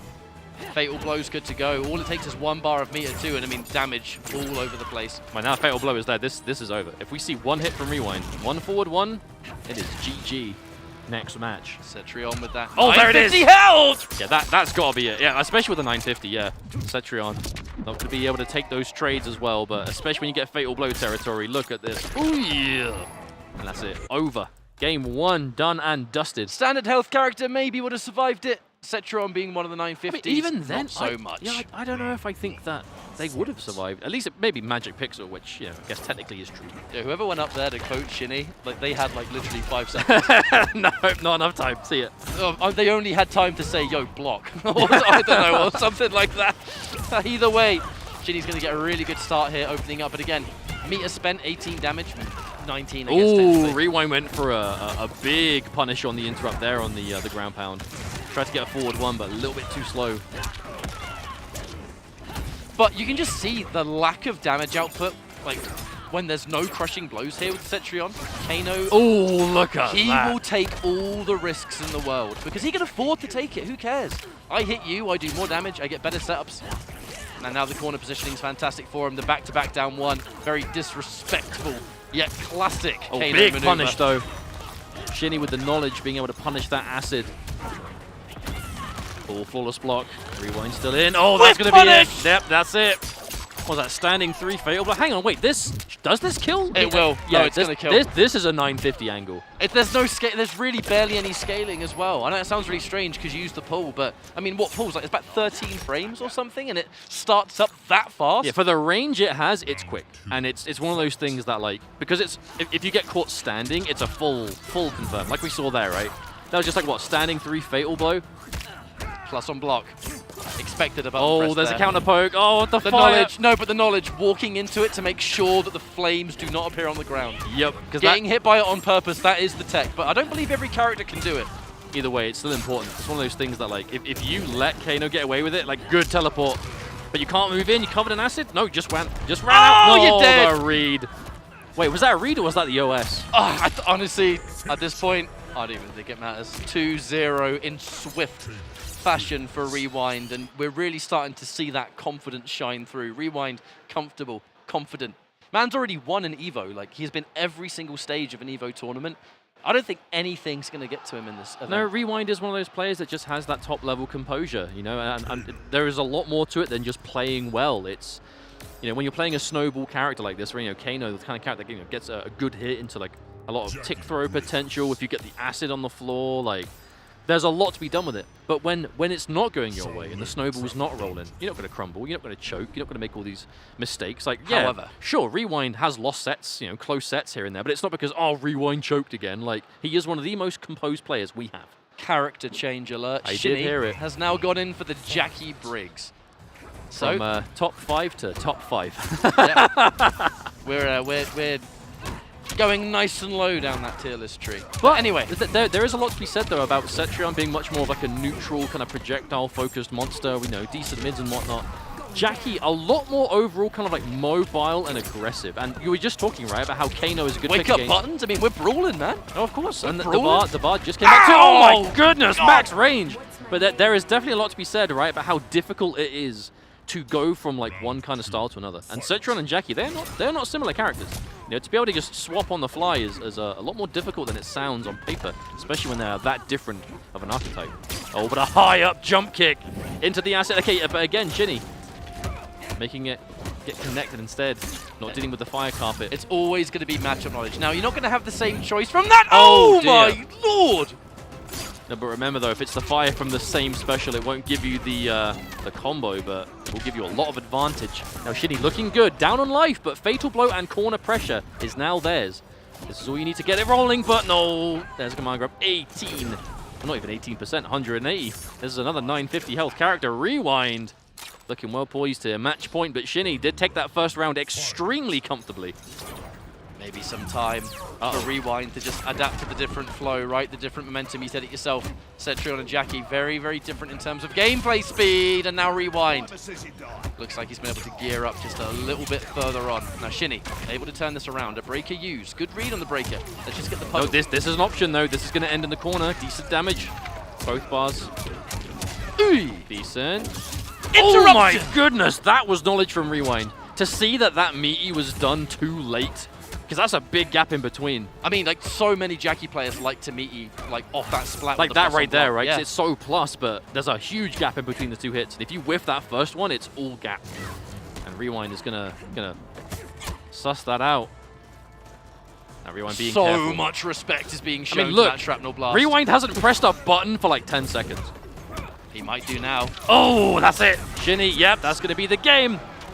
Rewind, I think Rewind was kind of just waiting for something that never came, but you're saying the patience and Shinny using it to run away with it. And but this is where the character change is going to be coming into play. Nope. Sounds like we've just gone straight back into it. No, I mean for Shinny, like to swap character and then instantly win the round, like or the game. Not like 2-0, but a good win for sure. That's where the character change is going to really be worth it. See, I've been on the mindset of, well, you know, Rewind used the Kano to essentially take off the Cetrion from the table. You think maybe he's got a better pick for Jackie? But even then, does like, he even need one? I mean, look at this round. Yeah, but we're seeing a lot of comfort here. Rewind, one of those players that really knows the Oh, intricacies, come here! especially if these really common characters. You know, Jackie very strong, but everyone plays Jackie, right? Like there's a lot of people that have at least a pocket Jackie. And hang on a minute. Amplify Knife going to do good things, and that is going to be a swift round for Rewind again. But then again, Shini was in this position before and managed to make it work regardless. So I'm definitely not ready to say this one is done. Had a little bit of adjusting to do earlier on in this set, that game that Shini just took, especially off the back of that dominant round one. Whoa! Oh, the pickup of that! All right, Rewind. He dropped his lighter. Oh! And the neutral jump, we're just going to take damage. 1900, that's a lot of damage. 190, yeah, that's one hit kill jump kick, mate. Love it. Did I mention I was jet lagged? Anyway, let's jump in now. Rewind on this comfortable match point. And Shini, so much work to do. Oh my, I love it. It's going to be scary, though. Can he do it? No, but empty jump in. No, tried it again. No, Shini tried the exact same thing again. It maybe could have worked. We saw an empty jump into instant shrapnel. And it did catch out clean, and it looked like Shini tried to do the same thing again, but just got instant jump punch instead, unless it was some next level read. But regardless, Rewind is going to take it. But definitely a good effort from Shini. You know, to go from a character like Cetrion to Jackie, of course, yeah, both characters are really solid, but they are very different. And it is not easy to play both simultaneously. And Shini, unfortunate end. It definitely looked like somewhat of a mistake. But it is what it is. And I know what you've just seen, and I'm going to let you take the floor because I can't wait. I can't wait. So we have the biased commentary incoming. We have the list. We have the list in front of us. Looks to me like our next matchup is going to be VideoGamezYo versus Conqueror. The Conqueror. This is some of international Mortal Kombat's absolute best right here. You know, absolutely. we have VideoGamezYo, who has been a real pioneer of the modern Mortal Kombat scene in the UK. Conqueror, who is just an absolute animal. And really one of the original Sub-Zero players that brought success to the character, which I know sounds weird, but there was actually a time where people were looking at Sub-Zero before customs. In year one, Sub-Zero was kind of like a character that everyone hated to fight, but didn't see that much competitive success. Like, no. Not none, you know, not zero competitive success. But customs are definitely what pushed Sub-Zero into the menace he is now. Absolutely. Because, you know, Dead of Winter, yeah, you had the deep freeze, but you had the cold shoulder instead of slide, and that alone made such a difference. But my point is that we actually have two players here that have had such a journey in MK11, yet their styles are quite similar. They're both neutral, super, super neutral heavy. Not going to take too many risks unless it's absolutely necessary. Really not taking any risks at all, to be honest with you. Conqueror likes to play sub, but barely even mixes. Like, they have such amazing similar styles in terms of how patient they can be. I really like Conqueror's new haircut. It does look cool. That looks sick. Now, I haven't seen Conqueror play in some time. We know Sub-Zero's the favorite. No. Won a tournament with Rain, you know, like... Conqueror was... Has there been time to develop, perhaps? Conqueror was a conqueror of the pro competition. You know, that really is what led Conqueror to kind of that year one success. And then when we saw year two, everything went online and we saw the online pro comp. Conqueror was right there the whole time. And I know for Latin America, because obviously Latin America is such a humongous just hub for Mortal Kombat. Not just competitive, but... Name your game, too. No, for real. Like, I would go as far to say I'm fairly certain South America in general has the largest classic Mortal Kombat I agree. I think in the world. If we're talking pound for pound, passion for the game, I think Latin America has the rest of the world beat by some significant margin. In terms of like size, genuine enthusiasm, passion, dedication, and there he is right there, you know. Let's make sure that that Brazil flag is nice and on show as definitely a player that has not single-handed put Brazil on the map. Of course, you know, we have players like, of course, over time, you know, we saw previously in MKX and... KillerXionk, man. Yeah, KillerXionk. One of the originals for me. The Tremor, and Johnny Cage, of course. We can't forget the Johnny Cage. I'd frame that. But at the same time, VideoGamezYo, I really want to say, and again, we'll try not to be biased. We're not going to try very hard, but we'll do our best. Oh, man, Jordan James is on the stream. No, but here's the thing. VideoGamezYo is one of those players that had played fighting games for a little bit casually, didn't start competing until MK11 came out. Had some success in year 1 of pro competition, you know, went out to Celtic Throwdown, did some London locals, playing Jax and Shao Kahn, and just playing who he wanted, and was like, I like the game a lot. Of course, he and his brother, Josh TQ, both in the same kind of boat. But VideoGamezYo, Josh, no doubt you're watching. Oh, of course. You know, whatever time it is back in the UK, trust me, we feel it. Because jet lag kind of kicks in. But my point is, he's always been capable of greatness, but only had a few opportunities to show it and was not always able to. You know, we were talking before about a player like Rewind, never chokes, really composed, very experienced. I kind of feel like, at least for like the first year and a half of the game, VideoGamezYo was kind of the opposite end. Had all the potential, but could never really put, you know, pen to paper, as it were, when push came to shove. But now we saw top 8 at Combo Breaker, absolutely storming through his pools, winner's side, playing the comfort character Shao Kahn along the way. This is going to be a hard match. This is the new VideoGamezYo. This is the VideoGamezYo playing at his best. That is what we have here at EVO, and that's what I want to see. And there comes the Johnny Cage, Sub-Zero. This is a classic matchup. Wait, purple Sub-Zero. Yes. You take nothing seriously. It's rain, but with frozen water. Froze the water? Right. Here we go, Conqueror and VGY. This is, for me on paper, one of the matches I would want to look at. Because there's the counter immediately, so good. It's not every day that a Sub-Zero player starts the first hit with a confirmed counter hit forward 2. That is like, we're talking about Conqueror, kind of plays a bit of a safer style. That was a hit confirm 100%. I can guarantee you Conqueror would not have finished that on block. Like, this is a player with immaculate neutral, impeccable hit confirms. And Sub-Zero, very good character for that. But at the same time, we're talking neutral hit confirms. Johnny Cage really knows a thing or two about that. And we're talking about comfort characters a lot. Yes, we know that Shao Kahn is VideoGamezYo, like one of his favorite characters. Oh, that was not intentional. Oh, armor break.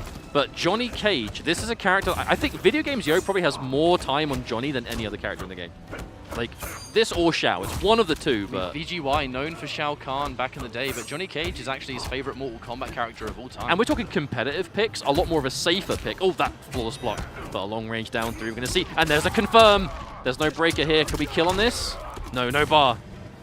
Don't get frozen. That fatal blow still gives Conqueror an opportunity. No, this is a life lead, but may as well not be. This is Sub-Zero with fatal blow we're talking about. Oh, the chase down. That was bold from VideoGamezYo, actually. We saw the forward dash into the poke. That was a confident, I know you can't afford to be overly aggressive here, so I'm going to chase. And just so you're aware, stream, I assume we might have done some kind of console restart or something, because obviously, yeah, we haven't got the lowered health bars, so I assume we might do that at some point. But either way, it can be something as simple as a player picking the wrong profile or, you know, sitting down at the wrong time. You never know. But we're aware. Fret not, we do know, and it will be sorted. No confirm from Conqueror. It's a very rare... There's been a couple of instances going into the ice ball by accident in the first round, second round missing that confirm. Conqueror normally, I'd say, just shy of perfect. He's definitely one of the more reliable players, I think, in the... Empty jump down 4. I mean, this is what I mean by patience. Empty jump down 4. No, but these are two players, like, they know the flawless block game. They understand that you can't be overly aggressive with jump-ins. You have to kind of, like, bait a lot of empty jumps. Like, we are playing at the level here that you will not see in general gameplay. You know, these are two players. They are seasoned veterans of the game.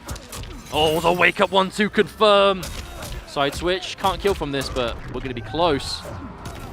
VGY trying to sort of really squirm his way out Ooh, here. Long range. But wait, fatal blow and cancel. This could be dangerous. That's exactly what I was thinking. Now Conqueror. Oh, patience for the down 4 of his own. Now corner positioning.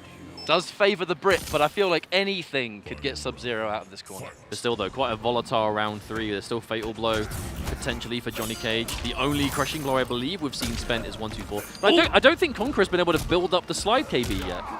Not yet. I don't think unfortunately, dropping that combo too, trying to get that cross-up jump 3, just completely doesn't manage to get it and gives up corner positioning because of it. Good throw tech. Another one. These are definitely two players that they understand what it takes to tech throws in this game, especially mid-screen where it's practically a 50-50. There's always some degree of what direction is better for me to get thrown in, and they're just so aware of it at all times. Now Conqueror really trying to threaten that back 3. That's one of the more hit confirmable, kind of like closer range strings, but because it has that low on front, quite dangerous. But again, Conqueror, one thing we've not seen too much.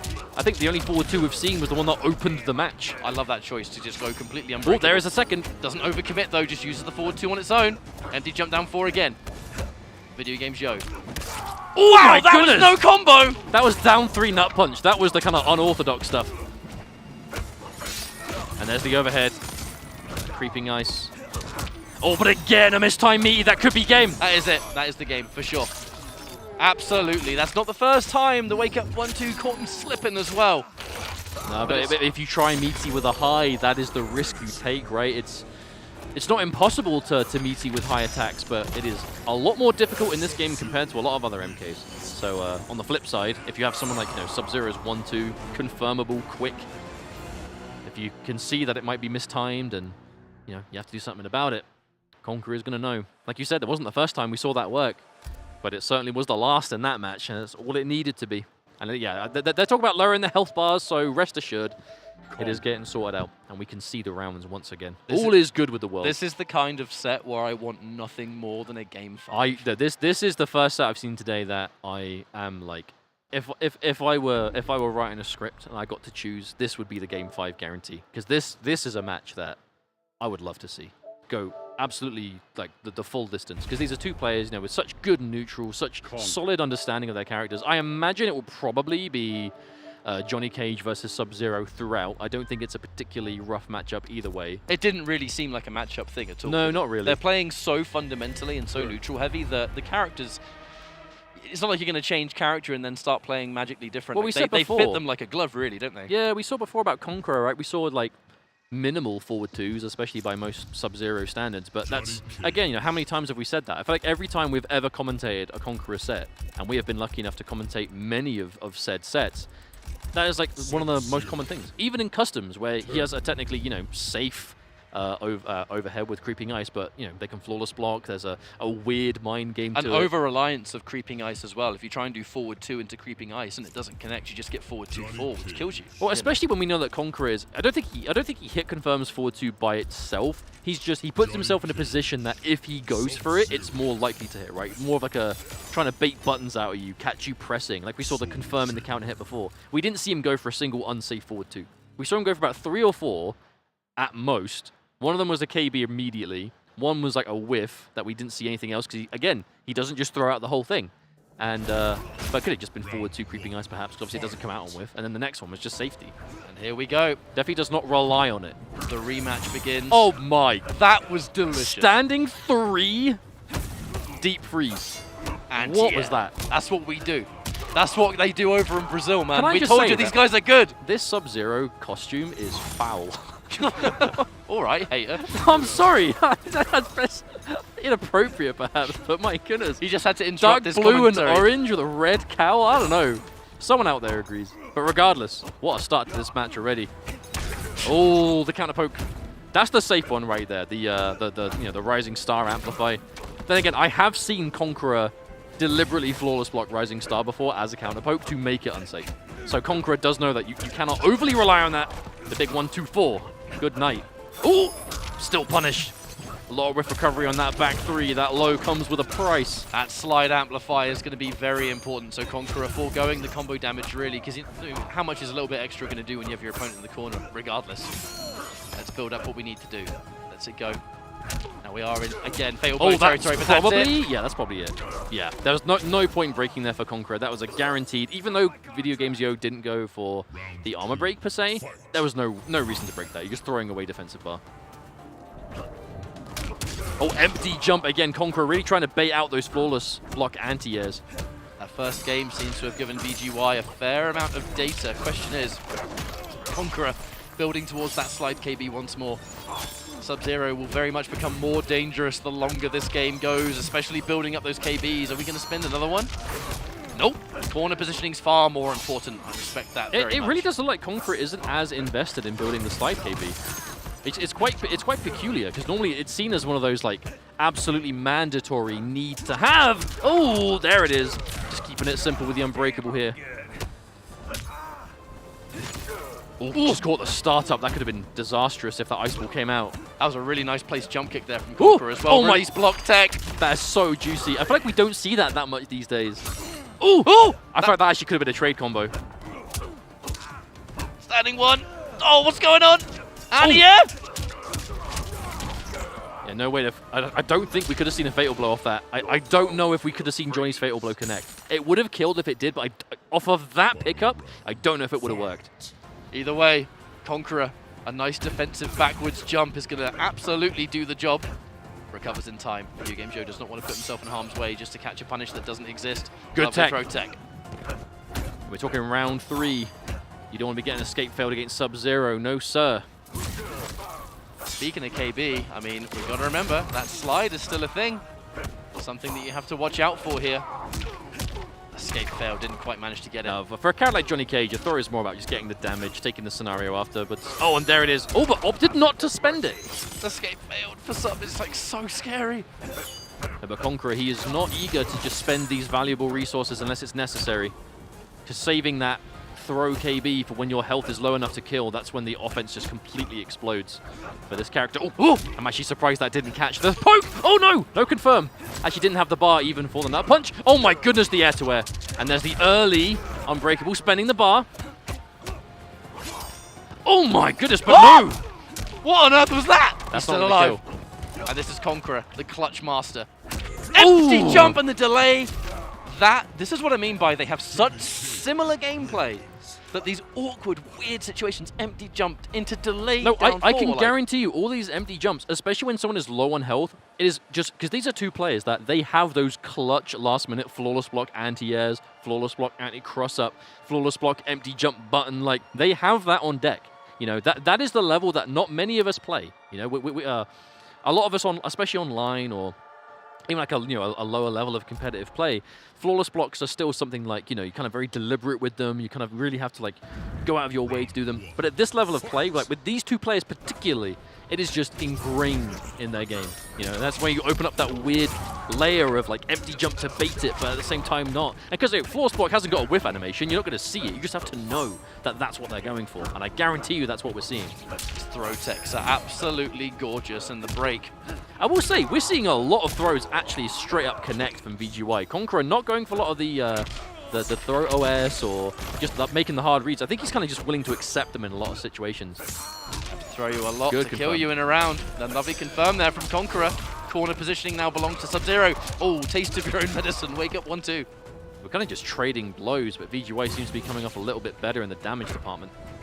As Conqueror just has not been able to find that big, substantial hit. I just had to say it. Ooh, that's the round, surely. I mean, No way. That does not kill at this health. Are you sure? No, this is going to be... Are you sure? I mean, hang on a minute. I'm talking about the next round. I believe you. I believe you. Yeah, I was not talking about this round. I'm talking about next game. Cool, man. Yeah. That did a lot of damage. Yeah, that's what I said. It was going to kill. Anyway. Ooh. If he committed to that, that would have been a full combo, but a bit too far away to believe in it, perhaps. I was literally just saying about how, like, VGY had just been getting better of, like, the little damage trades, but Conqueror was low enough to get put in that Fatal Blow territory. Ooh. I'm going to pretend we didn't see that. All right, there's the throw tech. Oh, there's the effect. But again, Conqueror. I think Conqueror would rather just establish the threat, but not get, like, the big payout. But the weird thing is, Conqueror does have Creeping Ice, but does not want to overly do it, I suppose. This is much more of, like, the Year 1 Conqueror style. Content taking the chip right now. Kind of hard to say, wow, that was a big hit. confirm. That just came out. Delayed back three. Really trying to open up VGY now. Tries to whiff punish. No one home, though. Now that should be it. If VGY does not drop this combo, it is going to be tied up. And no drops here. Not at this level of play. We're playing for winner's side top 32, mate. Not going to be dropping that combo. And now we are dead even once again. Conqueror. Plenty of meter left to go. A lovely tech there from VGY. Oh, get back down here. These are two players known for using their sweep in footsies. I did say they were similar. Lovely deep freeze there from Conqueror. Knows the break's coming. No attempt to throw tech there. I think VGY again just try not to make any kind of rash decisions. Just take the throw now. Don't threaten the escape failed. But you have to remember, Conqueror did have to use Fatal Blow to win round 1, and that is a big threat off the table. And again, Conqueror has not been able to build up that slide KB at all. So that typical round 3 Sub-Zero, right, where there's the slide KB, there's potential Fatal Blow, there's 1-2-4 KB. Conqueror doesn't have a lot of that in round 3. So it's a bit more of like a continuation. But there's a big commitment there. That deep freeze. No, misses the KB. That's disastrous. That was the damage. That was the damage. It wouldn't have killed, but it would have put VGY in like a one-hit territory. No commitment to the full string. VideoGamezYo being as safe as possible. Oh, doesn't get the air-to-air. It's a trade. That's good for Conqueror. Very good indeed. Oh! Oh! No! Actually, could he just let the Fatal Blow rock? I don't know why VideoGamezYo... He cancelled it! Yeah, but that's what I'm saying. Oh, yeah, you're right. Maybe, okay. Oh, my lord! That was out. Yeah, that is absolutely a huge error from VideoGamezYo. If that was just 1-2 Fatal Blow, which if it doesn't work, blow me up. Sure, it's like a knowledge thing. But I'm pretty sure 1-2 Fatal Blow would have worked. I know, but here's my thought process. I wonder if in the heat of the moment he just thought he had the shades. It was in such I feel like it was in such a tiny little time frame that maybe the cancelling was on the cards, whether it hit or not, because he wasn't 100% sure. No, actually, I think you're on the money here. Because that was fast. I think that was going to be a cancel on hit or block situation, because that 1-2 is not an easy confirm with Johnny, if at all possible. But still, but now, okay, not as many empty jumps right now. We're actually starting to pull the trigger on these flawless block anti-airs. And the pace is starting to amplify a little bit, but you got to watch out, because Conqueror, he's still scouring out those pressures on Wake Up, man. Wake Up 1-2 coming in, and now 2-1 for Conqueror. If Conqueror wins this, that is winners top 32. That is going to be a good result for Latin American Mortal Kombat, I can tell you now. Absolutely. Okay, and there's the development. We saw the flawless block into up 2, blocked, scouted out, and then again, immediately an empty jump. But now we go, another hit. And there it is. Now we're getting those round 1 EX slides. Scary time to land them, because Sub has plenty of time to land more. Oh, just the walk up into the back 3, and Conqueror is starting to bring this one home. However, it's not an impossible scenario for VideoGamezYo. We have the corner, we have Fatal Blow, but do we see the Wake Up? Nope. Patience. There's a throw tech. Ooh, I don't know about that. VideoGamezYo, that I can only imagine was either a read or an input error. Regardless, no amplify. Match point for Conqueror. 1 round left to go, and it'll be sending VideoGamezYo into the absolute shark tank that is losers bracket at Evo. No one wants to be there. I don't know what's going on there, but VideoGamezYo letting that just raw meterless rising star rock twice now. I'm not sure if that's like an input error or just a big decision or something that I'm just not seeing, but regardless. It is that absolute iron, rock-solid defense that has always made Conqueror such a scary opponent. There's the breakaway. And another again, 1-2. that Wake Up 1-2, VideoGamezYo really consistently going. Oh, and there it is. Consistently going for these meaties just at the missed time, but a big air-to-air again, VideoGamezYo. Wake Up down 1. I mean, he must just be challenging it from that range, right? I mean, is Cage going to get something free if you Wake Up down 1 there? No, VideoGamezYo has consistently been missing these meaties to the point that Conqueror is pressing more than not, just because it's working, right? Oh, but there's the big hit. Hang on a minute. Is this going to kill? No. Oh Back my to goodness! Back. Oh my lord. It's so hard to commentate this set, man. It really is. I'm not going to lie. It is so tense. But where's it going to be now? The match point for Conqueror does continue. VideoGamezYo needs this round desperately to keep the life up there. Decent pickup. Now Conqueror back to the wall. Johnny Cage not known for the greatest corner mix, but it's the damage that goes up. 1-2. Those EX fireball combos. Punish! Oh, that was a confirm. Yeah, that was absolutely breaking at the magic moment to get the punish. But not a lot of bar for VideoGamezYo. Expensive sequence. It has resulted in the life lead. Ooh. Oh, and there's another throw. Conqueror can still make this happen. This is Sub-Zero. Oh my goodness. About. That was a lovely confirm. Yeah, it caught the recovery of that down 3, I think. There's a counter poke. Counter poke, going for that poke into fireball just to try and catch. And there's Absolutely a flawless block. Gorgeous flawless block right there, Mustard. And the Fatal Blow's ready. But can he have a chance to spend it? That is the question. The down 1. You got to watch out for the potential mix here. Conqueror pushing it through. There's the 2-2. Oh! Down 4. Overhead! No commitment this time, though. Oh my goodness, and the throw! This is make or break. But, I mean, what is it? Is it Wake Up? Is it button? Is it jump? Jump is the one! You see him leaning back in his chair. There were so many potential options on Wake Up there that you had to just make a hard call out. You had all the meter in the world to do Wake Up roll, Wake Up up 3, Wake Up button, which has been working. In that case, my man just held north.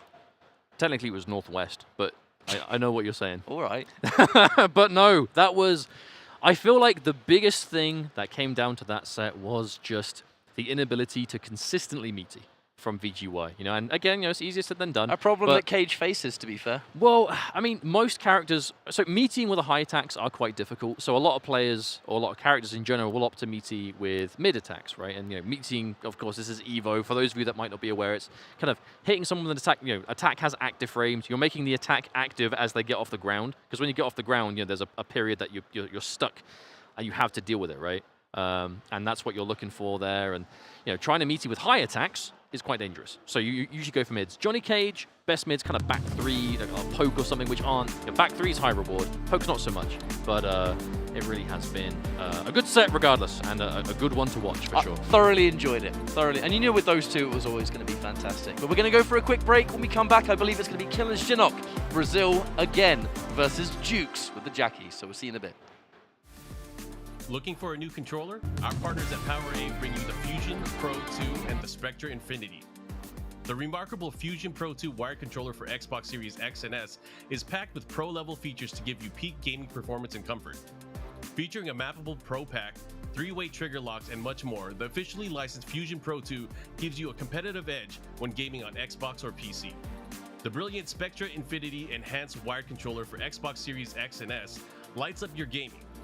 This one-of-a-kind gamepad offers tons of color combinations you can customize, plus 3-way trigger locks, dual rumble motors, and more. Officially licensed by Xbox, the Spectre Infinity is compatible with both Xbox and PC platforms. Learn more about both at PowerA.com.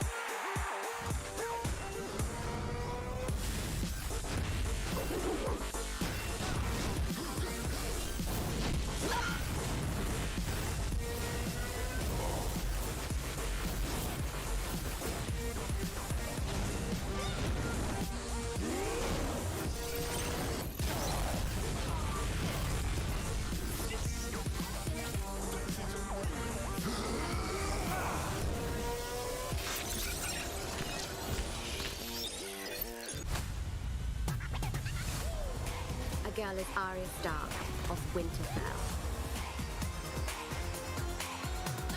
Time to eat somebody. I am here.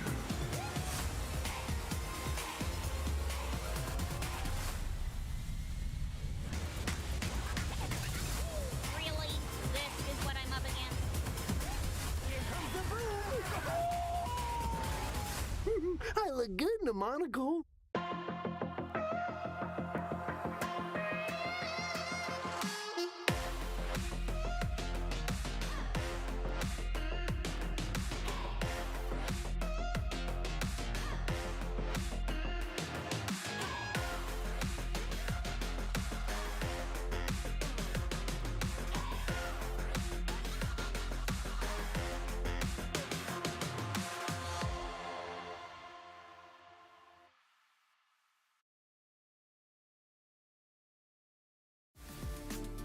Shout out to our partner Rushdown Revolt, a free-to-play, fast-paced, and combo-centric fighting game.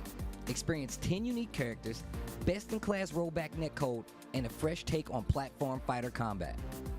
The game's signature spark mechanic lets you cancel any attack into a dash and sets you up to combo opponents like never before. Their alpha is available now on Steam with an open beta release coming August 30th. The beta will have new stages and a new stance character, the chain-wielding assassin Reina. That reactionary whiff punisher, he just slows your opponent down, but Tekamaster, again, he plays with no fear. Reactions again. This is not working out. That acid drop is just giving free damage to SonicFox at this point. He has to watch out. Doesn't quite get what he's looking for there. Minimal chip damage as well. And this is scary territory. Watch out for the whip! What? He actually reached! I think SonicFox for sure was trying to whiff punish, but it still worked. He was definitely betting a flawless bomb down the forward 3 as well. Fatal blows locked and loaded. And he's scared to throw the acid now. Doesn't want to get whip punished. Kinda likes that. And this is the variation of Cassie that gets unbreakable. 1 round away now. SonicFox will be our first player in the top 8 for EVO 2019. Not unless Tekamaster has anything to say about it though. He has hella crushing blows. He's got the fatal blow. Oh! The scud shot. There's one drop kick. We see another one. No, the mid comes through. And he's now starting to fight back. Ooh, excellent. Ooh, very clean combo from that down 2. Oh, SonicFox just refusing to hold these mids. Why can't I hold all these mids? And oh no, I definitely feel like he was going for it and decided last minute. Okay, no Ania here. The Tekamaster doesn't want to overextend, right? Like he doesn't. SonicFox is the comeback king. He does not want to give him that opportunity. Yeah, right there. He wasn't. He's content blocking these jump ins. He doesn't want to get jumped in on, lose a bunch of unnecessary damage. Oh, that was definitely a read on the roll, 100%. Now Tekamaster, he's not even attempting to tech these because it's going to take a lot of throws for SonicFox to be able to bring this back. And it's starting to slip away just a little bit, but there's the confirm. Oh, I wonder what that was for. I'm not sure he really banked on that hitting, honestly. Okay, what is it? Watch out. Back 2's come through again. Down 4. Now it's danger territory. Remember, Yas Queen can confirm into fatal blow really easily. Oh, okay. Both players. Whoever wins this round is going to be top 8. Let's go, Mustard. Tekamaster, he's got a smile on his face. You know, he's feeling it. Oh, wow, the preemptive standing one from SonicFox to catch the drop kick. I've never seen that before. Oh, the crouch! And there's the whiff punish. There was no defensive bar from Tekamaster either. That was a huge risk. What a throw escape. What a throw escape. So hard to gauge which direction it's going to be from this part of the screen. And he's clipped by the mid. Unbreakable damage incoming. Into the restand. The down one, the challenge. Tekamaster refuses to hold this offense. And there it is, the block again. No resources here for SonicFox. Just builds a bar of defense. Offense is coming up now. Their shoulders slowly but surely they get in the way. Oh, the whip on the down 2. No breakaway here either. This could be a combo into the acid. If he confirms it's a fatal blow now, it's going to be game over. He catches him. The throw tech. He has to watch out. The dash it again. The throw tech is going to go back to back. Tekamaster does his to win. Oh, no. Oh, he's going to come down to the auto shimmy. One. This has gone down to the wire. Almost all of these matches. That was 1-1 final hit. And Deoxys is up 2-1 on Tweety. Talking about his first top 8 here at Evolution. He's playing great. Playing like a veteran here. Yeah, he really is. Well, as I said, he has already won two majors this year. That's definitely going to give you a little bit of confidence. How many times he's going to have the cojones to wake up with 1-1, and he's 3 for 3 on it in the past 3 rounds. Charging it up. Yeah. Cool to see the development of Gears. When the game first came out, people were rarely doing that. They were just going in for the regular big damage, but now people are, you know, we've been exploring it a little bit more. Yeah. I like how he's like resetting the game. What's up, everyone? Welcome back. You're currently watching EVO 2022, where our next stage of the bracket is continuing. The matches have been absolutely juicy, and they're going to continue to be juicy. As up next, it's going to be a little bit of an error there with the schedule. It's going to be Jueks going up against Scorpionprocs. So we've already seen one of the twins. Now we're going to see the other. Jueks, loads of support from America. Very, very much so. And Scorpionprocs, gonna be one hell of an opponent, I think. I mean, you could say that again. We have a situation where Jueks is gonna have like the majority of the crowd behind him, but Scorpionprocs, and we're talking about the domination of Nicolas and Scorpionprocs as a pair. Now, being completely fair and honest about, you know, results as of late, even though we did see the twin grand final at CEO at the beginning of the year and Combat Breaker, it was Scorpionprocs of the two of them that seemed to be more prone to those close Game 5 last round scenarios. Now, that could either mean that we have ourselves a potential for a really just immaculate set, which I'm sure we will see, but You fought well. we are seeing the Kotal Khan. This is one thing different already. Now, normally, Scorpionprocs, they both play like Fujin and Cabal, but I feel like Nicolas is more akin to the Cabal, and Scorpion was more the Fujin. But this time, it's going to be the Kotal Khan. Now, I believe Scorpionprocs actually has been keeping some pretty secret Kotal Khan tech. Well, maybe not secret, but some solid strategies that have since become quite common. So a lot of knowledge with this character. That definitely one of those, again, added to his impressive list of characters. But, you know, Jueks, maybe one of the most definitive Jackie players in the community, especially over the last few years at the very least. Very solid, a lot of good results in the online realm. And now we're looking to bring that success to EVO 2022 against one of the favorites to win the whole damn thing, Scorpionprocs. However, it's been a really good start for Jueks so far. However, with the nature of it being Kotal Khan versus Jackie, especially off the back of that command gram hit its mark, I feel like anything now is going to be able to take that round. Fatal Blow hits its way. I mean, come on, that's what he wants. However, there's no way Jueks doesn't know that. Definitely going to be careful here. We're playing the wonderful game of don't get hit right now, and unfortunately, Jueks did get hit. Command grab central. Oh, the rollout. Patience, flawless block. Plus bomb block as well. Oh, that short hop really scared me. That one scared me even more. Now, that was definitely a flawless block bait, and Jueks, again, just like it takes a lot of discipline to just let go an empty leap from that far away when you're that low on health. That is, you're specifically looking for something. And unfortunately for Scorpionprocs, Jueks was bang on the money. Command grab. Yeah, another's going to hit its way. Oh, this is actually top 32. This isn't one of those top 64 qualifier. We're already in top 32 now. We've been winning. Yeah, this is for top 16. This is one match away from top 8 after this. Oh, and there it is again, the grab. I can hear the supporters from here. That Scorpionprocs just has the squad from Latin America. Here comes Jueks. Lets it go and keeps a hold of the meter. The grab as well. Plus on block. Nah, just get the knockdown, mate. Oh my god, that hurts. There's a lot of damage on the floor right now that Scorpionprocs does not want to deal with. Trip guard is delicious though. And we'll keep it nice and simple. One round apiece. I mean, let's go. I feel like it's quite uncommon to see that like forward one ender. I think that catches breakaway perhaps because we didn't see the full combo, but that did seem to both hit catch. Big whip punish! Oh no! And whenever you've got the launcher, this is damage central and still advantage. So good to break out, but you are not safe yet. Our best music in the game kicking in. Let's go. Bring the subway back, please. And while you're at it, Zarek and Sector. Anyway. Oh, good block. That must have been a fuzzy on that overhead. There's the plus on block. Jueks being very respectful here. You have to be. You can't press when it's not your turn. Not against Kotal. Mustard. He's going to put him near the corner. Slam him twice. Give him that damage buff. Not quite close enough yet, but the big whip, that was dangerous. Any hit would do it. The threat of having your back there was enough, and now you see just the beam? I mean, the fatal, like, it would have lost to an immediate fatal blow, so I feel like Scorpion... Oh, no, hang on. Wait, no, this could be a one-touch situation. No! And the support is going to be real. Real Front from the row crowd. and center. Here we go. That was a good game one. That was a good game one. We got more where that came from. No, I'm telling you, man. Stream, we cannot stress enough. I don't want to sound like a broken record, but this is the story of EVO. Nicolas and Scorpionprocs, are they going to get another Grand Finals together? Because this is also the last event they're going to for this game, by the way. I was talking to DJ about it, and they're traveling together. They went to CEO, they got Grand Finals. Next on their radar was Combo Breaker, they got Grand Finals. Their final pit stop on this reign of terror is EVO. We are living it right now. This is the last chance the community has to not let them get that three-peat, that triple. Are you saying the entire community is having to come together just to stop the twins from being able to say, MK11? Yeah, completed it, mate. Yep. All right. Whether they'll be able to. Jueks able to challenge my goodness, the long-range anti-air. That was an MKX jump in. Yeah, like, that was crispy. I'm sure Madden did that once. Anyway, plus on block, once again, challenges the jump. Even chip damage here is dangerous. Everything. Look at the patience. Not press it. Why press? Look, wait for a spot where it's guaranteed to work. Oh.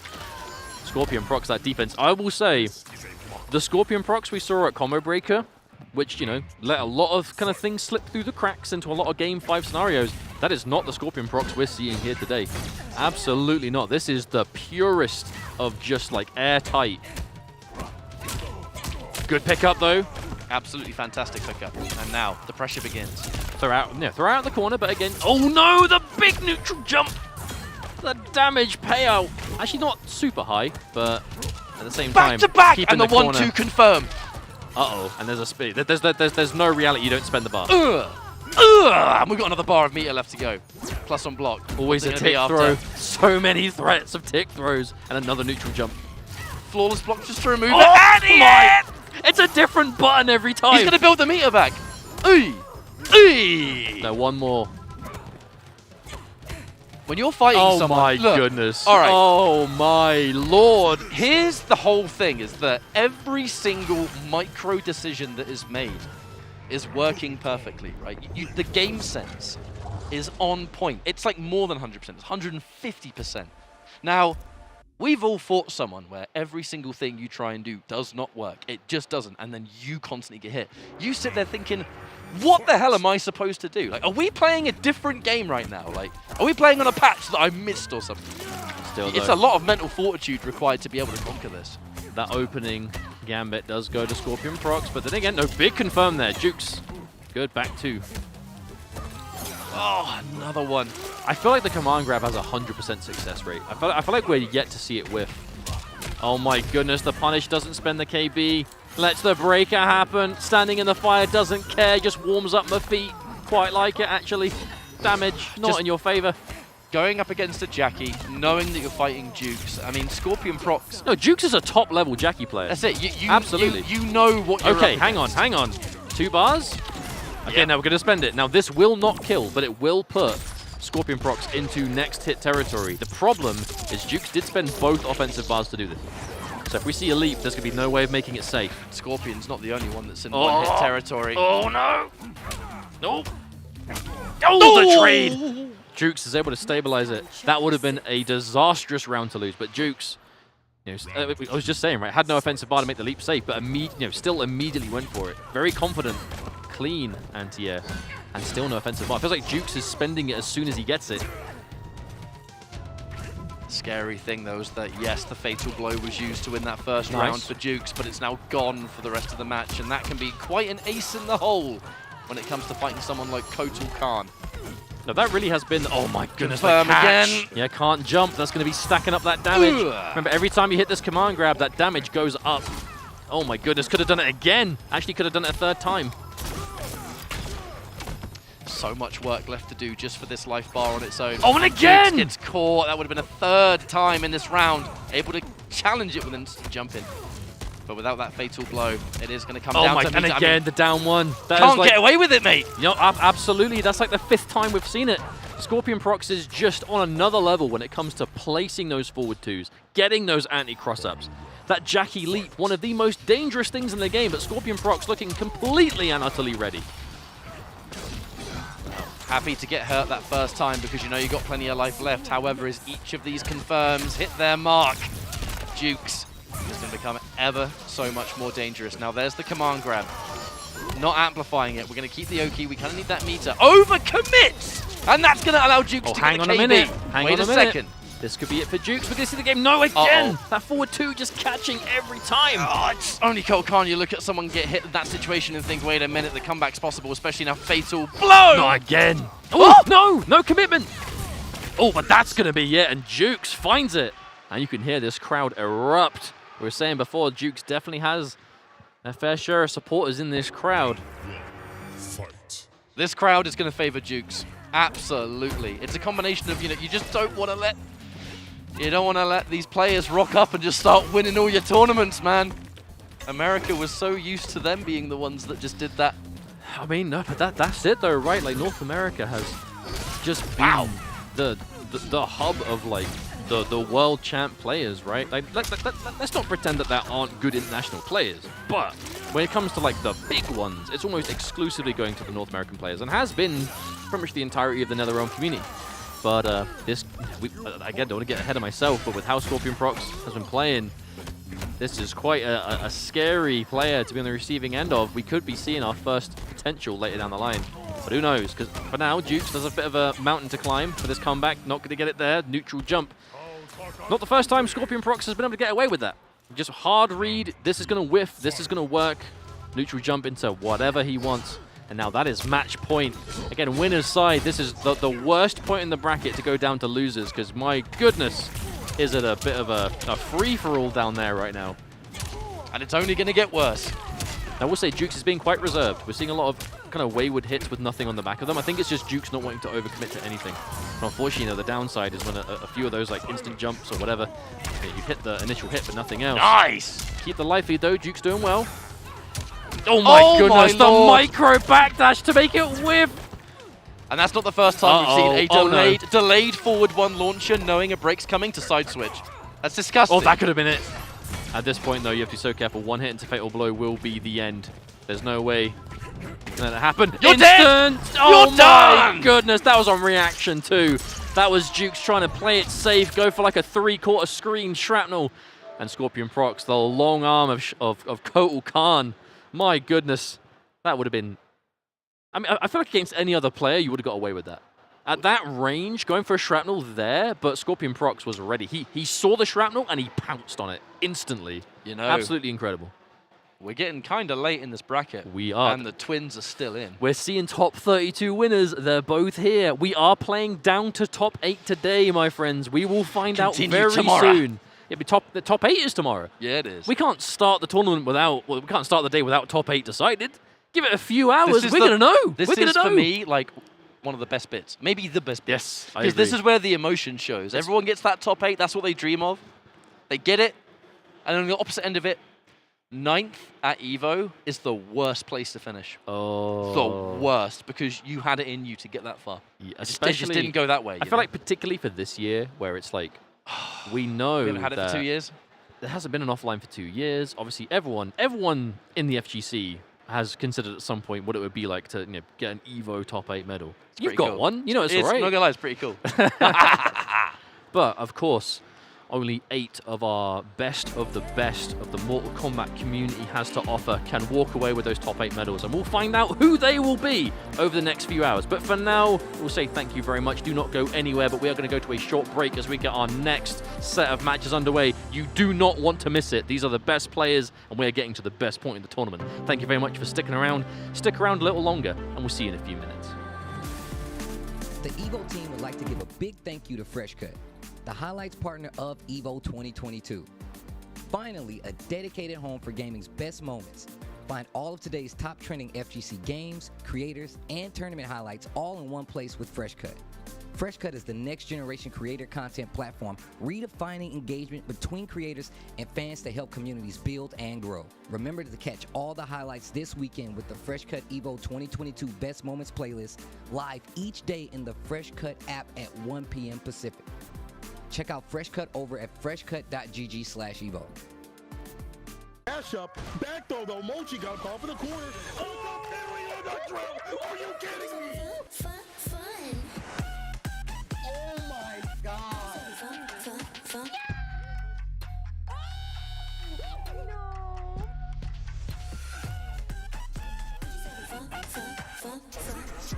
Let's go! That's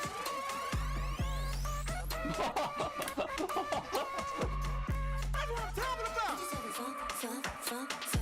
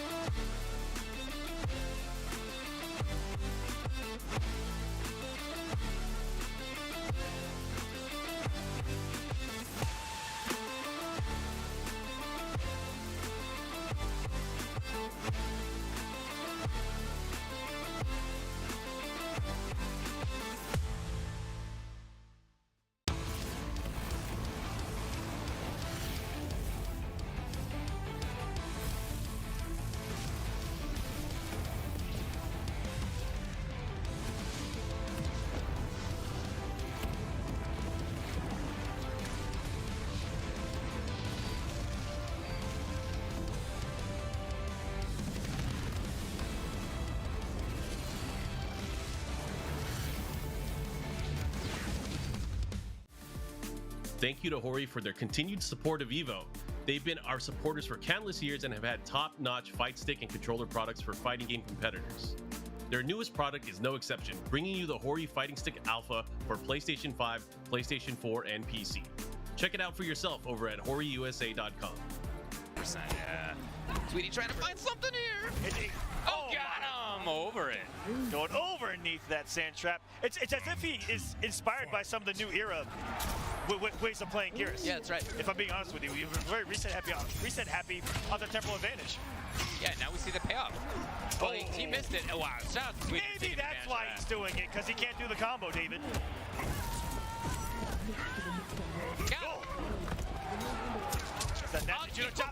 You know what? I gotta say, a taste of his own medicine right there coming out of Tweety.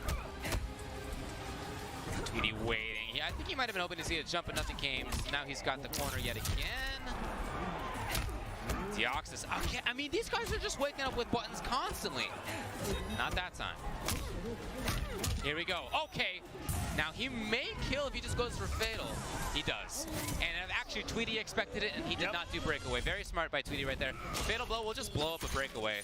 It breaks the armor that comes with the Breakaway. So Tweety knew what was coming, and he's just like, all right, fine. You know what? You spin your Fatal Blow, I save my meter. Go for it. Exactly. You save your meter. And that's what you see a lot of top players do is even in situations where something's not going to kill or could kill, they'll save that defensive bar in that last round rather than hope on or pray on a comeback. Joystick is at match point. Tweety's got to win this round and then yet another game. And he's dancing in. Oh, yeah, there it is, the cancel. That's one of the most devastating things about Jackie. Well, never mind. Let's talk about Deoxys' Gears right now. It can do the damage into the reset. She's trying to jump away. And just like that, you know, instead of cashing out on the damage. Because we saw the armbar before, and now it's rare that you see Deoxys. I'm surprised he wasn't teching for that. But you know what? This may be the end of Tweety. He had it loaded the entire time for the end of the match. That's what loading the Infinity Gauntlet does for you. And Absolutely. It was a good 1000%. It was a good choice. But one more game. Which one of these guys are going to get winner's side top 8? Oh, caught the startup of the shoulder charge. That's not great. Just traded both defense or both offense there. And a grab. I mean, ducking Shang Tsung, it's so risky. You eat 1-1 for days, and 1-1-4 is so confirmable. And the back 3 as well. If you just is convinced you're going to crouch from a range. There it is again. Oh, that would have been really nice. Oh, gets it again though. Full screen ground eruption. There's the distance. Now, reading potentially the shoulder charge or a gunshot. Samij doesn't overextend. That 1-1 is because it was just in case he tries to duck. That's always that kind of. Well, the shoulder charge is unsafe, but like it varies. The further away you block it, like the less minus it pretty much is. So Foxy just trying to go for the 1-1 just to establish the block. But Samij finds a throw. It's the shades of the first round again in the first game. Oh, the jump! And Foxy calls it out the grab. Now, what Foxy is doing is so simple yet effective. It really is Foxy all over. You have to find a game plan that beats everyone, you know, regardless of skill level. It has to be foolproof to be reliable in tournament. Now Samij, he's being patient now, does not want to overcommit. And I think as Foxy, he really goes for a lot of forward throws too. So whenever he does get these billions of grabs he lands, he's healing for it too. It's so scary in the hands of this player. Repositioning. Shang Tsung isn't really known for corner pressure. The Hell Sparks don't really combo. Very similar to Digital Soldier Cassie actually. But now, you can see just how content Samij is blocking. He is not really afraid of the grab. Caught the startup of the gunshots. No breakaway from Samij this time. Wants to save it. I think he's saving it for bigger. Oh, the flawless block on the amplify the corpse. I like that. Samij showing a lot of matchup knowledge and the whiff on the max range. And now send him full screen. Samij back and control the roll as well. Importantly, taking the meter away from Foxy, which is exactly what he wants. And there it is, man. It's going to be another situation where it's last round, both players. Importantly, though, Samij has Foxy's back to the wall. Best case scenario. We've seen this before. It went to Samij. Can Foxy fight his way out of it, though? And the patience again, Samij.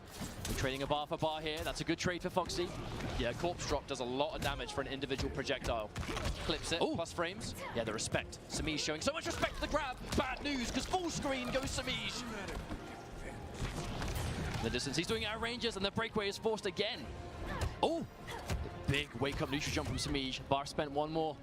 So much resources Smi just having to go through. Walks away, I think he tries to get an optimal punish, but misses the opportunity. The ground eruption is good. Foxy is finding himself so close to this winner's side top 8 Samij. He has the resources though. Do not count out Samij under any circumstances. He's been in the back foot before. Plus frames. He sits there and holds it. Blocks the level 3. Not enough, not enough, not enough. But it's a terrible situation. Anything will do. Corpse drop, and it's going to come through. Foxy Grampa maintaining his top 8. 100% attendance. Your soul.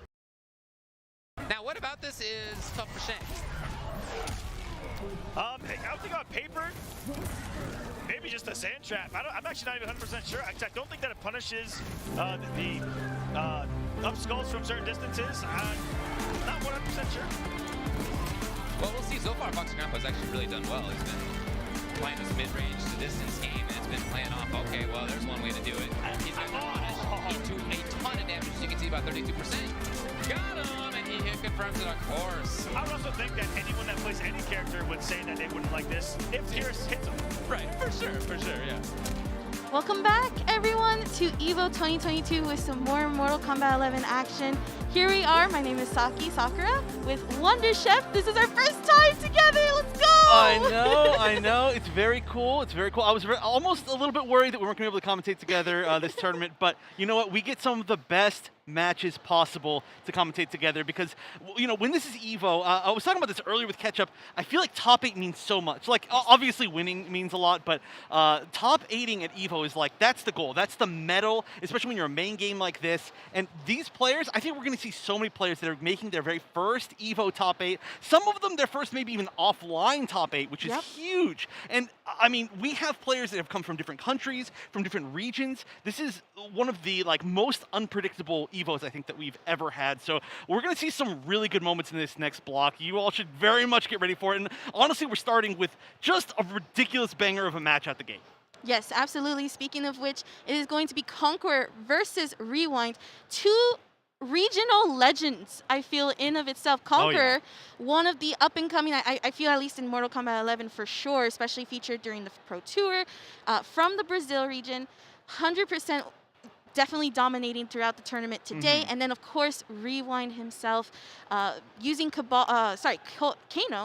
throughout the tournament. I feel like that's the person you want to look towards for Kano tech, believe it or not.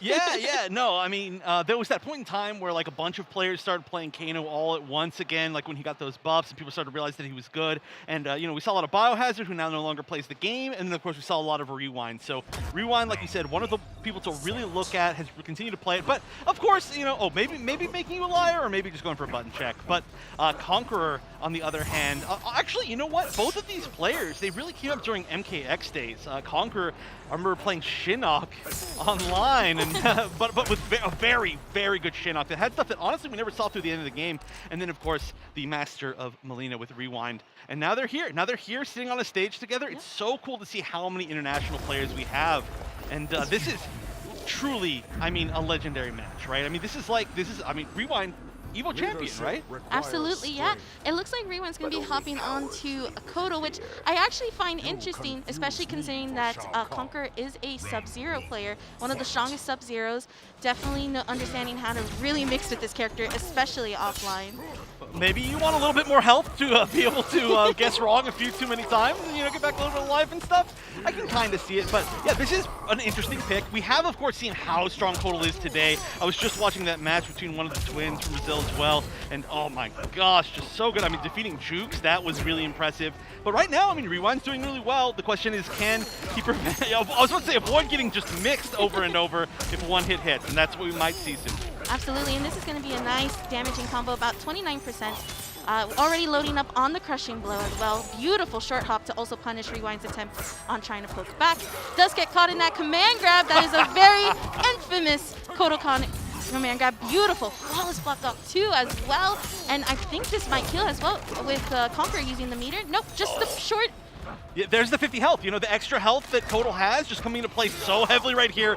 Oh my gosh, this is one of those matches. If he can get one more hit, it's fatal blow into the win, but he needs to land a hit. Oh, Beautiful flawless block. Nice. Oh. I love the stub on it. That is definitely a risky tactic, but at least with that down 3, able to stop Rewind from using Fatal Blow, and a really good choice there on Conqueror's part as well, taking that first round. Yeah, that was really scary. Just not quite enough health to go for that read, although if there was a little bit more health, you know, that would have worked. But Conqueror, I think, knowing that it was going to be just not quite enough. However, here we go. This is Sub-Zero territory in the corner. That is plus. Actually chose to block. Not sure what was going to happen there. Probably decided to take a minute and review. Ooh, jump in. Okay, we haven't actually seen a lot of flawless blocks, which is pretty interesting because both these players are quite good. Immediately we see a flawless block. Thank you, thank you, Conqueror. But this is going to be a huge combo. This is immediately going to take the life lead. It's been a little bit of a stalemate so far, but this is going to be the start to Oki, of course, getting the damage buff. Now this is, of course, Fatal Blow territory for Sub-Zero. Nice flawless block again. These two are definitely in each other's heads right now with those flawless blocks. And I like, too, that they're not defaulting to an up 3 or an up 2. Nice stub with that counter. And again, this is where you want to be with Sub-Zero, trying to get those hits in. The command grab from Rewind's part actually sealing the round here. One thing to note as well is that Conqueror probably has his sliding crushing blow as well already loaded. So this is a lot of damage that when we look at Sub-Zero as just a meta character with that in mind, having those crushing blows accessible plus that Fatal Blow can lead a lot of damage. Yeah, it's a resource management character, and so far, Conqueror hasn't spent out anything, you know, hasn't spent Fatal Blow, hasn't 1-2-4 KB'd, which is huge, hasn't slide KB'd, so, you know, even if there's this life deficit, which is actually coming to pass really quickly, the chance for a comeback is huge, and here we go. This is the start. Yep. I assume we're going to go back into the corner, maybe the slide KB. Oh. Okay, good breakaway there from Rewind to avoid getting put into the corner and the potential KB, and a breakaway from Conqueror as well to avoid the command grab. Yeah, good choices here, but okay, once again, now, wow. Okay, immediately going into Fatal Blow, immediately spinning it out. This is the third round, use it when you can. Of course, Sub-Zero Fatal Blow infamously gives you really good Oki, because if there's any character that wants it, it's Sub, so one more mix. Yep, and there we go. Nice. Beautiful stuff there from Conqueror. I was also going to say, too, that again, that is just exactly what you want to do with Sub-Zero, especially jumping in. Jump-ins as being not as strong as it was when the game first came out, but still definitely able to create that mind game and bring out that spacing. Yeah, that was beautiful. It was right in front of Shinnok's head, actually. Like I was just saying, you know, Conqueror used to play Shinnok, his previous main, watching on in the background as he potentially upsets an Evo champion. I don't know if I call it an upset, but this is obviously a very, very good match. I feel like you can see how respectful they're playing towards each other. But like you said earlier, there's not a lot of flawless block up 2s or up 3s. It's just flawless blocks and then see what happens. Yeah, I think this game, or rather the second game, is a lot of trying to discover what they can do when those flawless blocks happen, as well as when their turns are getting taken back. And Rewind's also playing super solid. It's just Conqueror is just getting those final hits in and really sealing the deal. Yeah, this Conqueror playstyle is so classic. Like, not even really that mix heavy. Just plays amazing neutral with this character. Look at that. Flawless blocking down one into sweep. That is just next level. But, oh no, that's going to hurt a lot. I don't think Rewind's going to catch up. Yeah, not quite yet on the Fatal Blow. That would have been a not winnable situation, not a guaranteed win situation. But now Fatal Blow for both. All right, both in Fatal Blow territory. This is, again, one hit for both of them. Definitely those ice balls are chipping at the health on Rewind's side. Beautiful flawless block on that last hit to avoid the distance. Okay, getting caught in the command grab. This might be a Sunray situation. This is going to be really low. Look, backing up, trying to find a moment, or at least trying to bait them into maybe doing something unsafe. Oh, but it's not going to come. That might be chipped. No, wait, I was looking at this side. I was wrong. Oh my god. Nice. I like that Rewind really took both those overheads and then just said, okay, I can take it, because the timer's on my side. That was only 1 second. So really good defense there from Rewind. Definitely Sub-Zero is that character you're gonna be a little bit scared. Yeah. In the guessing game, you can get lost in the sauce pretty quick. Yeah, that was actually so smart. I would not have had that confidence. I would have done something. I would have panicked at least a little bit, attempted some sort of hit. But hey, that's the power of, like I said, an Evo champion in Rewind. And now, oh, this is really scary. Command grab into the corner, but great read from Conqueror. And you make one mistake like that, and suddenly now you're the one in the corner, having to guess on mix-ups. And look at this, already down to maybe about 1/3 life for Rewind. Luckily manages to find his way out of the corner just with pushback, which is a total special. Good conversion, hitting it airborne. I really like those, I believe it's down 4 checks, catching Rewind's backdashes quite a bit. Notice that Rewind's not really trying to inch in so much as just trying to find the actual spacing to get that forward 2 out. That is going to be a side switch and actually forcing the breakaway on Rewind's part. Here we go. This is not where you want to be right now. Yep, going to get command grab off of that string and back into the corner. This is down to 1 read on either side, and wow, some sort of attempt at a button press maybe, or maybe like an up back, but regardless of what it was not the right read. I'm guessing maybe it was an up back, assuming that there could have been a command grab right there to close things out. But this is shaping out to be a good set. We're already 1-1. Yeah, I honestly, I feel like this is a potential game 5. Oh, yeah. Obviously, you know, knock on wood so that I don't curse anybody during these matches, right? But it's just, you can just tell how these back and forth matches are going. And again, this is Conqueror now trying to adapt to Rewind's momentum. We already see that Rewind understands that the defense plan against Conqueror's Sub-Zero. And now it's just up to Conqueror and whether he's going to change or switch it up a little bit. Yeah, ooh, these air-to-airs have worked so well for Conqueror. This has been like the main form of anti-air. Sub-Zero has some good options, but if you can just air-to-air, it works, I mean, perfectly. But Rewind right now, once again, getting the command grab, trying to take a little bit of offense, and it looks like Conqueror might be looking a little bit more comfortable to go to the air a lot. Hasn't been anti-aired yet, and there we go. We see it again, the full jump punch this time. Yep, it looks like Rewind was opened up there during the string off of that. And again, we're going to see those staggers come in clutch, and a beautiful air-to-air once again. And this is going to be a lot of damage where Rewind will not be able to actually break away. Now has the full meter. Oh, yeah, no defensive bar on the side of Rewind, and that's going to be that. Yeah, definitely isn't spending the KB or anything like that. Easy jab conversion. And Conqueror, once again, looking like he's found a little bit of an offensive answer. Like I said, a lot of it's going to the air. That's a really big deal here. But playing so patiently. Oh, that was a whiff punish. Oh, my God. That's fundamentals right there. Absolutely. That's the cool thing about Sub-Zero and Conqueror is those whiff punishes and really catching the opponents off guard. And a flawless block, and there's our, I think, our second up 2 of this set, or of the full matches. Yeah, the entire thing. Yeah, it's they've been playing so patiently, but that was for sure a 100% hard read on what exactly was going to happen there. And I mean, he was right in that that read. But okay, potentially offense started. I don't even know why I said potentially. Definitely offense started. There is no defensive bar even on the side of Conqueror. So yeah, he had to guess, and he did not guess correctly. Same situation about to happen again. 1 read. I think that might have been an input error on Rewind's part, probably trying to keep Conqueror in the corner. And because of that, Conqueror stealing the round. And this will not kill, because again, this is Koto's health. But it does a sizable chunk. That's 35 points left on that. And beautiful backup off to the up 3. The down 4 and a down 2 on block. That's a wild choice. But once again, the clutch out. But you know, this is the second time now that we've seen a situation where very clearly Rewind has survived because he's playing Koto with that extra health. You can see down to like that under 50 health. So you don't even need to question it. You know, that is literally the difference between life and death. However, regardless of that, the clutch power from Conqueror has just been so good, and now he just needs 1 more game. Yep, absolutely. And we're going to see Conqueror once again using that back 1, trying to catch something from Rewind. Oh my gosh, actually, you know, before you get further this production, could we get a confirmation? Is this a match for top 8? It does say winners round of 16. I just want to make sure that that's the case. But we're at the very minimum, we're getting close. This tournament is moving so fast. Right, Rewind though, has got the momentum this time. Yep, corner carrying Conqueror into the corner right now. And using the parry, probably expecting something different there to cancel fast into. And we're going to get a Fatal Blow territory for Conqueror right now. Let's see if Rewind keeps it, in the corner, as he should. Yeah, a lot better situation than the last time. Throwing out of the corner was kind of like GG right there. Wow, Ooh. That was really nice. A really nice flawless block up 3. Yeah, and going for the up 3 right there was maybe a smart choice. The up 2 might not have worked. That was questionable, depending on what would have come out from Conqueror right there. But regardless, we know the up 3 worked. And Rewind is not going down without a fight, as is the classic situation when you have 2 good players fighting against each other. I would not be surprised at all to see a game 5. I would actually kind of be surprised if we didn't. I'm surprised we haven't seen a level change, but they're both pretty happy here, regardless of neither really using any interactables. Yep, absolutely, and especially this stage, right? Because you have those fountains that are really good. Yep. It does really nice damage.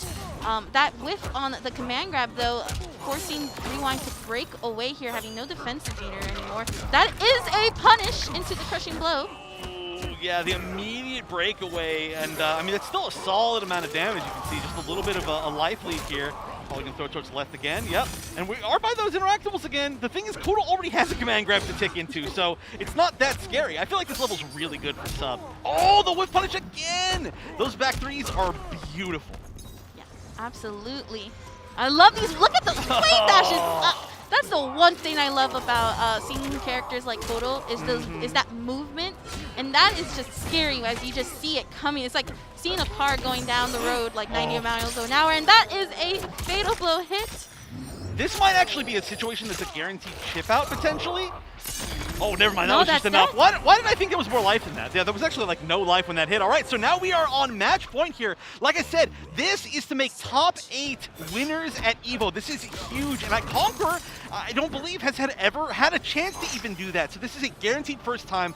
Rewind, of course, like I said, an EVO champion before, but needs to fight back to stand a chance here.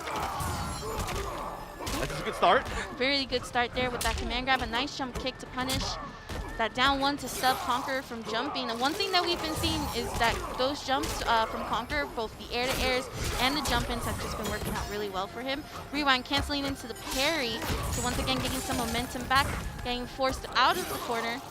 Ooh, Conquer actually getting caught in that command grab and thrown back into it. Yeah, no fatal blow now, so the comeback potential is way, way weaker, and that's a tough spot to be in. Needed it for the last game, so you got to do what you got to do, but this could turn out to be a mixed game, you know, like a hard read mixed game to make back this amount of life against a high health character.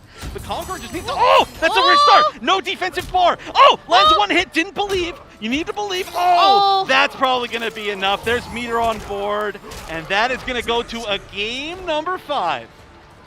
Yes, indeed. And I think, if I'm not mistaken, we've not really seen a Game 5 situation, at least on stream throughout the day. I could be wrong, however, but the fact that we have these two incredible players, again, one from Brazil, one from North America, and they are just going at it, and it is insane.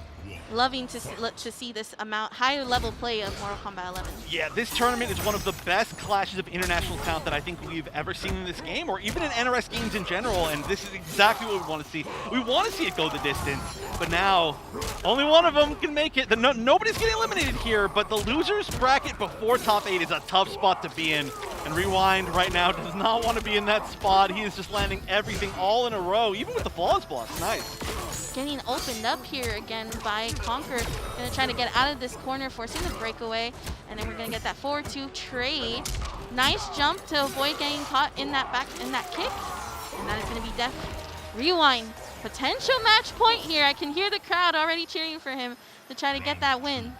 Yeah, you know the home crowd is gonna cheer for sure. And also, I mean, Rewind not only home here in the US, but here in Las Vegas. So this is for sure the hometown hero who has done it once and wants to do it again. And oh my God, that was a casual 405 damage combo. Conquer is melting. Needs to find a way out of the corner. There is the interactable behind him, but he's just not even getting an opportunity. Has fatal blow. May need to use it here if he can even land a hit. There it is. Won't.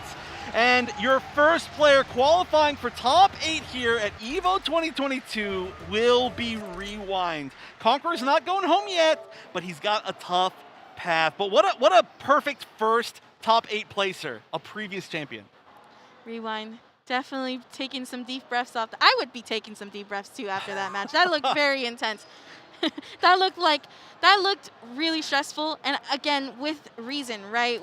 We looked at how just strong that Conqueror was, especially in those first games, right? And just the fact that they were adapting, right? Conqueror doing a really, really good job with the damage and optimal damage on Sub-Zero, as well as those jump-ins, the air-to-airs, but then Rewind keeping it really cool and collected as every game happened with Kodo Khan. The damage and the life, like you were mentioning throughout those matches, definitely made the difference.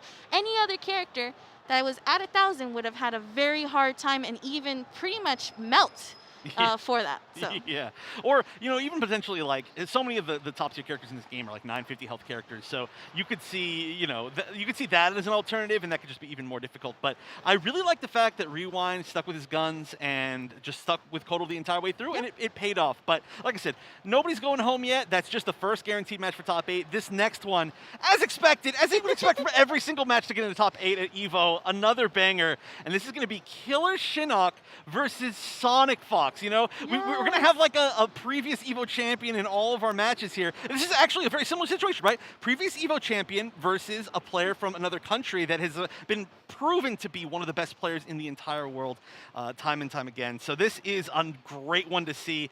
And SonicFox, I think a lot of people were unsure how they were going to be playing throughout today. Yep. There are a lot of games to focus on at this EVO, including Skullgirls, of course, which is SonicFox's like tried and true. But obviously one match away from winner's top 8, so they're doing pretty well, I would say. Yeah, SonicFox, it's interesting because when you look at their Twitter, they've been really adamant about like learning Strive, Skullgirls. Obviously, there's been a little bit of pause with Dragon Ball Z, but really Mortal Kombat 11 as a whole, since I believe it was 2019, they've not really been focused competitively for Mortal Kombat. A lot of the times, if you look at those majors, they have DQ'd themselves from the bracket to focus on those other games, and it's just really awesome to see that they've been performing extremely well throughout this top 8. So definitely something to look out for. And again, their opponent is no easy to target either. This is going to be KillerXionk. So I got to know him when EVO was first announced. I think it was back in February, if I'm not mistaken. So I actually got to see his matches with Conqueror during that announcement. So that was really awesome to see. But I've also heard the legends of KillerXionk himself as well. Oh yeah, this has been a player. We were really lucky back in the day. We got to showcase for MKX a lot of the players from South America, and KillerXionk and Conqueror, both of them were standout players back then. They're standout players now. They've been fans of this series for a very long time, and I'm so glad that they get to show it on the largest stage in fighting games. But here we go, SonicFox going back to the Joker, and KillerXionk going with the Spawn. And I would love to see which moves they chose. Obviously, we see the low chain, not a super common Spawn move. It does get rid of the down back 3 restand, but it has a lot of really good uses, and it might get into that Joker gunshot. That might be the idea here. Yeah, these are characters that have a lot of damage. So right now, KillerXionk just getting that breakaway. That was actually, that defensive meter was not there earlier. He had to use it now, whereas SonicFox definitely carrying KillerXionk into the corner. That is 34% damage, and I think with 1 bar of meter, 2 bars of meter from the looks of it. Yeah, this is, like you said, a huge damage set of characters, right? Basically, the first hit, you're going to break away from. The second hits onwards, you're going to just move on to the next round and hope that you get your meter back by then. But yeah, there we go. First round to KillerXionk. I mean, this is a brawl of a match. Truly, truly, the damage is huge. And both characters have like disjointed hitboxes on their like weapon attacks. So it's really easy for one of them to just like kind of flip you out of nowhere and land a ton of damage exactly like that. Thank you, KillerXionk. Down 2. Look at that. What's crazy is that Joker is 950 damage, and that's already half the life bar there from SonicFox's end. Let's see this pressure, if they can go ahead and force that breakaway. Yes, they did, but the air-to-air going to be able to save them with that last sweep. Oh, wow, just walk forward and blocked. That was actually really gutsy, I would say. Although I love the usage of the low chain. Not a lot of spawns that we see really take advantage of that move. Like I said, it does get rid of a really important move, but there we go. You see, that's a mix-up. Instead of back 1-2, which is an overhead second hit, it's back 1 into down back 3, which is a low. And it's only a little bit of damage, but you know, it adds up, gets to important parts. Although giving SonicFox Fatal Blow might have been a little bit of a downside. There's the crushing blow. Yup! I was just going to explain that with Joker. He is one of the characters that can cancel his Fatal Blow, and you don't want to be in the corner with that forward throw, because that was a very strong crushing blow into some bleed damage that you, as you can see, KillerXionk having to lose that round there. Yeah, although, you know, making Fox use that crushing blow in round number 2 is kind of a win in its own weird way. Yep. At least you can just kind of block and know that you're not going to be taking, you know, 1/3 of your life when you block after that plus on block situation the Joker can put you in. But also, Spawn can potentially put any character in a situation where they never get Fatal Blow, so we'll see if that ends up happening. Right now, both characters playing, I think, pretty safe. Absolutely, and that cape too, trying to get some distance. trying to catch a hit here and there, but getting opened up. And this is going to be some damage. Again, using that barometer, this is going to look like 33%. SonicFox really close to getting the first point on the board. And yes, there it is. Yep, ends in a grab regardless. You know, it doesn't matter if you don't have a crushing blow grab anymore if your opponent is at an amount of life where a normal grab will kill. But great stuff really on both sides. You can really tell it's all about who gets that corner positioning. Both characters just so oppressive once they get the opponent into the corner, just because of how strong their normals can be exactly like that. That 3-4 or like the 2-1 with Joker or whichever normal, just pick any normal basically. So just don't get cornered, I say, as KillerXionk gets cornered. Yep. Here we go into the throw to carry over to the corner. Nice, using the counter hit, going for that. Gonna bring out the Jack-in-the-Box. Yep, I can see the hesitancy from KillerXionk with that Jack-in-the-Box. Was very nervous as it went really high, and that is gonna be a crushing blow. And this is gonna be a lot of damage. The breakaway happening with the Jack-in-the-Box! Again, the delay! So smart from SonicFox's end. This is exactly how SonicFox likes to play in every single game. You give them a character that can set something down and then just be obnoxious towards you, and they will be happy for the rest of the game's life. And that's why we saw stuff like, you know, like Captain Cold in Injustice 2, or I don't know, I can't think of other examples right now. Old Joker, you know, even in either of the Injustices. We see a lot of Joker play from Fox in general. The short hop into the grab. That is where you know SonicFox is in KillerXionk's head. They have repeatedly conditioned them to just keep up this pressure, and there you have it. SonicFox going 2-0 right now on the board. Yeah, that was a pretty dominant second game. I mean, that was really, really different from the first one that we saw, but it appears to me that KillerXionk maybe isn't quite as familiar with the Joker matchup. Those Jack-in-the-Boxes are not like totally safe, right? You can flawless block them and punish from point blank, but not everybody's good at it. It does take a lot of practice because it happens really fast. It's not like something you can slowly wait for and then just react to. Ooh, the short hop, and then getting punished by Joker. Not going to convert or continue the conversion rather. Going to get to the down one and then into that string. Usually that would be like plus, I believe, but KillerXionk trying to press, getting caught in that. All right, the first breakaway, so now just needs to land basically one more combo. But that short hop, too, was actually kind of an indicator, I think. So SonicFox is now going to know that in that situation, I think probably KillerXionk tried to flawless block up 2, which does tend to happen in that, you know, that kind of an error. But okay, we got Fatal Blow here. So literally if KillerXionk gets one hit, it's over. Yep, trying to get the throw. I believe that was the forward throw. Yep, to get the crushing blow. And here we go. This is exactly what KillerXionk needs. Can potentially kill here. Maybe. Oh, I don't even know. I don't know. There could have been a little bit more onto that combo, I think, but defensive bar was about to build back. This is going to be close. This hurts. I think it's kills. I think it's kills. It does, yep. yeah. Oh my gosh, 608 damage on, of course, the 950 health character. Spawn's Fatal Blow hits the most in those last sequences when he literally just like slams dunk the character. So that is exactly what KillerXionk needed to get back onto the momentum that he needs. SonicFox, though, pretty much unfazed. Gonna go and start up the momentum with Joker here and gets the down 2, double down 2 conversion. Yeah, and now, you know, that's 2 less, well, I guess I should say 1 Fatal Blow and 1 Crushing Blow off the table now for KillerXionk, but the damage is significant. Woo! Oh, no. No defensive. Oh, wait, no, I was looking at the wrong side. Oh, I was looking at the offensive bar. I'm a fool. There's defensive bar. This is still quite good for KillerXionk. KillerXionk only having with that 1 attack meter. Already out of resources here. Flawless blocking the Jack-in-the-Box, and a smart choice indeed. That actually, when you're flawless blocking the Jack-in-the-Box, can actually help quite a bit in the matchup. So KillerXionk on the board right now, having adjusted pretty well that first round in his momentum, in his favor with that big damaging combo from the crushing blow, and then of course the defense off of SonicFox's Joker. Yeah, I love seeing that end in a whip punish. That's been a KillerXionk classic. Just so fundamentally good. Even when he was playing Scorpion, that was kind of the whole point. You know, just whip punishing with back 1, making people whiff their attacks. And that's the same thing with Spawn. It's just you get, you know, a little bit more reward, maybe about half their life or 2/3 of their life if we look at that last combo.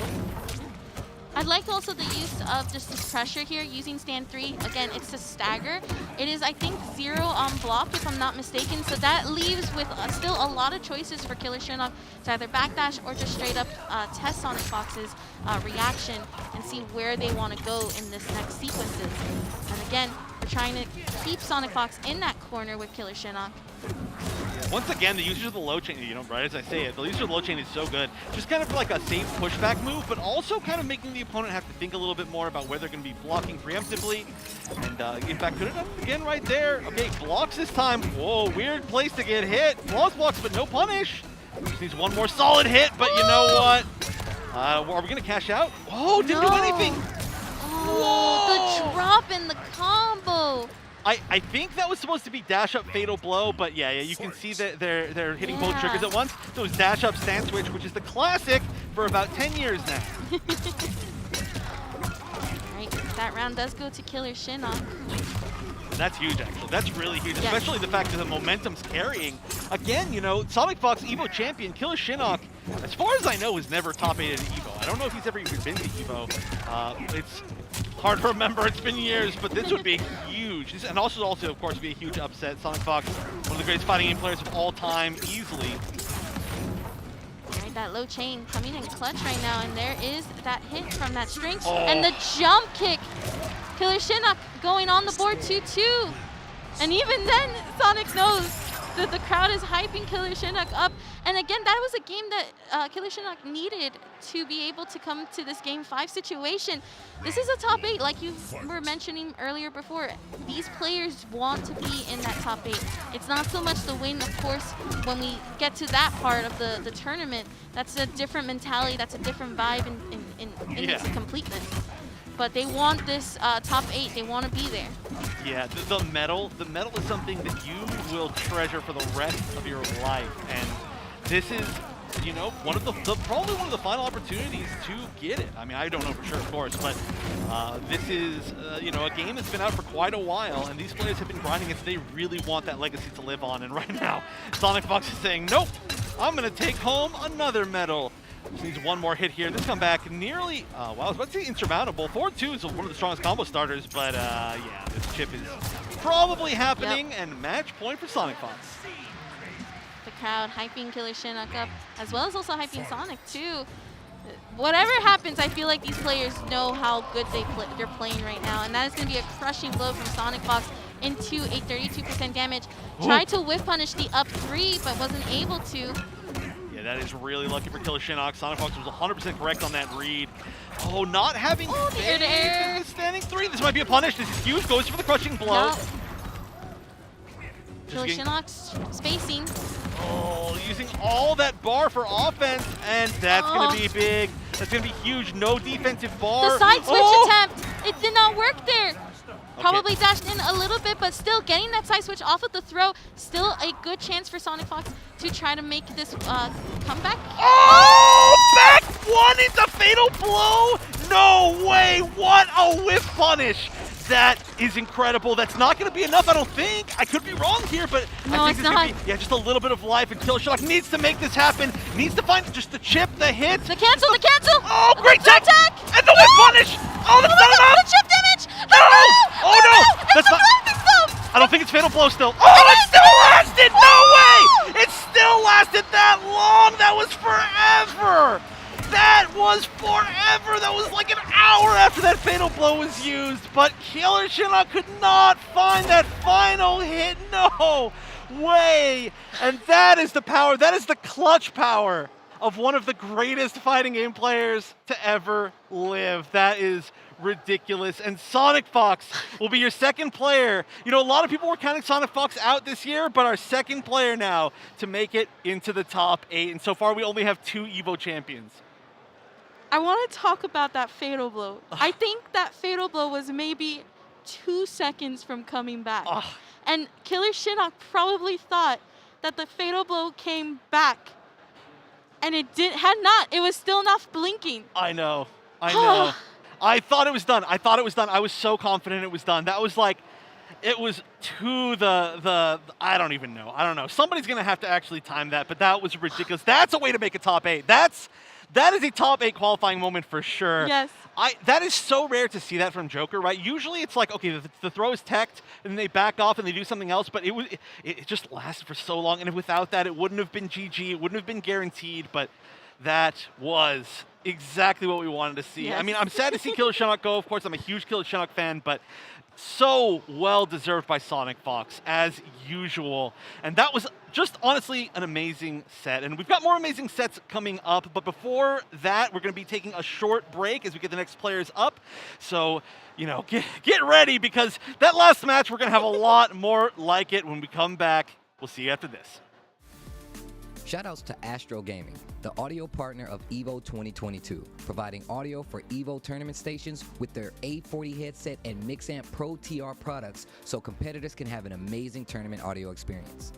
Go visit astrogaming.com to pick up your own A40 headset, Mixamp Pro TR, or audio-related accessories.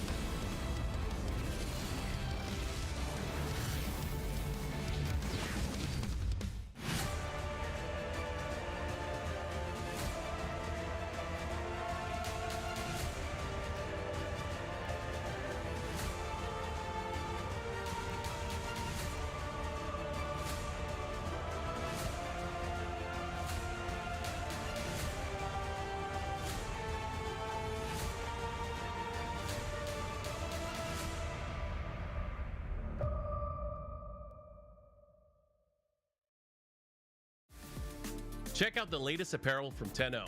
Brand new officially licensed products featuring Tekken, Guilty Gear, the King of Fighters, and some of your favorites from the fighting game community like Eris from Avoiding the Puddle, Tasty Steve, Exo Academy, and more. You can scan the QR code or visit 10-o.gg/merch.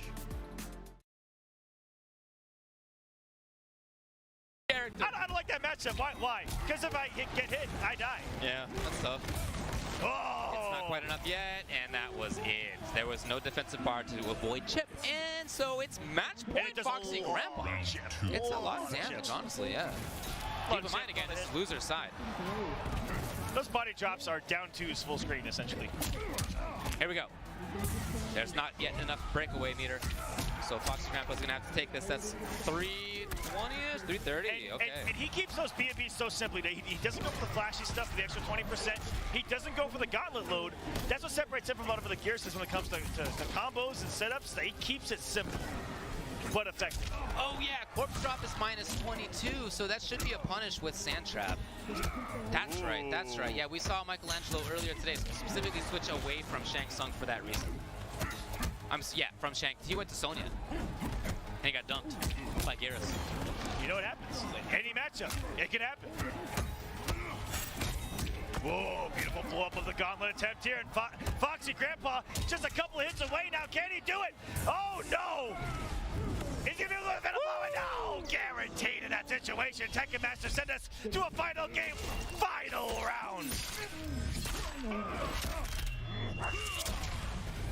But only one player can move on here to face the winner of the Joystick and Tweety. Interruption here from Tekken Master allows him to take his turn. He's coming in. Oh yeah, coming in on the grab again. Yes. We call these Gearus throw loops. Gearus loops. It's what's for breakfast. He walks right forward and he does get the confirm. Tekken Master takes some damage right there. Trying to move forward. Okay, the jump kick is a very difficult button to anti-air. Look at that interruption right there. How many times do we see Tekken Master vary that string? What a block on the overhead there too. Got him. Now breakaway probably. Yeah.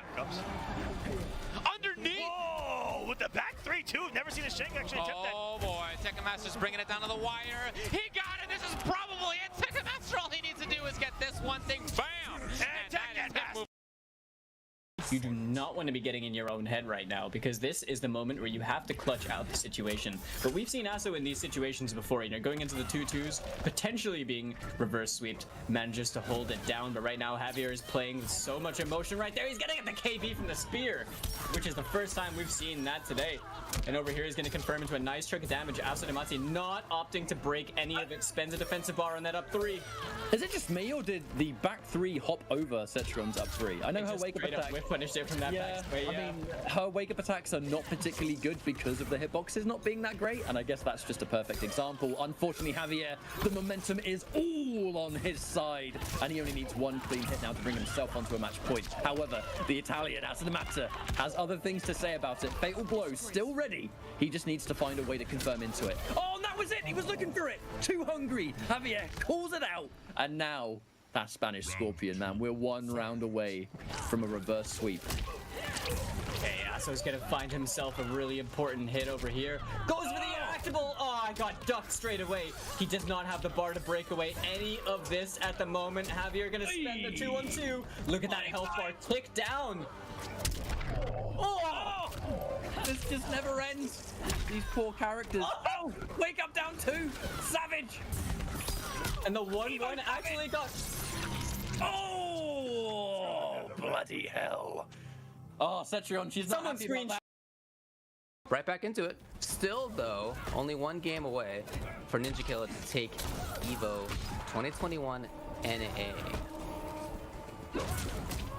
Oh, and we're seeing already, you know, some more fireballs. I like this. It's a different change in pace. And that is one thing, you know, we were talking about for the very start of the set is that Ninja Killer can change pace very, very quickly. And look at this. The zoning working really well so far. Welcome back, everyone, to some more Mortal Kombat 11 here at EVO 2022. We've actually just came back from some amazing matches, including 2 top 8 qualifying matches that included Rewind getting into top 8, as well as SonicFox into top 8. My name's Saki. I'm here with Wonder Chef, and we're going to see 2 more happening pretty soon.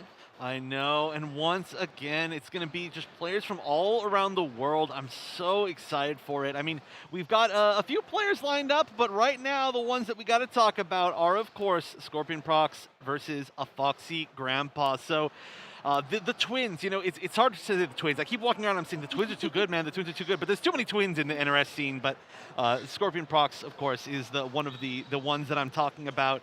I always get mixed up which one won which major, but each of them, you know, they flew out and they each won a major, which is an incredible feat. You know, both being grand finals every time. And on the other side, honestly, I don't want to say this in like a rude way. I'm surprised that we're seeing a Foxy Grampa here. Of course, Foxy, one of the most legendary players in the NRS scene, easily, right, without a doubt. But you know, maybe hasn't seemed like he's been grinding the game in such a competitive sense as he has before, you know, as he did in previous titles, or even as he did like a little bit earlier in this game. But I guess it just goes to show, you know, that like a legacy holds true, and now he is one match away from once again making a top 8. And you know, he's no stranger to an Evo top 8. Yes. On the other side, though, of course, Scorpionprocs, never even close. First Evo. Are we going to see the first top 8? Right now, I think it's going to be hard to find anybody who can actually stop the twins. Yes, I think a lot of, again, one of the things that I've been hearing throughout the tournament has been, yeah, this is the twins. It's going to take a lot to stop them from getting to that top 8. And of course, if you look at their path, they literally went through the ringer, essentially, for those matches. And here we are against, I would say, probably one of the best players in just the NRS side of history, where could potentially stop them from doing so. And with that, Scorpionprocs on here first. I do know Foxy has a RoboCop. I think RoboCop being one of the characters he's been really focused on, or been playing quite a bit, both on the online side and in a couple of the competition. Yeah, RoboCop and Katana definitely playing a pretty zony play style at the moment. However, in fact, you know, we actually kind of get to see behind the scenes. It does look like that might be the pick. But, you know, we know that the twins play a cast of strong characters here. And Scorpionprocs looks like he's maybe going with the Fujin, which, the little spoiler for ahead, we've got another Fujin player playing for top 8 after this, certain Han Rashid. But, you know, I was talking to Han earlier, and he was saying that he likes this matchup because there's just so many good full screen options and so many full screen mobility options as well. They deal with the zoning. Absolutely. And Fujin, also a character that I like to say is the anime character in NRS games. Just the fact that he can literally, and that is a down through crushing blow off of the command grab. And there's the anime with the tornado getting a 40% combo, essentially meterless, actually. Yeah, it's essentially meterless is a good way to put it. But you're going to be able to get a lot more damage after that. Now actually both players spending on a ton of meter. But yeah, we can already see right now Scorpionprocs just doing so much damage, just keeping the pressure on. But Foxy's creating a little bit of space, and actually all the damage from that zoning was really high for just a few hits somehow. Okay, a nice bit of a dash up into the delay for the grab. We're getting Windpool trying to close in here on Foxy Grampa. Yeah, this could be a long set. You know, there is a lot of patience required in fighting RoboCop. We could see a whole lot of this, you know, just like kind of walk forward and block the low gun shot, and walk forward and wait, and that was a mistake. Ooh. That was for sure not the attempted option right there, but wow, immediately going into the fatal blow. I don't know if this is going to be enough, but, you know, Chip is such a good option with RoboCop that almost dead is pretty close to death. Yeah, I think this is going to be pretty close to death, as you mentioned. 28. Oh, and a nice anti-air.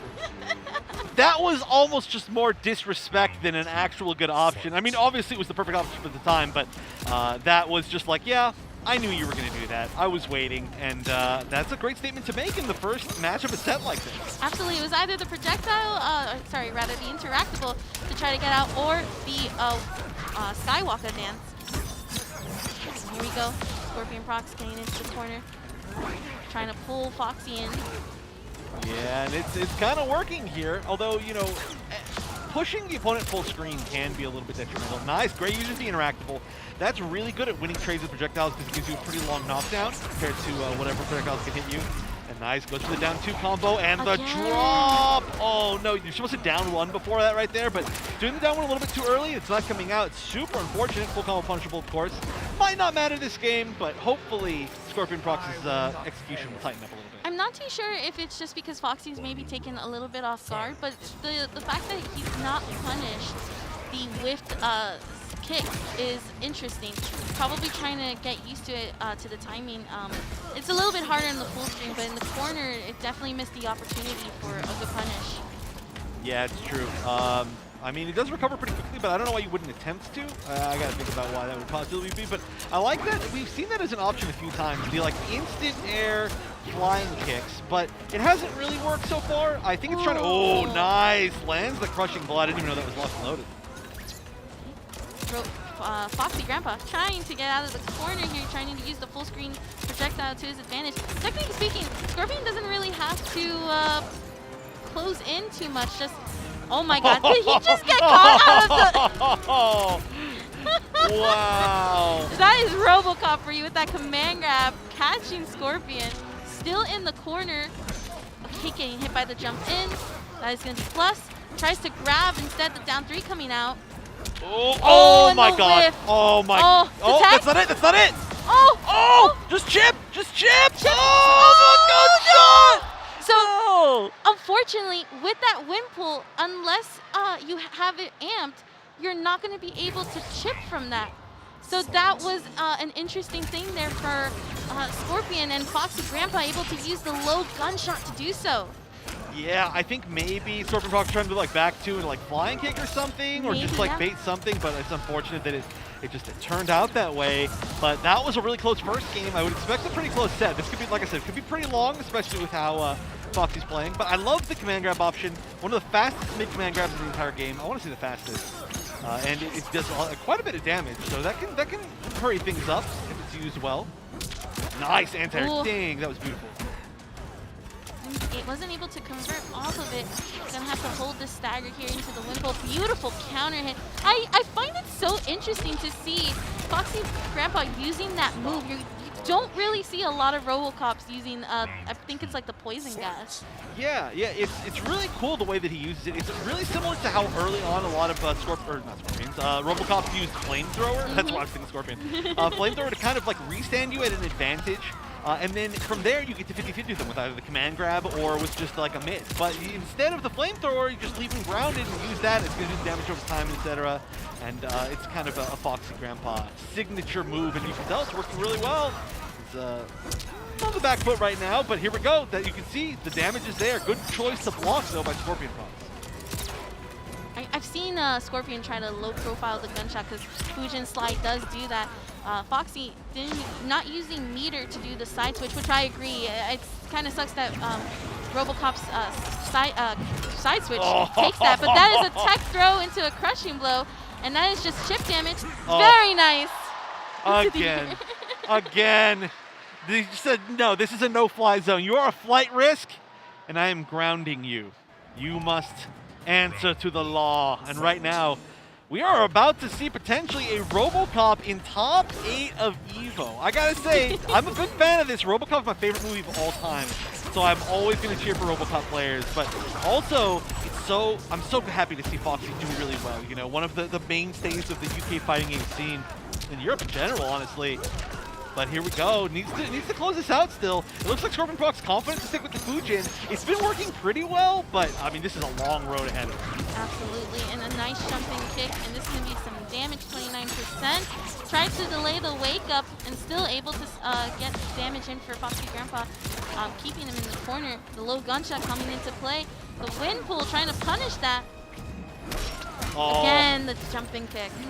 Yeah, those anti-airs from Foxy have been so good, but they can get stuffed, of course, by an early jump kick, and Scorpionprocs starting to understand that. However, Foxy Grampa, that means can now go to the next level of anti-air, which is, in that case, maybe doing nothing? I'm not sure. Oh my gosh, what an attempt to board 4 right there. Weird normal to use. Again, I just love seeing Fujin, like his most optimal combos. Just look at that, it's so cool. I love Fujin combos. I spent so long just doing combos, and honestly, it hurt my hands so hard because he had that thing where like it's really like a tight window to cancel into teleport, or sorry, into run. But look at this. This damage is running away, literally running away. Wow! Thank you for doing that for me here. But you know what? There's not a lot of characters in this game that can get a zoning comeback, and one of them is RoboCop. Not if you're dead though, and it's gonna be Chip. Yep, Chip. That mid string is gonna. It has so many hits in the string that it definitely would have chipped Foxy Grampa out.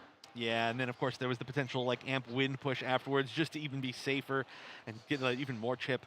But I'm glad to see that Scorpionprocs is fighting back here. You know, there's a lot of pressure on his shoulders, on both of the twins' shoulders, and they are still relatively young. This is not an easy thing to do. And on the other side, you know, Foxy Grandpa, I'm going to say this nicest way, been around a long time. Not a spring chicken anymore. I feel like that's what Ketchup or Mustard would say. So has just so much experience in high tension situations. Like, you know, one person here fighting for the very first EVO top 8. The other person is like, oh, I've been in, I want to say that Foxy's probably been in like 5+ EVO top 8s. I don't know the exact number because it's so many that I stopped counting. I stopped, you know, caring. I'm not caring, but, you know, I'm not going to pay attention to every single one because he's just probably going to be in there.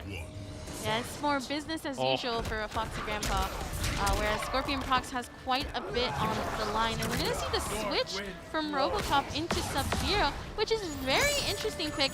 That is going to stop Fujin from going into the air with that ice ball and again into the hit confirm.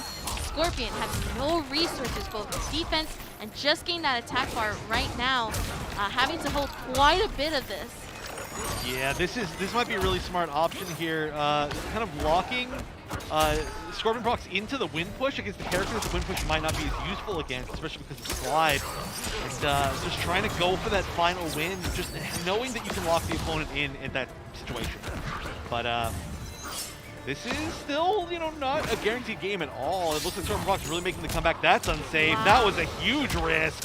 Yep, that is indeed a huge risk for that. Definitely going to be paying for if he cannot get out of this corner. Yep, there you go, Scorpionprocs. Able to do the damage, seal the deal into that hit confirm.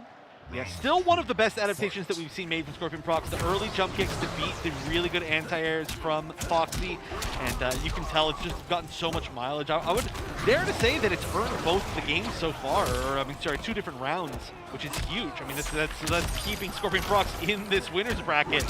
Oh, nice, goes for the full string, didn't expect it. Yeah, I like that Scorpionprocs is actually switching up the jump and not being as readable between the short hops, the delays, and even some of the just baiting that he's doing towards Foxy. It's almost like Foxy now needs to adjust to these new timings that Scorpionprocs is doing. A nice jump kick into that down 1 and really stopping Foxy from anti-airing as well. Oh, there we go. The first hit of potentially many. Is Foxy going to go for Fatal Blow here? No, not yet. Going to hold on to it. But now one more hit could potentially take it. Oh, didn't expect the win push. There were a few times where there wasn't really a hit confirm and there was a tornado there, like a spin to try and convert, but not this time. And suddenly the question is tough for Foxy. Will he stick with the Sub-Zero or will he go back to the RoboCop? And that's one of the issues of being too good at too many characters is sometimes you put yourself in that situation where there's no real good answer. What do you think? So I think that the RoboCop was definitely the better choice just because I did not see any of the momentum that he was getting with RoboCop on the Sub-Zero, but it looks like he's actually going to stay on Sub-Zero here, giving it another shot. I mean, again, we're on the next layer for Scorpion, right? When we look at it in Foxy's angle. Now we just need to understand how to get past that layer, and this could be it as well. Like Foxy already getting a great round start, getting that reversal punish, and really just starting the game plan here. Yeah, and landing a very, very early EX slide, so that's going to start building towards that crushing blow, which is going to be super important later on. But, you know, got to land a few more, and right now it looks like all the pressure and all the hits are coming from Scorpionprocs. However, in the corner, no confirm. Confirm this time. Are we going to go for the 1-2-4 crushing blow? We might be. I think so. Okay, getting the breakaway. Oh, and again the punish. This is where I actually have a little bit of an issue for Foxy, is the fact that he's doing those risky reads to try to, I assume, thinking that Scorpionprocs is going to open. He's still alive? Wait. Oh, chip avoided. Oh, that's going to be it. Yeah, that was very, very scary. I mean, you never want to leave a sub at any amount of HP, but here we go. This is, again, a top 8 qualifier. We're in Game 5, and it's match point for Scorpionprocs to potentially not only make this, but reverse sweep to qualify. That is so true. Yeah, Foxy really needs to make sure that these hits, he's not leaving himself open for punishing. Yeah, it's been a lot of unsafe options that are hard reads, you know, and Foxy, of course, is going to make a bunch of hard reads in any game, but just guessing wrong one time against a high damage character like Fujin, and you can see where it gets you. I mean, it's just like 2 times that it's basically been lost rounds. All right, trying to zone a little bit with that ice, but it's not going to really reach too far. Tried to using the sub ice ball, but again, if Scorpion's just going to stay in that corner and play the distance game, he has the health lead, so there's no reason to really extend too much. Just play smart, play good defense, and just wait in case Foxy does like a slide or whatever the case may be. We are getting a little bit closer to the corner. Does use the Skywalker to just walk away, blocks the slide. And again, this is exactly what I was talking about. This is a way for Scorpion just to not extend, and the counter hit. Okay, it's not it yet, but there's only 15 seconds left on the clock. How the tables have turned from the RoboCop player zoning to being zoned with the 10 seconds left. Can you make this amount of damage? That's one slide. And no, that's no chance. And we are going to see Scorpionprocs sweeping in reverse, turning things around from a nearly unwinnable situation and playing so smart at the end to qualify for top 8 winners at EVO 2022. I can feel the pride right now from Latin America, the Latin American region, looking at Scorpion and just seeing how much of representation there is right there. And I think that with that being said, there's a lot of almost heavier pressure on Scorpion and the twins in general, because they're essentially part of the few that have made it this far, right? We have the Conqueror, KillerXionk, Scorpion, Nicolas, and all of them are carrying that representation, and they're doing just so phenomenally well. And I'm so excited to see that Scorpion's going to be heading to that top 8 for his first EVO. Yeah, the representation from South America is unbelievable this tournament. Like you just said, those 4 names are 4 of the top 8 people in winners, right? Like they're not in the top 8 yet, but of the last 8 people in winners, half of them are all representing South America. Like, that is huge. This is one of the most diverse top 8s that we've ever had as far as like you know, international representation. You know, there's that. There's of course we've got 3 people from the U.S., but then we've also got, of course, Foxy now, who is still in. Is not out yet, but from Europe, and that's incredible. That's something that we haven't seen at EVO ever for an NRS game, and they are now still in, but they're going to have to fight really hard to make it. However, one of them still only has to win 1 game, and that's the one that we're going to see next. I was going to say, this one I think is probably going to be another exciting match. So we have Han Rashid, all the way from California. And the other twin, Nicolas, who it's kind of crazy because I think this was the exact same situation at Combo Breaker. This was a chance to get into top 8, and Han Rashid had to fight Nicolas, I think it was, and was not able to. Nicolas proceeded on, and this could be the rematch. This is literally another player from NA that can stop these twins. This is literally, it's just been like South America versus X every single match here to make it into top 8.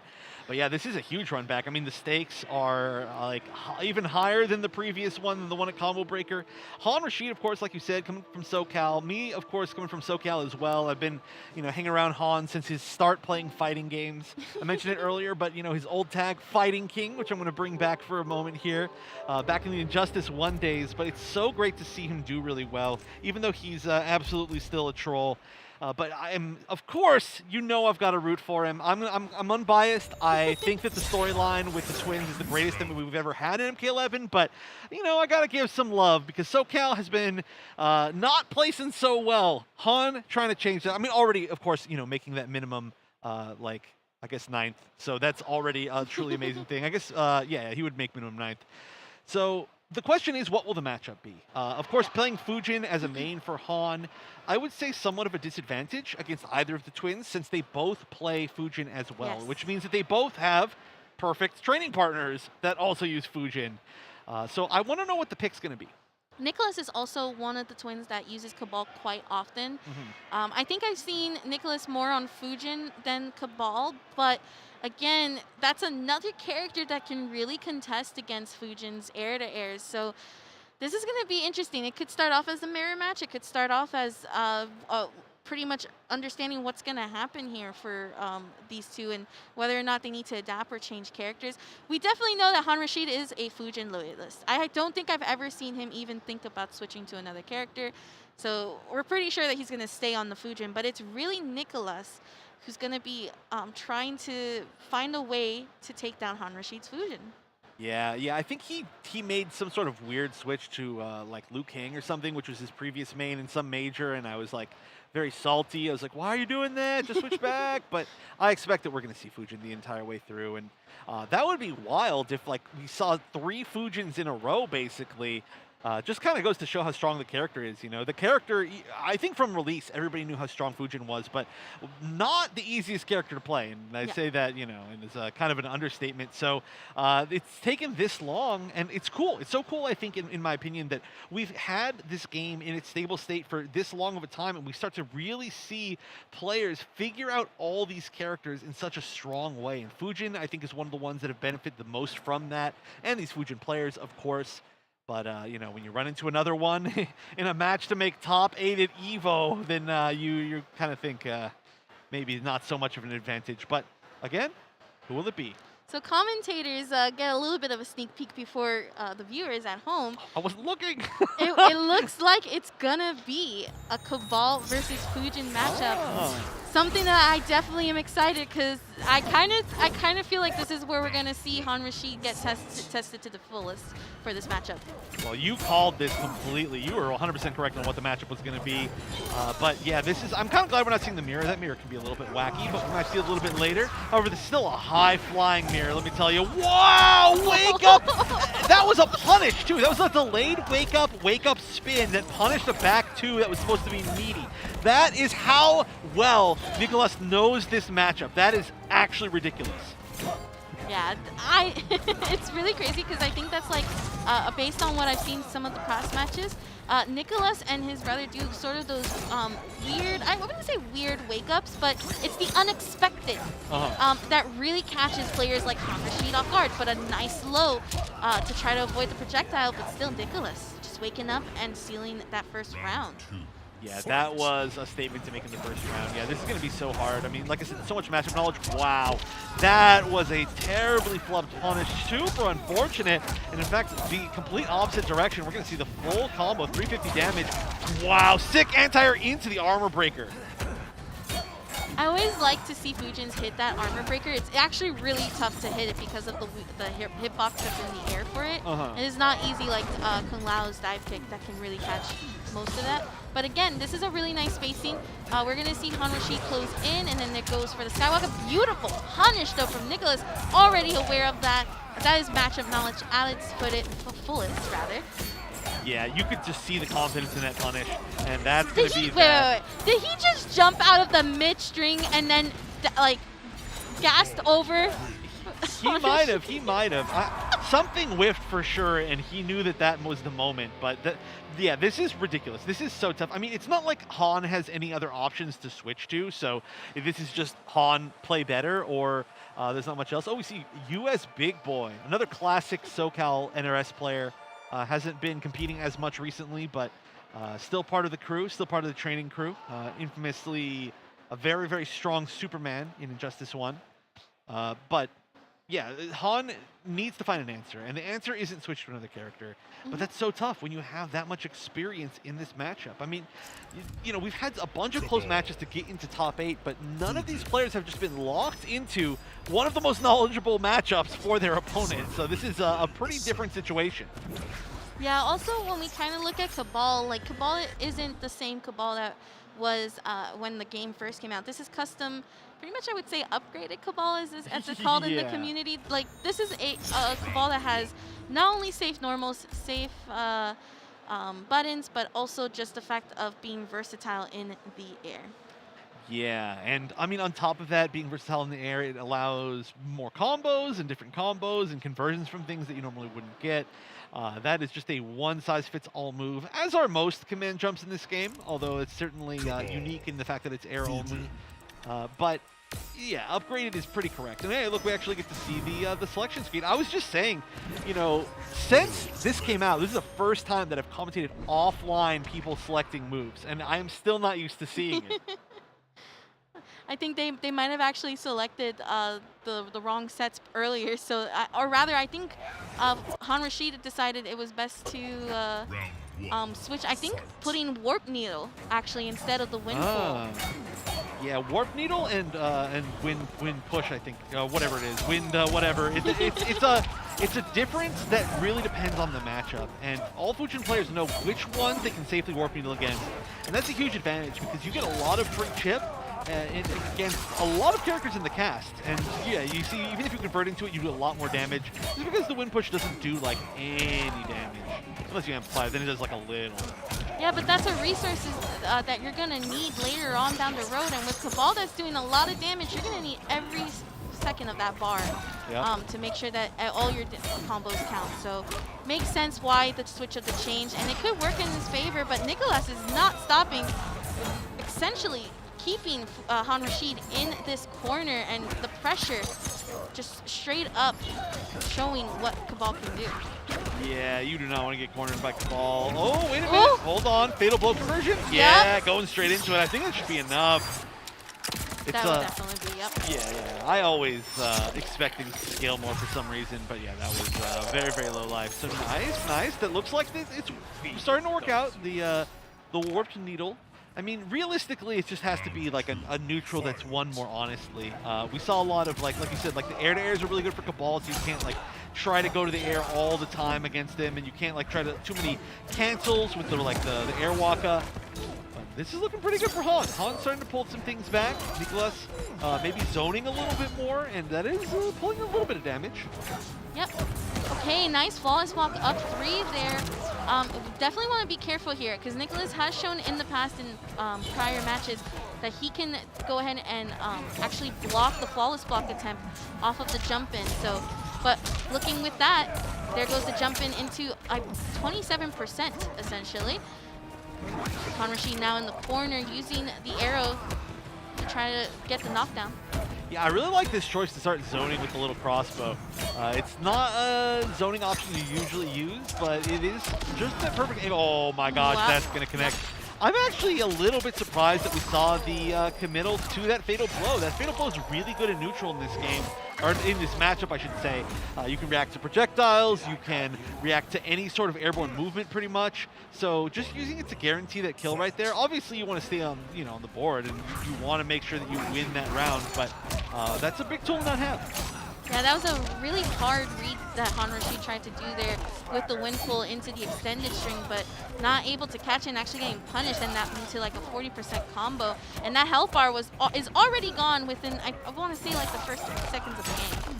Yeah, it's this is already a nearly insurmountable lead.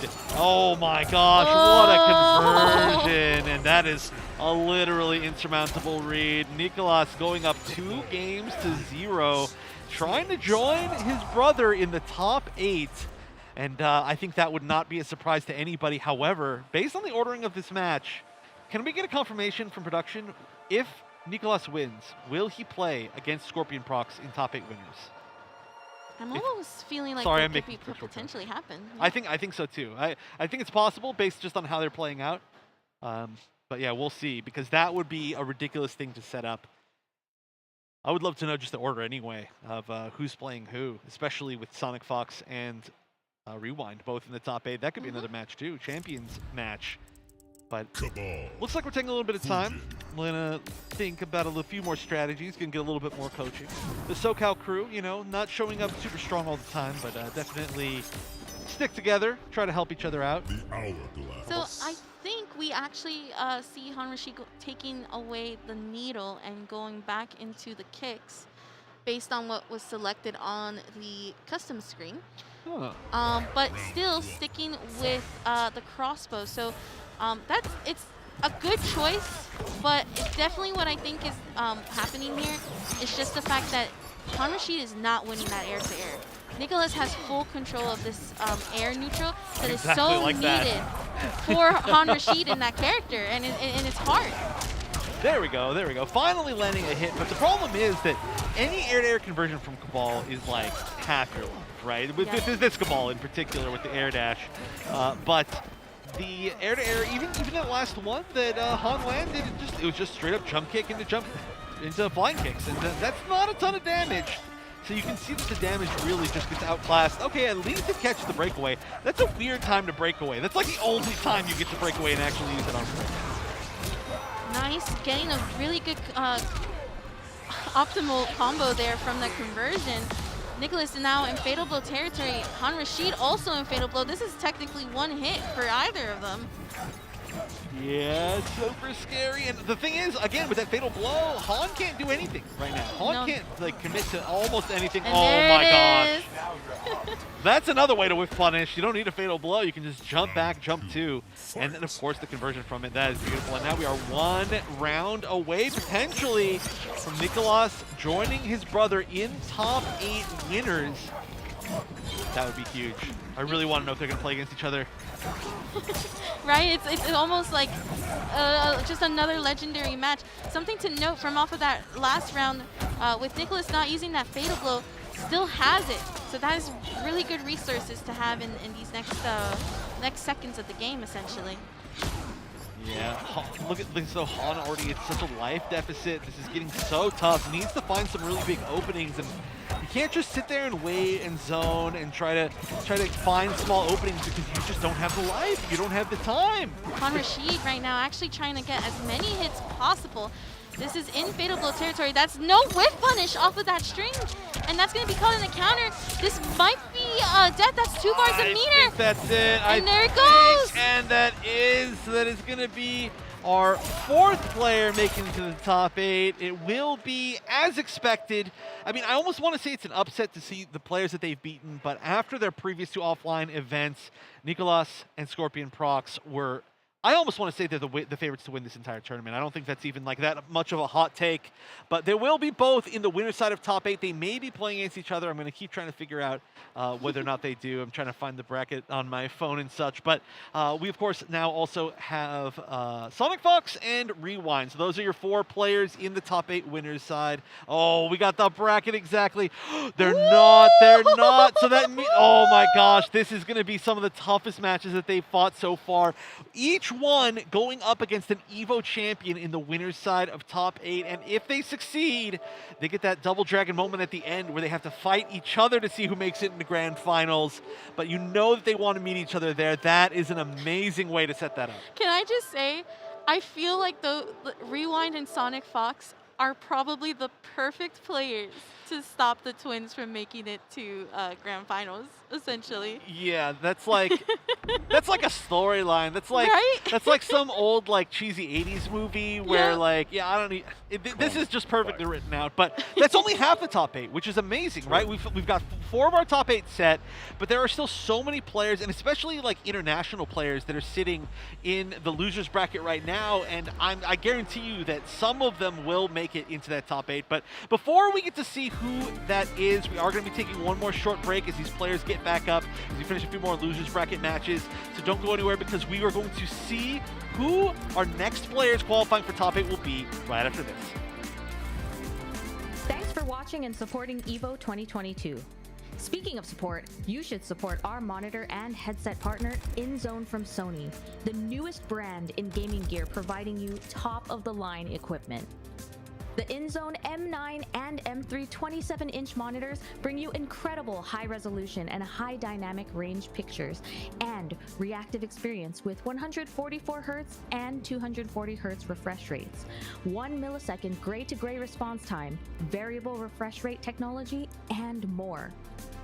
On the audio side, their line of headsets includes the InZone H9, H7, and H3 models featuring 360 spatial sound for gaming. The line offers noise-canceling, wired, and wireless options. With dedicated PC software for both monitors and headsets, the InZone Hub enables personalized settings to your optimization. Sharpen your senses with the brand new InZone products and check them out at sony.net/gaming-gear.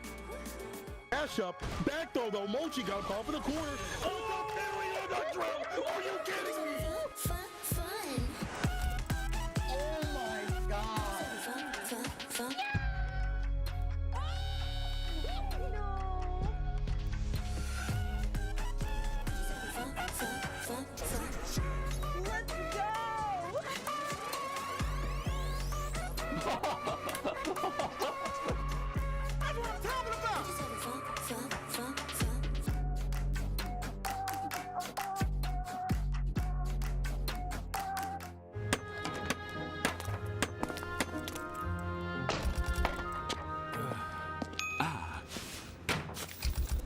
Red Bull gives you wings.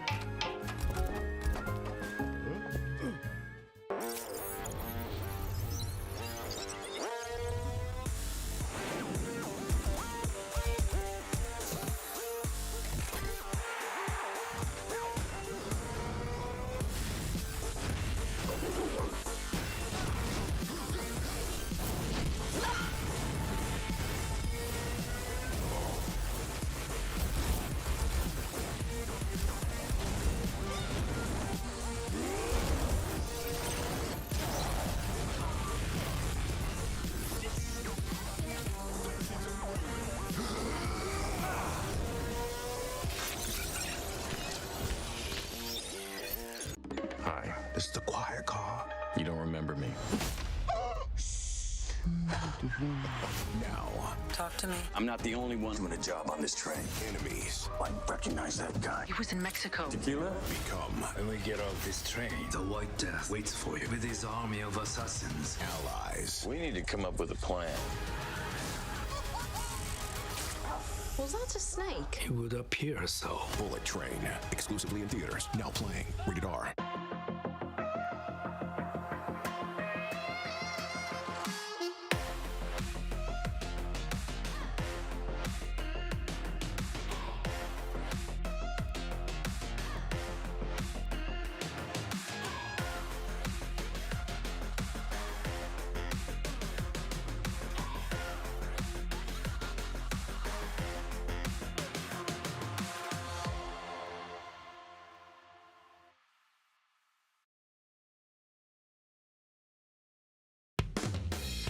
All those watching, bear witness!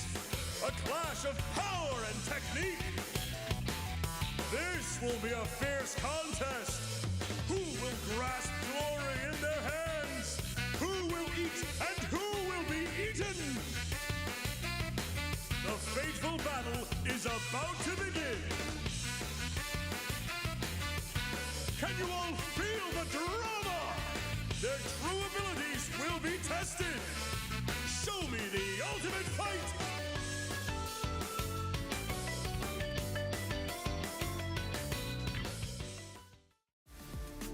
PlayStation Tournaments brings competitive play to all skill levels in the FGC.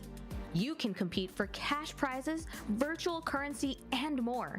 Find your next tournament and sign up at compete.playstation.com. Oh my gosh, and perfectly calling out the breakaway. No more defensive bar, and only, oh well, no, okay, now back to 2 offensive bars. But this is, okay, a good first throw. Gotta readapt very quickly. You literally only have 1 game, which means you basically have 0 games to adapt. Mm-hmm. Try to get there in time, not quite. Ninja gains the corner for himself. Oh! Okay, it's match point. It's tournament point for NinjaKilla.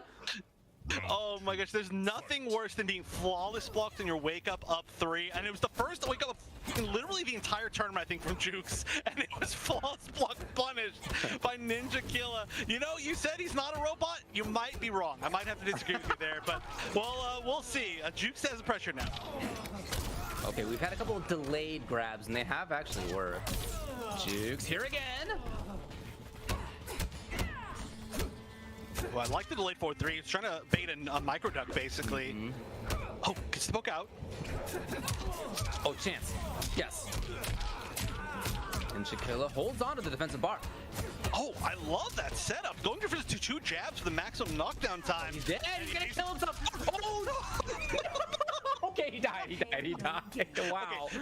That was absolutely genius by NinjaKilla spending all that bar right there, but it still was hilarious that it lasted that long. But oh no, what a way to start. This is still tournament points.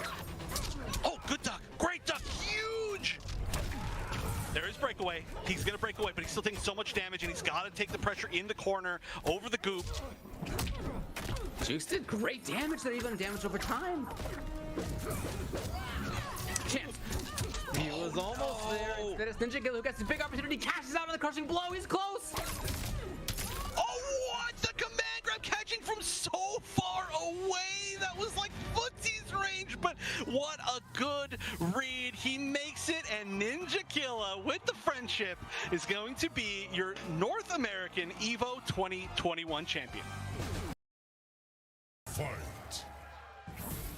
All right, all the same stuff going in. Again, though, the aggression starting off strong from NinjaKilla. I really do think he started to realize that he has to be more aggressive. No, huge combo drop right there. I mean, that was a gigantic amount of life. And now, yeah, had to take some damage to get out of the corner. And by some damage, I mean like half your life.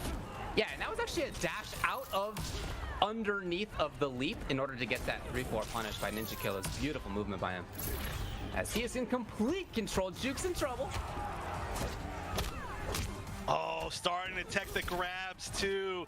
It just feels like everything is falling away from Jueks. But okay, here's the chance. Jackie always has a chance. Okay, maybe not right now, but now actually coming from behind, NinjaKilla is now the one on match point to guarantee his spot and make it to grand finals. But Jueks just needs to readapt, just needs to find his space, find his hits. Ooh. Defensive bar's gone now for Jueks. NinjaKilla with the knockdown, so forward again. Oh, he wants to end it here. He wants to immediately. Yeah, this honestly has to just be basically knockdown and a knockdown. Yeah, no. Yeah, welcome back, everyone, to Mortal Kombat 11 here at EVO 22. As you can see, we did a switcheroo, rather. It looks like Wonder Chef has left us, and we have Mr. Aquaman himself right here for the last 4 qualifying matches into top 8 losers. Sorry about my absence, ladies and gentlemen, but thank you so much to Chef for coming on. I was competing myself, and should I tell him, Saki? Yes, of course. Your boy's got an EVO medal. Top 4 in MKX. I lost at 4th. It's okay, you got top 8. But we're in there, baby. Let's go. Now, these players here are going to be 1 match away from doing that as well here in Mortal Kombat 11. 463 players in this bracket, narrowing down to 8. Winners has been set. The winners that I feel like, I don't want to say that like it's what we wanted. Right. It really is. It is SonicFox. It is outside of Sonic, our other best chance at beating these twins. Yep. And the twins that made it, Nicolas and Scorpionprocs. You could not have scripted or rigged this any better. Yep. That top 8 winners is going to be memorable, iconic Mortal Kombat 11, ladies and gentlemen. I feel like it's interesting, right? Because we started the day together, right? And we were commenting, and I think we even saw one of the twins in their pool earlier today. And one of the biggest things that I was thinking about throughout the day is, okay, out of everyone in NA, all of our strongest players to stop the twins from getting that medal, or like the first place, would be SonicFox and Rewind right off the top of my head. Yes, out of all the ones that are playing, right? Because we know that NinjaKilla is here. Yes. But not playing. Yes. Big asterisk next to the name. Now, the 2 players on stage playing for top 8. Playing. To put EVO finalist in their Twitter biography. I'm actually really proud of one of them. I'm watching right now. You're proud of both? I'm proud of both these guys. They've been at the 9th place. But you gotta understand, I came in to the FGC with Mortal Kombat 11. I've seen how much Wuuzie's been grinding. Wuuuzie. Okay? And I've seen how every single major. Oh, I know, Saki. The dude showed up and was undefeated in my tournament series. How's that for a statistic? He was undefeated for he's 2 weeks of the Coliseum. And then his opponent, KillerXionk. This is one of the scariest international players on planet Earth because he can show up and win everything. He's proven it. Yep. Combo breaker, MKX. Twitch Rivals, I remember him doing massive damage when he showed up in MK11. Took out a lot of good players there with Scorpion at the time. Multiple top 8ists. And it's going to be rocking Spawn. So this matchup is so interesting, and I think this is the one with the what you call the necrotic pool, if I'm not mistaken. I like don't know that. what to call it, but it's cool, right? It's a cool name. It's a very cool name for a move. But this is also Wuuuzie. Wuuuzie plays Setron. Oh, what? He's gonna be playing getting scooped tonight. Look how much damage it's about to do. 428. So much damage. And Cetrion has low health, so you already know that whole health bar is gone within that combo. This is going to be a quintessential damage versus paper cut.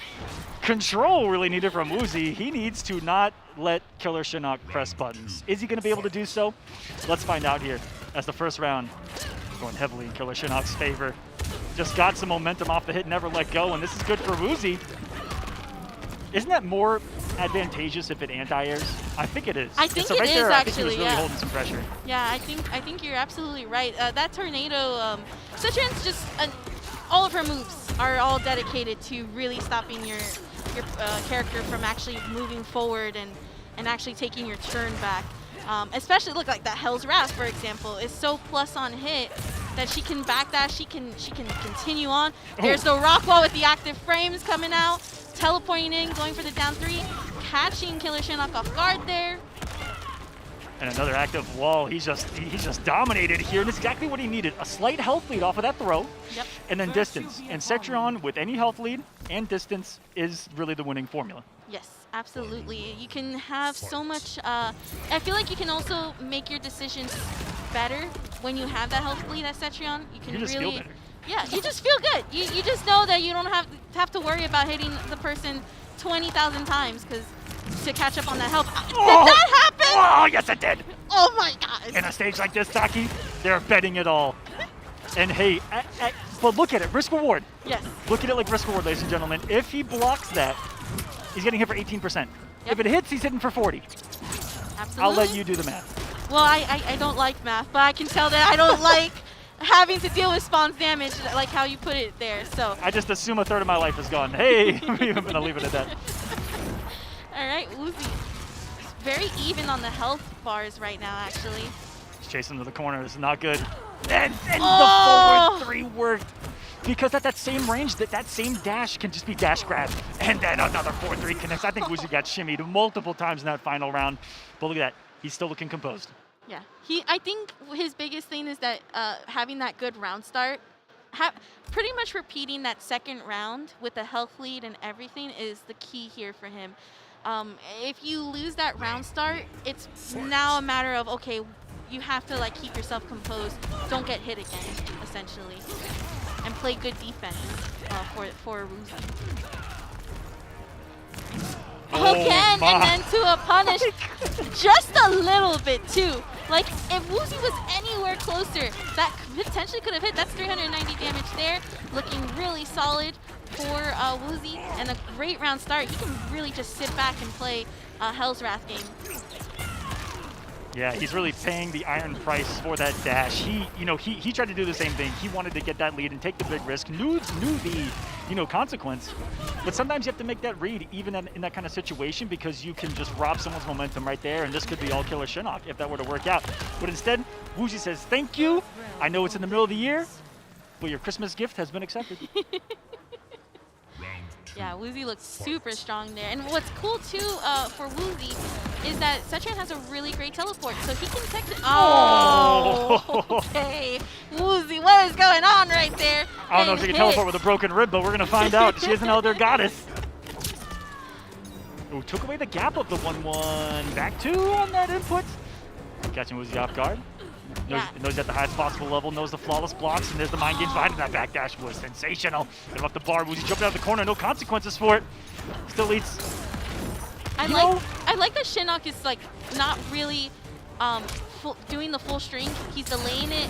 He's not being repetitive with it, so it's confusing Wuuuzie quite a bit. And look at the health. That's the reason. Ooh. Yeah, he has a lot of good staggers, too, and that he's done specifically different. You know, he's playing mind games on the 1-1 like crazy, like you almost should be. 1-1 back 2, has the mind games of gap. You saw him take away the gap, staggering just the stand 1, and then the 4-3's been super effective, and he hasn't really conditioned him with throw a lot, so I don't know why he's getting shimmy. Yeah, Wuuzie's not doing too good of a start here from that round start, getting hit quite often. Now has to hit KillerXionk multiple times. Trying to get out of the corner, but again, with that low health, that spacing was so gross. Mr. Clean would have been like, I can't do anything about this one, guys. I think KillerXionk was trying to get the crushing blow off of the forward throw, but Wuuuzie was able to tech it, blocking the ground slam, getting the down 1 into the low chain. That's one thing too that I love seeing KillerXionk use, is that low chain. We really see him actually delaying it, and again, it's what we were talking just now. It's the delays that he's doing, the staggers that he's able to just really keep Wuuuzie off guard, and right now he's 2-0. Looking strong. The Brazilian, I know that the Brazilian community is going insane in the chat right now. If there isn't a wall, I can't see the chat by the way, but if there isn't a wall of Brazilian flags, I'm disappointed. You know, it's funny because I was talking to Wonder Chef and I was explaining that between the twins, KillerXionk, and Conquer, these are players that are holding that entire region on their shoulders as they're here at EVO. Speaking of, 2 are in Winners Top 8. One is playing for Top 8 here. The other playing next on stream, and it's going to be Conquer. Yep. I love it. I'm so happy. It makes me so excited to see the representation from these other regions be so strong. And again, KillerXionk. Shouts to La Familia. Yep, La Familia. And he's not afraid to do that because he's not. He's really, what is really not. Setron going to do 9 times out of 10? Some form of absorbable projectile in that cave. Really smart stuff. And it's good to keep doing it, even if it's not working out, to make Wuuuzie think. Oh, catching the jump from Wuuuzie. Thought the breakaway was probably... No, there was no breakaway available. Actually, it was. It was just that Wuuuzie used the roll instead. And I actually agree with it. The roll would have been the better choice because Wuuuzie just needs to get back to full screen to seal the first round. And yes, a very nice 1-1 into Tornado to get it. Accept nature's harm. Oh, look at that feeling himself. The RPMs are coming up a little bit. Once you start doing the hand on the arms to get that sweat off, that's when you know you're in a real great situation. I mean, sweaty is the right word for it. This is for Evolution. Top 8 finalists next to your name. Okay, teleporting back into mid screen. Gonna try to use Rock to keep KillerXionk away. Maybe the apply was coming. Shinnok has done a really good job of just forward moving. This is going to be quite a bit of damage. Wuuuzie have no breakaway. He was at full health when that started. Yep. Look at her health bar. That was 45% on a 950 character. Oh, like my skill in this game, it's gone. What a health lead for Wuuuzie though to survive that much damage. It really tied things up. He's able to secure the hit. Now he's 1 away. But now I feel like KillerXionk was 1 hit away. I got kind of scared. I said that. I'm like, wait a minute. Wuuuzie staying alive. He has caught some absolute fire in the months leading up to Evolution online. And offline. Had a really good showing at Combo Breaker as well. Yep, and I think at CEO as well, if I'm not mistaken. I don't think he made it to the top 8, but he was pretty strong. I think it was 16 or 32 minimum. Yep, at least, for sure. So he's been having a really good year of MK11. Woo! Oh, the grab into the punish, and that is going to kill. Match point. Really medal point for KillerXionk here. Are you saying medal point because of the chain? No, because of like the Evo medal. Oh, okay. I heard metal. With a D. No, this is heavy metal point. Spawn of Satan. I mean, I don't spawn. Into the corner. Nice flawless block on the Hell's Wrath. That's, I think, probably the most hardest thing to do, especially as just the players flawless blocking all of Cetrion's projectiles. Because, again, they push you back so far. Sorry, I threw up a little bit seeing how far he had to block that. Oh my god! We all threw up! Why do you have to block that from so far away? Wuuuzie going to down. He's got him in the corner. That broke you a little bit. It's okay. I understand. This is Cetrion. This is literally what this character is all about. That full screen distance and into the low chain. That finally actually hit. He's blocked every low chain. One Nyx finally works off of the back one, which does have the overhead in it as well. Unhand me, says Wuuuzie. He's staying alive. KillerXionk. What's the? Oh! The amp stopped that. The amp stopped KillerXionk from going forward, or that would have been really bad news. That was so scary. I wasn't sure if it would work too. I had never seen a multi-hitting projectile versus the cape, and now we know. My handy-dandy notebook is getting full this weekend. Ooh. I like that he didn't overcommit to that 3-4 as well, because that will kill a lot of spawns if they don't realize it. They just mindlessly throw out the 3-2. Oh, no! Oh, no. This is not good news for Wuuuzie. This is not 500 minimum. Minimum. Oh, wait. 45. It doesn't have the crushing. He doesn't have the rest of the crushing blows for him. He also doesn't have the float or the restand thing. So he actually is missing out on a lot of damage, but he's still on match point. But this is bad for Wuuuzie because, again, this amount of health. Yes, right, 6 times. Right here has to hit it 6 times. Not just minimum. chip damage. Full on optimal 6 times. Okay. Combos, a KB and a fatal blow in a dream. Ooh. Let's see. 68. I love it. Okay. The defense right now going for the down 1 to try to interrupt the tornado. Oh, this is fatal blow territory. Oh, no! I don't know if it was him just not falling for it, but finally another chain works for. Maybe tried to interrupt, and KillerXionk with the killer pop-off. His fellow Brazilian conqueror. I'm assuming he speared him off of the stage, and that's how they've ended up right there. Wearing the flag, saying you have represented your country very well, my friend. KillerXionk making top 8. Wuuuzie going home at 9th. Round of applause for him. Just, again, having a stellar Mortal Kombat year is Wuuuzie. We'll be seeing some more of that young man. That was so intense. That was a really good match. Like, yes, it was, I think, 3-1, if I'm not mistaken. But it's one of those matches that it doesn't tell the story of the two players, right? Yeah. And again, it's maybe like the top tier Cetrion versus Spawn, but those are two characters that first of all, they weren't here when first MK11 came out, and then now you see them here, and it's a different environment for MK11 in terms of the competitive aspect with these customs. And the players themselves, they've never met, I assume, in any tournament ever. And so we're seeing, and we have a lot of young blood here. I mean, the twins playing in their first evolution, both in winners top 8. That's ridiculous, right? Yeah. I'm not the only one. No, it's not. That's ridiculous. It's insane. I think the best story from this year in terms of the competitive side is the twins, and again, KillerXionk now being one of them on the board representing Brazil.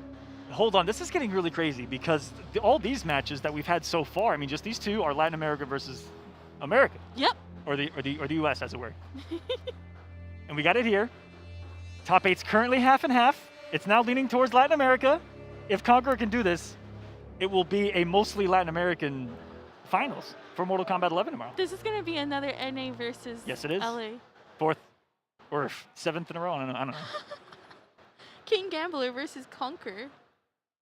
And this is what I expected this.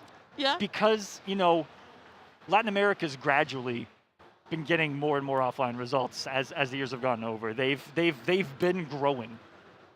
This is a hot topic. This might be a hot statement. Latin America simply has the mentality, the passion, the scene, the offline community, the everything to be successful. They still have, to me, again, I'm going to get flamed for saying this, they have the most hype and what I feel like is complete community out of any of the area's communities currently playing. They are a united effort. Yep. Have you seen Game of Thrones, guys? Season 1. Robert Baratheon says, what's the bigger number, 7 or 1? They're that other one, you know what I mean? You know, I absolutely do know what you mean. They are united. I was not a fan of Game of Thrones, but I do know what you mean. Do you get the reference? They're united. I got it. They're united. They're a single force that has just been leveling up time and time again, they're getting more and more tournaments down there.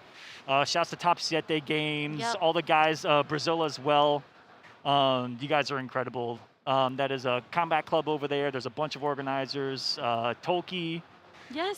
Shouts to Tolki, who's actually here from Chile with the Twins, is a tournament organizer from Chile. Also, a shout out Toto from Argentina, who runs tournaments down there. Yeah, no, I'm really excited to see the representation, and of course, again, I feel like we're giving them, like, you know how there's the 10v10s?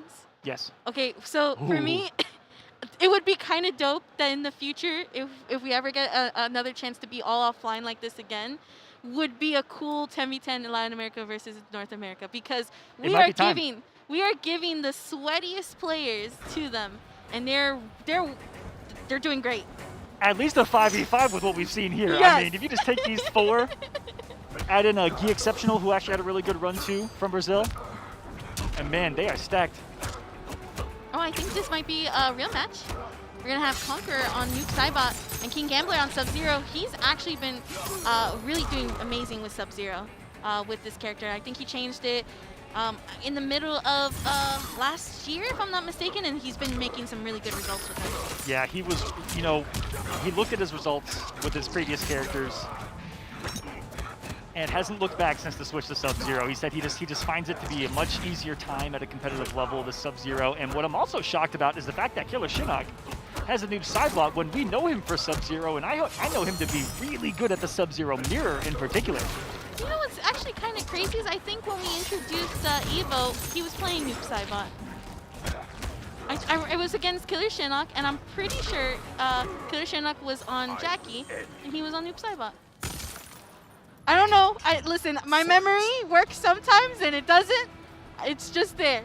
I don't remember that long ago, if I can be honest with you. That was a many a match and a many a running around this massive venue as possible. But I do have to give Evo some credit here. They have attributed to some of my weight loss because I'm getting some extra steps in. Yes, we're getting like 100,000 steps, and you know who else is getting 100,000 steps? It's gonna be Sub-Zero. Conqueror. Look at him walking. He's just dashing like crazy. He's just freely moving about the cabin right now. He just moved himself into the corner, and then he moved himself out of the corner at his will. That's a frame walker in this game. Indeed. That was ridiculous. Oh, and a nice. It's okay. KingGambler going for the flawless up 2 into the armor break. It is very hard to get an armor break with Sub-Zero like that, with the way that kick is. And this is a crushing blow. Is he dead? He's dead. So he had a bad day. Aquaman's broken. He got hit once in that one, and then his health bar just got disappeared. That is the strength and scariness of Sub-Zero. Yeah, Sub-Zero, I feel like every crushing blow Sub-Zero has is equal to a fatal blow. I'm going to say it. I agree. Slide crushing blow, fatal blow damage. And I have seen from a couple of Sub-Zeros that have been killing it lately, they are implementing more and more the raw slide. Yep. And this is actually good damage there from Conqueror 400, but into the down 2 crushing blow. Every time, and he mistimed that forward 4, I think, or it misses and it only hits the armor break. Yep. All right, Conquer. What is that pressure? He was just wanting him to death. He tried to tech that too, so that's a crushing blow that is loaded on KingGambler's side as well.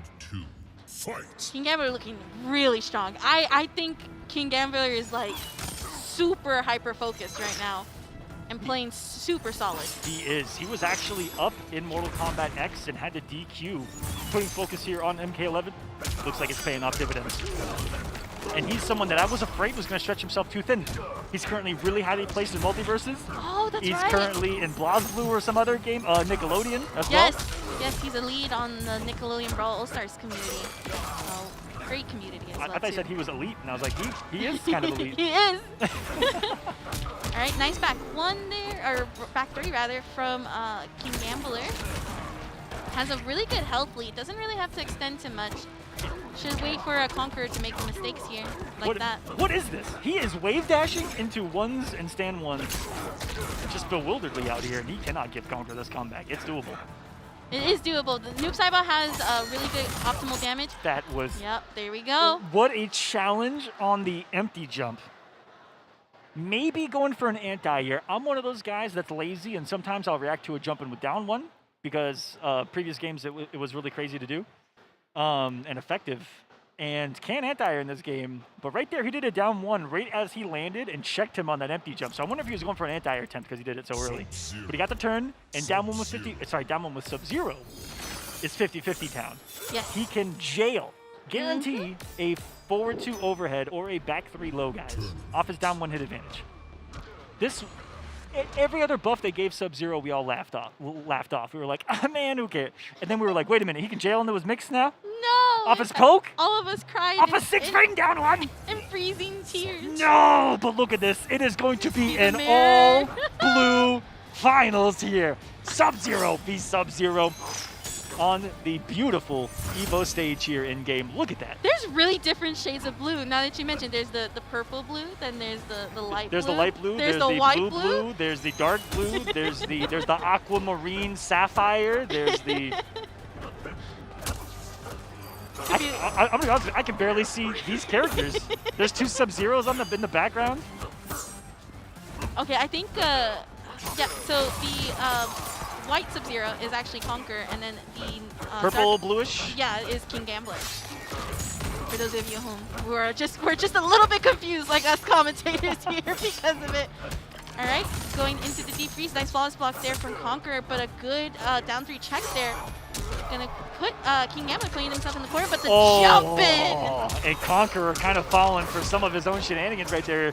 If there is a rule against Sub-Zero, it is that jump 1 is not going to be tampered with and messed with in any way, shape, or form. The pressure is so on by Gambler, does the harder to tech back throw, sends him to mid-screen, and this is a match point, medal point. Yes. EVO medal point for KingGambler. I know that young Joey, that would have worked. I would have cried on the inside and outside. But he's hungry. He is. He's one of the players that I think has always been shown to really want either the win or the medal, whatever the case may be. And it's so amazing to see him look so strong right now on the stage. Verge of it. Yep, right here. And again, that jump in just Conquer not really able to anti-air and stop him from doing it. Might have that slide KB loaded. I'm shocked he didn't go for the optimal. Maybe he didn't believe in the height of it, but he could have got the KB combo there mid-screen. It is really tight though. Yeah. Okay. Ooh, the flawless block. I think that he leaves it not as plus either. Yeah, I think he actually get a turn. I like I tried to punish though too, and that was absurd. With the throw. Oh, it's guaranteed. It's there. Oh my God! Made it to top 8. KingGambler. Amazing stuff there for KingGambler. Young defeating Joey, Conquer. everyone, 3-0.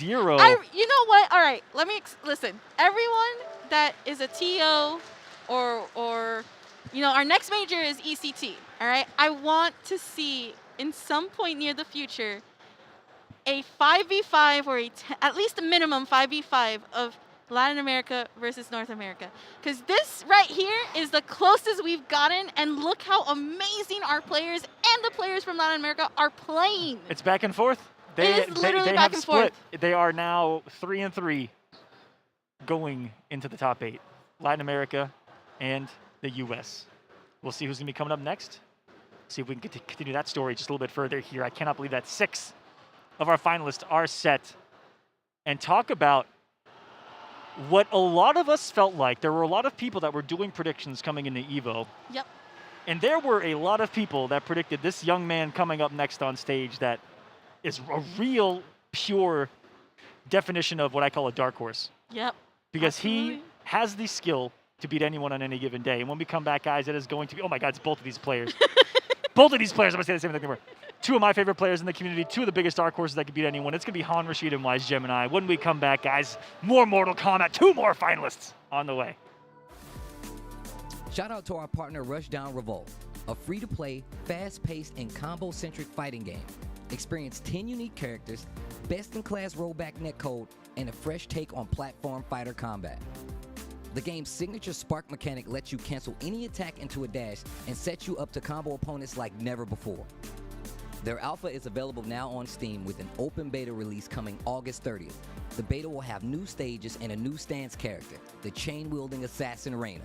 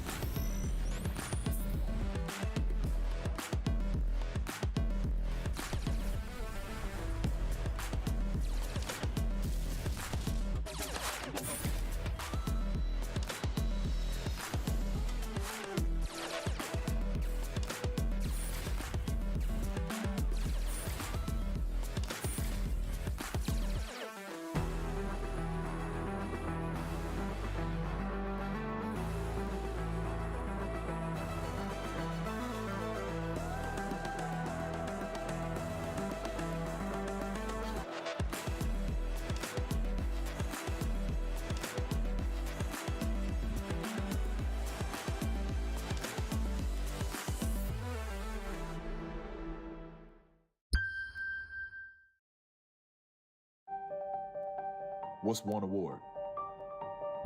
Is one award enough? Well, the gold medal.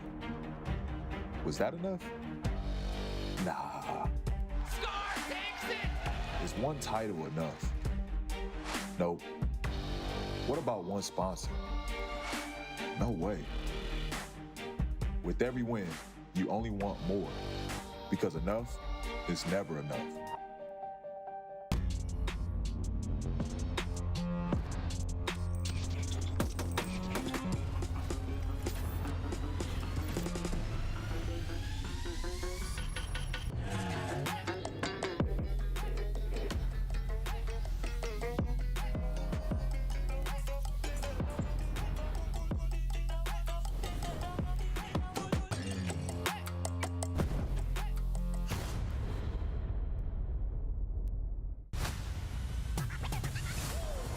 A girl is Arya Stark of Winterfell. Time to eat somebody. I am here.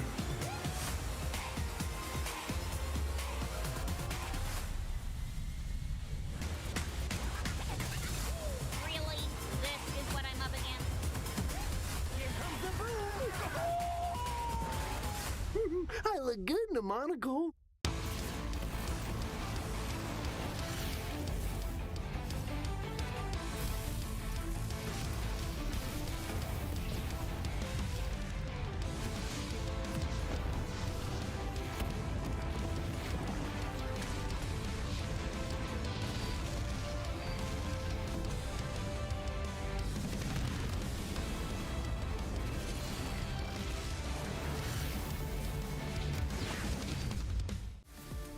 Looking for a new controller? Our partners at PowerA bring you the Fusion Pro 2 and the Spectre Infinity.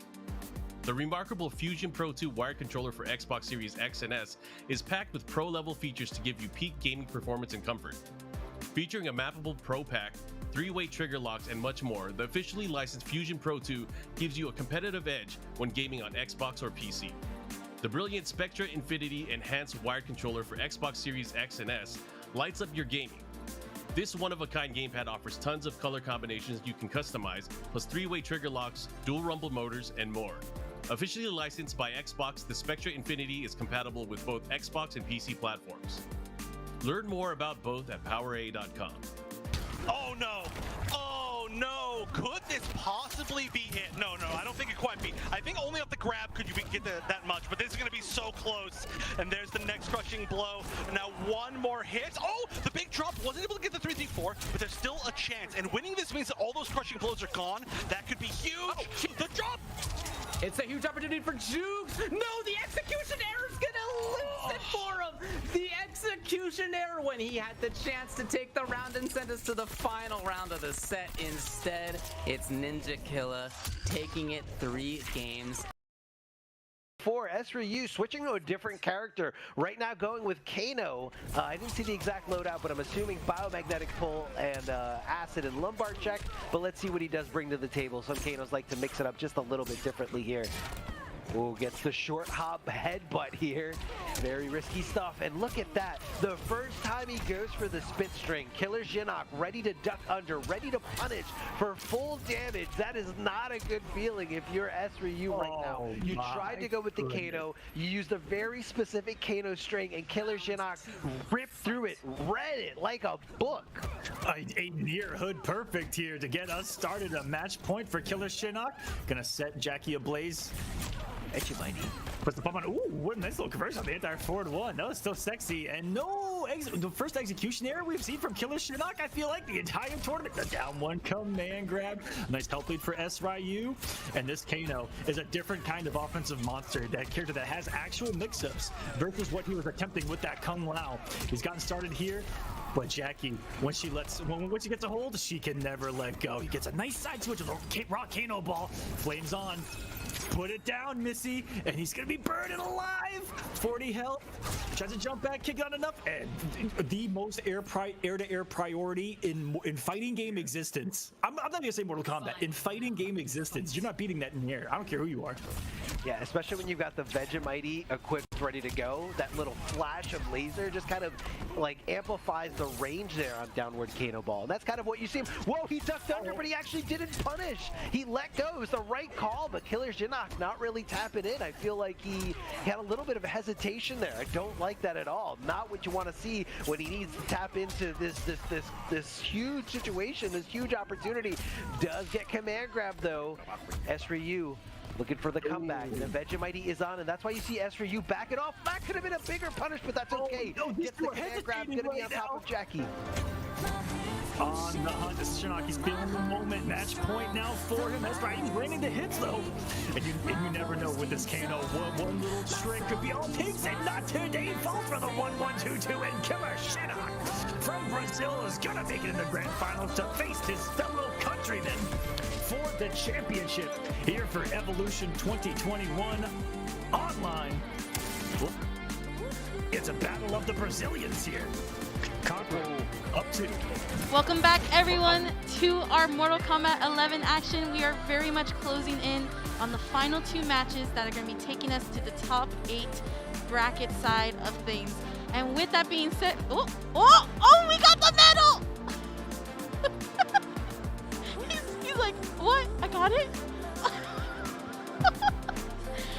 I had to pause there because it's really cool. Look how shiny it is. By the way, he didn't mention it was for Mortal Kombat X. So you already know, don't be messing with Aquaman for Mortal Kombat. Yes, wear it. There you go. Yes, sir. Alrighty, with that being said, we got a top 4. I did it, Mom! I did it! An evil top 8 medalist right here on commentary. We digress. We have coming up, right, Saki? Yes. We have coming up next probably one of the most exciting matches I've seen in the bracket today. 2 of my favorite players to watch over the past 5 years. Yep. 6 years, give or take, in some of their cases. These 2 are players that don't have the most consistent records over the years. They don't have a lot of huge wins to their name, but they both possess some of the most immense skill I've ever witnessed in North American players, in players in general. They can show up and beat any of the top players on a great day.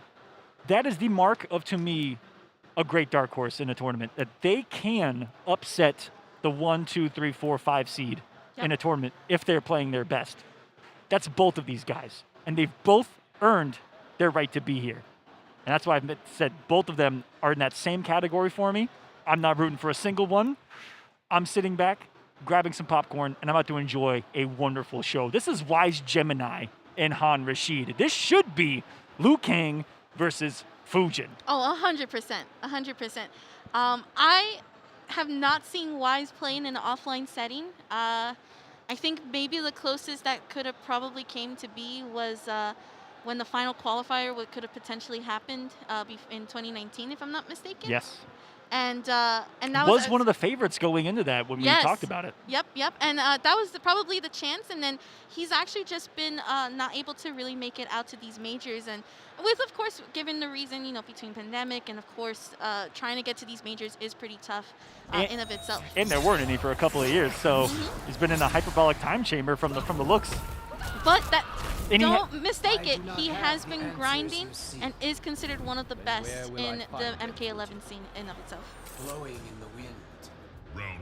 As I was saying earlier, a lot of people, when they did their predictions, they said, WiZEGEMiNi, don't be surprised if he makes the run. I saw a couple of really big names pick WiZEGEMiNi for top 8 in this loser's run. Han Rashid as well, I think, was one of my picks through this portion of the bracket. This is just going to be sensational. 2 great players. We're going in right now. Such a great block. That mix-up on the nunchucks, there's 3 different things you're guessing. essentially. And the fact that Han Rashid was able to guess that low right off the bat And shows I don't good. think he's used to getting the low punish. The back one of Fujin's had the range to get the punish in, and we're just going to be skating across the screen since Fujin's on here. Both these players and characters with expert mobility and execution. It's a side switch, wonderfully executed, and went to the optimal, interactable. I like the attempt. It's a great way to stagger that button and then be able to react to the throw and kind of reset your game plan here. And YoBoyRio going for the flying kick off of that, but Han Rashid getting the jump in. That was a big, risky wake-up jump from Han Rashid. There are not many of us that have the boldness or the sized balls needed to make that kind of read. Han Rashid so far.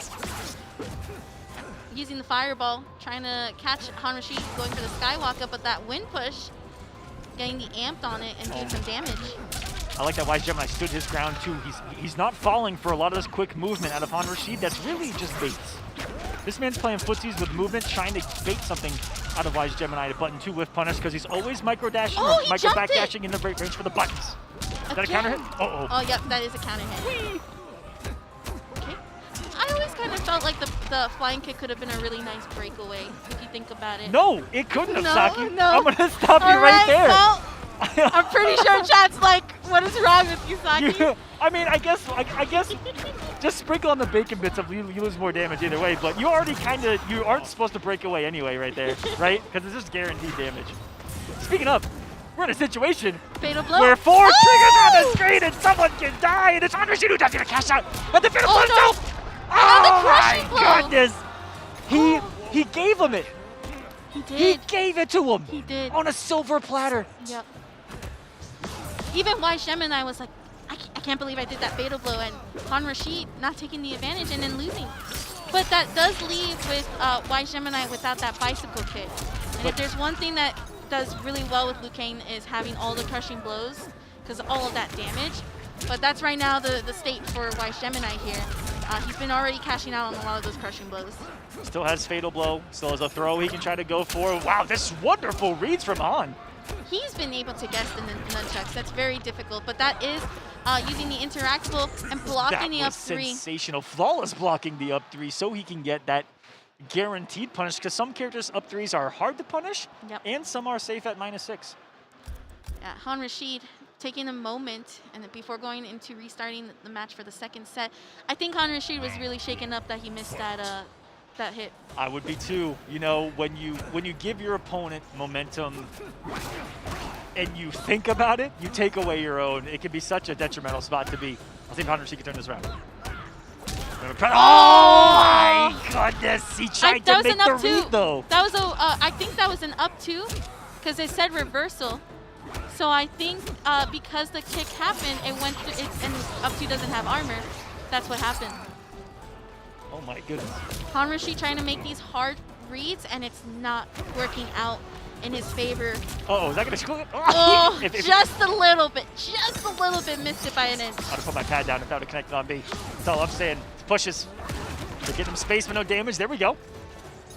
Get back to a menace in neutral.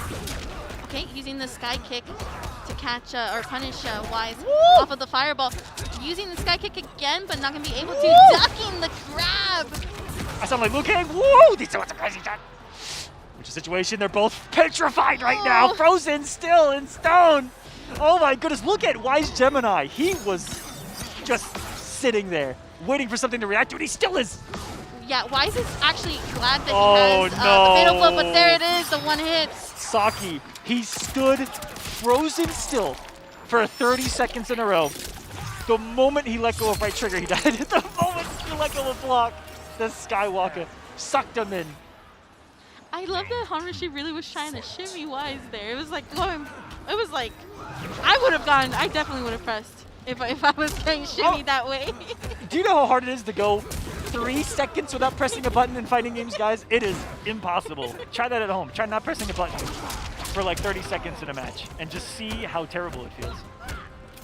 But it'll get your defense leveled up pretty quick. Oh, absolutely. Absolutely. YoBoyRio out of the corner. I think that was a little bit of a whiff there from Han Rashid going for the flawless block, trying to get something off of it. But YoBoyRio getting sweeped. Oh no, from a massive health lead. Oh! Spiteful, and that's the third command grab doesn't work for him. Big damage for Han, a throw king kill. Okay, jumping kick. And Oh, then take fail it, blow. take it, absolutely. Yep. I don't know if it's killing. That was quite a few hits after an air-to-air. There's definitely going to be some scaling on this. I have been known to lie to people's faces directly. No, this won't kill. It's the scaling and then, of course, all those hits. It's going to happen. But Han Rashid having to be careful here. That's going to be close to enough. Oh, And he had to! He had to! My God! Oh my God, if he didn't anti-air right there, he loses. He was on last breath. That was sensational. Han Rashid just had a reaction that I feel like Wise should have had. Yes. Wise's eyes are like wide right now. Oh my He goodness, knows. he's so focused. He's super focused. And Han Rashid. I haven't seen him blink. Oh my God. I know, I'm like watching. Okay, here we see Han Rashid going for the combo, getting the short hop. Oh. Tries to wave in, blocking the fireballs right now. That was just disgusting from Han Rashid. He did exactly what he needed to get back in this match. He took some momentum from YoGeMiNi with those rounds. And especially after that round that YoGeMiNi won, because after that pop-off, I feel like that could have been the difference maker. Because Han Rashid looked like it affected him way more than it affected Wise. Absolutely. I was going to just mention that like Han Rashid is really, like you can see the tension that is with him while he's playing these matches. And then YoGeMiNi has been really, I feel like has been really been able to clutch out some of these scrambles because they've been hardcore scrambles. And in making the right reads, I'm almost hoping though that if we're going back to this stance here, that he might not go with the command grab or the full-on nunchucks with the different stances because it's just not been working out for him. Yeah, definitely. The nunchucks have been a non-factor. Yeah, I think the stance actually, because that's the one where it's like Luong Kwong, if I'm not mistaken, from Liu Kang that has like the parry. Saki, you got me. I have no clue. That sounds about right. Luo Kwong. Okay, I hope I pronounced it. I hope I pronounced it. Okay. Don't worry, chat will correct this. YouTube comments will correct us. It's fine. Love you guys. Thank you so much for watching Evolution 2022 here in Mortal Kombat 11. Such a wonderful community, and they are showing off for us to set our finalists. Either Han Rashid or Wise will be joining them. Han Rashid has his bully positioning, came off of the crouch a little too early in the last hit. And Wise, what? From that close? Was that did that say punish? I think it actually said counter, if I'm not mistaken. And that is actually really good stuff. This is chip damage for Han Rashid, taking that first round there. Taking the last game. Looks like he might be riding a little bit of momentum up there with these, I was going to say wins, but I don't want to make too many puns today, Saki. Let's go! No conversion from Wise. That could have been massive. All the damage he just left there on the table. And here's insult to injury. He dropped a 40% combo, and then this man's just flying out of the corner, but he put himself there back. Yeah, Han Rashid going back and forth in the air, playing the air game. A nice anti-air there, though, from YoGeMiNi into a 28% conversion. That's the second anti-air that's gotten me excited. And if there's anything that's going to be excited, it's a good anti-air. Very impressive. Another one! Just 3 for 3! Just keep them coming, Wise. I'm a kid in a candy store in this match. Whoa. Oh. He option selected it. I would. Oh.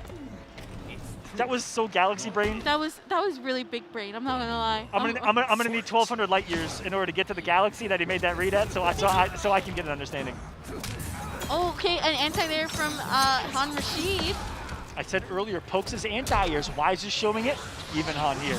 Yeah, especially with these two characters, that their down ones are really good on the hitbox of it. So. And you've seen it catch a lot of interruptions, but that down one that you saw Han Rashid there, even from 3/4 screen, it catches the forward dashes of a lot of opponents. You've seen that happen a lot from a lot of players here. It's super Beautiful whiff punish right there. And actually able to keep YoGeMiNi in the corner. Tried to make the hard read off of the roll to punish, having to force the break away to avoid getting so much damage on him. And there goes the nunchucks with the command grab. Oh, the cancels! Definitely on layer like 2 or 3 right now. If you went for the throw, I feel like That would have been the ultimate conditioning because yeah, he hasn't used that all set, right? The nunchuck cancel? He hasn't used it at all. Not even like But for the rest of the moves. to be fair, maybe he didn't do anything because he has noticed that the pattern has been Han Rashid jumping when he sees nunchuck. Yep. So maybe he was just looking up. Oh, the punish! No, it's not full optimal. Could he have? He could have probably The done 1-2-4? the 1-2 into tornado. Ooh, He could have done maybe. quite a bit instead of doing the kicks. Oh, that'll be Chip, and he tried to fatal blow through a gap right there. I think it was death on block regardless. Wise looking at the camera like he's lost in some sauce. He's looking at Fujin flying around saying, I need a fly swatter. Does anyone have some raid? Do you have an anti-air? Leave Fujin alone. Do you have an anti-air missile defense system I can borrow real quick? Do you have a weather machine capable You of need to taking talk to the away special the forces. wind? The special I'm trying ops. They need some technology. You gotta talk to special ops and have them talk to Raiden to devise something for that, because it ain't working out so far right here. I'm gonna be the one to say it. Earthrealm's getting destroyed. I don't care what anyone's saying. I don't care what technology we got. Goro's showing up with 4 arms, 700 pounds of raw, outworldian beefcake, and there's nothing we're doing to stop it. So this is interesting. It looks like YoBoyRio, for the viewers at home that are gonna see it right now, is actually switching to the secondary pick, which is Jackie Briggs. He must be really feeling some pressure right now. Yeah. To come off of his base. He's been playing Liu Kang since the dawn of Mortal Kombat X, almost exclusively competitive. What? When he needed it most. 2 hits of armor on the interactable saves him, but hey, do you want to know what's going to be way different in this matchup? Is the guaranteed damage of Jackie and then the mobility that he can contest Fujin with Jackie. Oh, this is not good right now for Han Rashid, starting off with that interactable and then the goop. The goop went a goop. He was there for so long. I almost, so as cool as that interactable was, that costed Han Rashid. Had no defensive meter to even play against Jackie. Like, that was a perfect scenario for YoBoyRio, and he took advantage of it completely. Yeah, he's looking so comfortable, and that was a nice early jump kick from Han Rashid. The adaptation, you do that early enough, and if you put it active, where he tried to anti-down one, he smoked it. That's the pressure plus frames. And he had some nice bold forward dash pressure to get the extra push to the corner. And he's back out. Yep. Right, Han Rashid getting hit by the scoop, was trying to wave dash back to avoid it. Oh, okay. No! Missing the down That two. was a KB sit That there. could have been. That could have been. This is a scramble. It's early and it's a scramble. Oh my goodness. Han Rashid trying to make every hit count here, opening up YoBoyRio, but if something we learned, YoBoyRio is a great defensive player. Missing the wind push and into Is that it? punish. That's it. Oh, here we go. YoBoyRio really turning up the heat with the Jackie. And Han looking back, looking for help, looking for someone in the crowd to come up. No, never mind. He looked back like he was looking for help. He said, no, I'm just looking over here towards my thoughts. Oh. Towards what I need to do. Why saying one more? It's for both of these gentlemen. We are going to a Game 5 for an EVO finalist. Medal, the money, the pride, the glory, everything involved. I'm actually kind of surprised because in the past tournaments that I've seen, Han Rashid has received the coaching and like his friends have really come through for it. But I feel like he knows, no, I can't, I need to focus. I need to make this decision. I need to make the adjustments and I need to think. I don't need someone to tell me right now. I need everything here. Looking at it, it's 2-2. Mm-hmm. He has what it takes to win. He's already done it twice. So I actually like that decision as well. Saying nothing's broken, therefore nothing needs to be fixed. You examine the last game. You maybe have a thought about one thing that he did in the previous game. Mm-hmm. You're thinking about patterns. You're thinking about how they approach their offense, how they approach their defense, and then what you did. Trying to think of ways around it. Yeah. For Wise, man, was it still impressive towards the end there how he just curled up into the fetal position and blocked. For again, like 20 seconds straight and just let Wise swing. And Wise actually looked like he didn't know what to do after that. Yep. He was kind of unsettled by, wait, are you just not going to move at all? So something to tell for the viewers at home, Han Rashid was actually going back and forth between Sub-Zero and Liu Kang. And he was actually like really considering going for a secondary.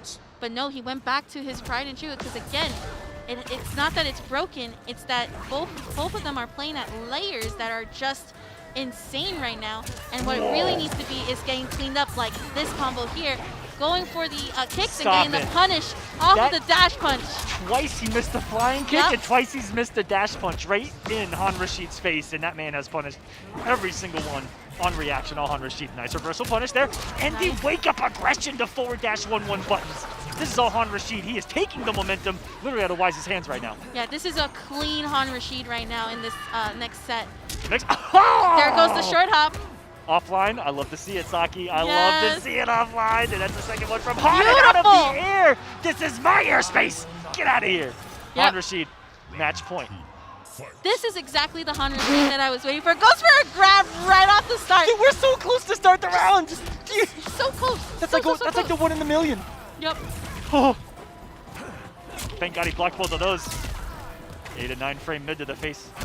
As his reward for that, he's just bleeding on that ooze. Had to jump. Han Rashid's lost 30% of his HP. Yep. A lot of it from the ooze. Hey, nice air to air. Gonna be blocking. Beautiful anti-air with that sweep. That is really good. Catching YoBoyRio in the middle. Not gonna be able to fully convert, but still. And that is gonna be, the attempt on the whiff. Oh, but that could have been a punish. This is so wild. Big damage? No, the breakaway was perfect. Avoided the KB damage. Still bleeding a little bit. That's like damage. Aquaman, I'm Is that scared. neutral? Oh my goodness, I am loving this forward move from Han Rashid. He's not letting it break. Another throw. Because he blocks so much. I think it's right for the throw this late. 86 out Han Rashid. Skating away. Skating in. Looking for anything to react to right now. Fatal blow for both of these two players. YoBoyRio needs to make something happen right now if he wants to be able to stay alive. Han Rashid going for the jump in. Blocking the... There it is! And Han Rashid! Look at the pop-off! Let's go! Taking as much air as the character he plays on the victory. Getting 6 feet into the stratosphere. And a hug between those two. I'll give them a round of applause. I'm giving 100% a round of applause.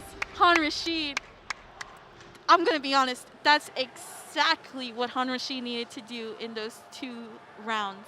He played so clean. Yes, there was a little bit of a scramble, but the fact that he recomposed himself compared to the other games where he got into those scrambles and was losing his confirms, losing his momentum completely, he stayed the course and he got it. He got his win.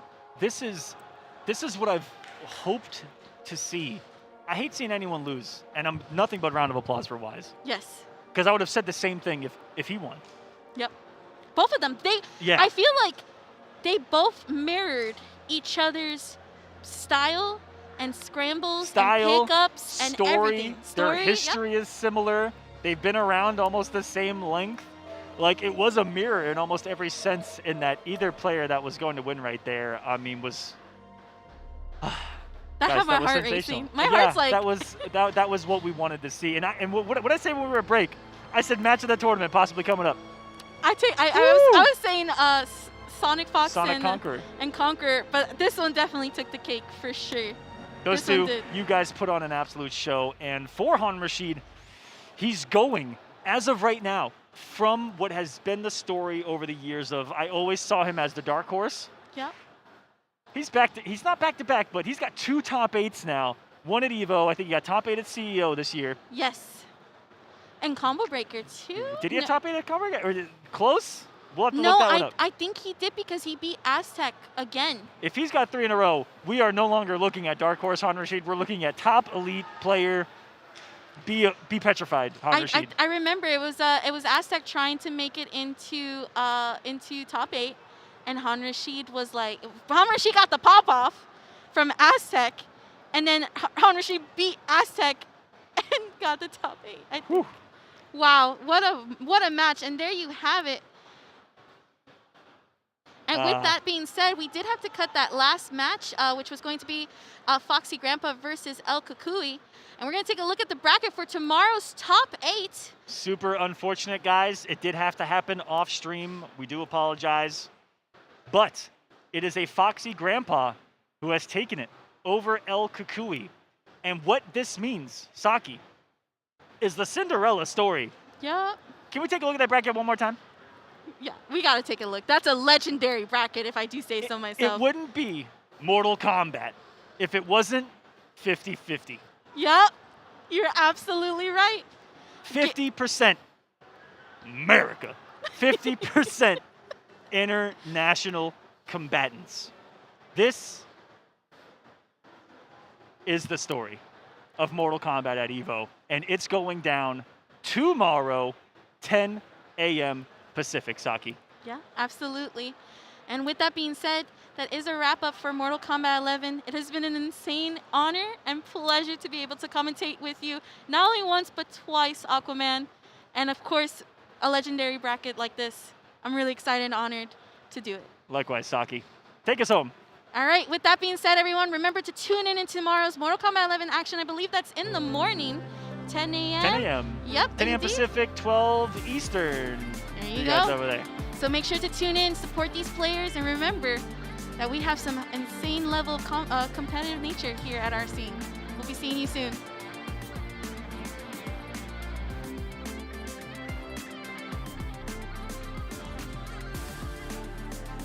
Unique characters, best-in-class rollback netcode, and a fresh take on platform fighter combat. The game's signature spark mechanic lets you cancel any attack into a dash and sets you up to combo opponents like never before. Their alpha is available now on Steam with an open beta release coming August 30th. The beta will have new stages and a new stance character, the chain-wielding assassin Reina.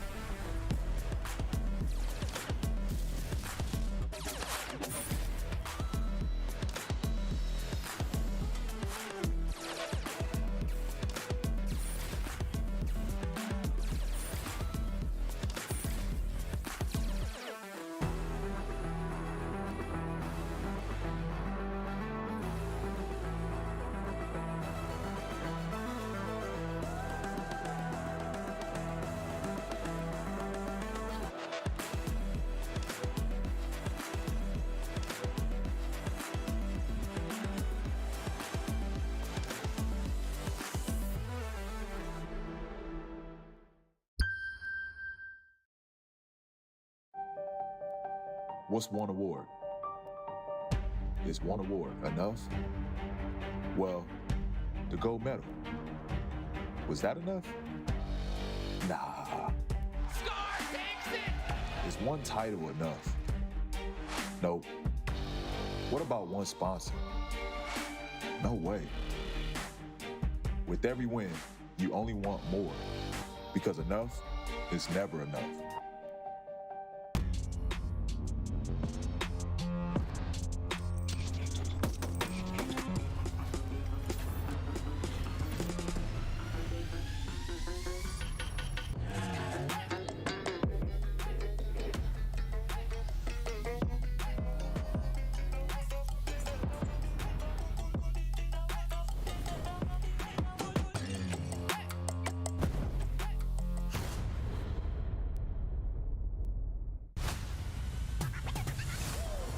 The girl is Arya Stark of Winterfell. Time to eat somebody. I am here.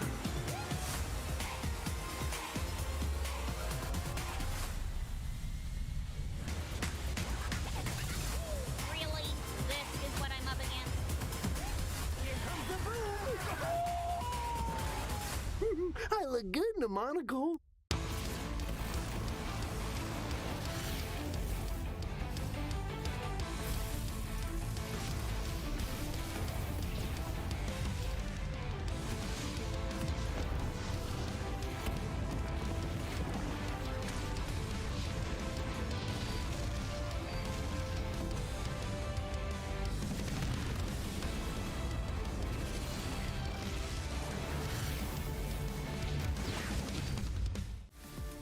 Looking for a new controller? Our partners at PowerA bring you the Fusion Pro 2 and the Spectre Infinity.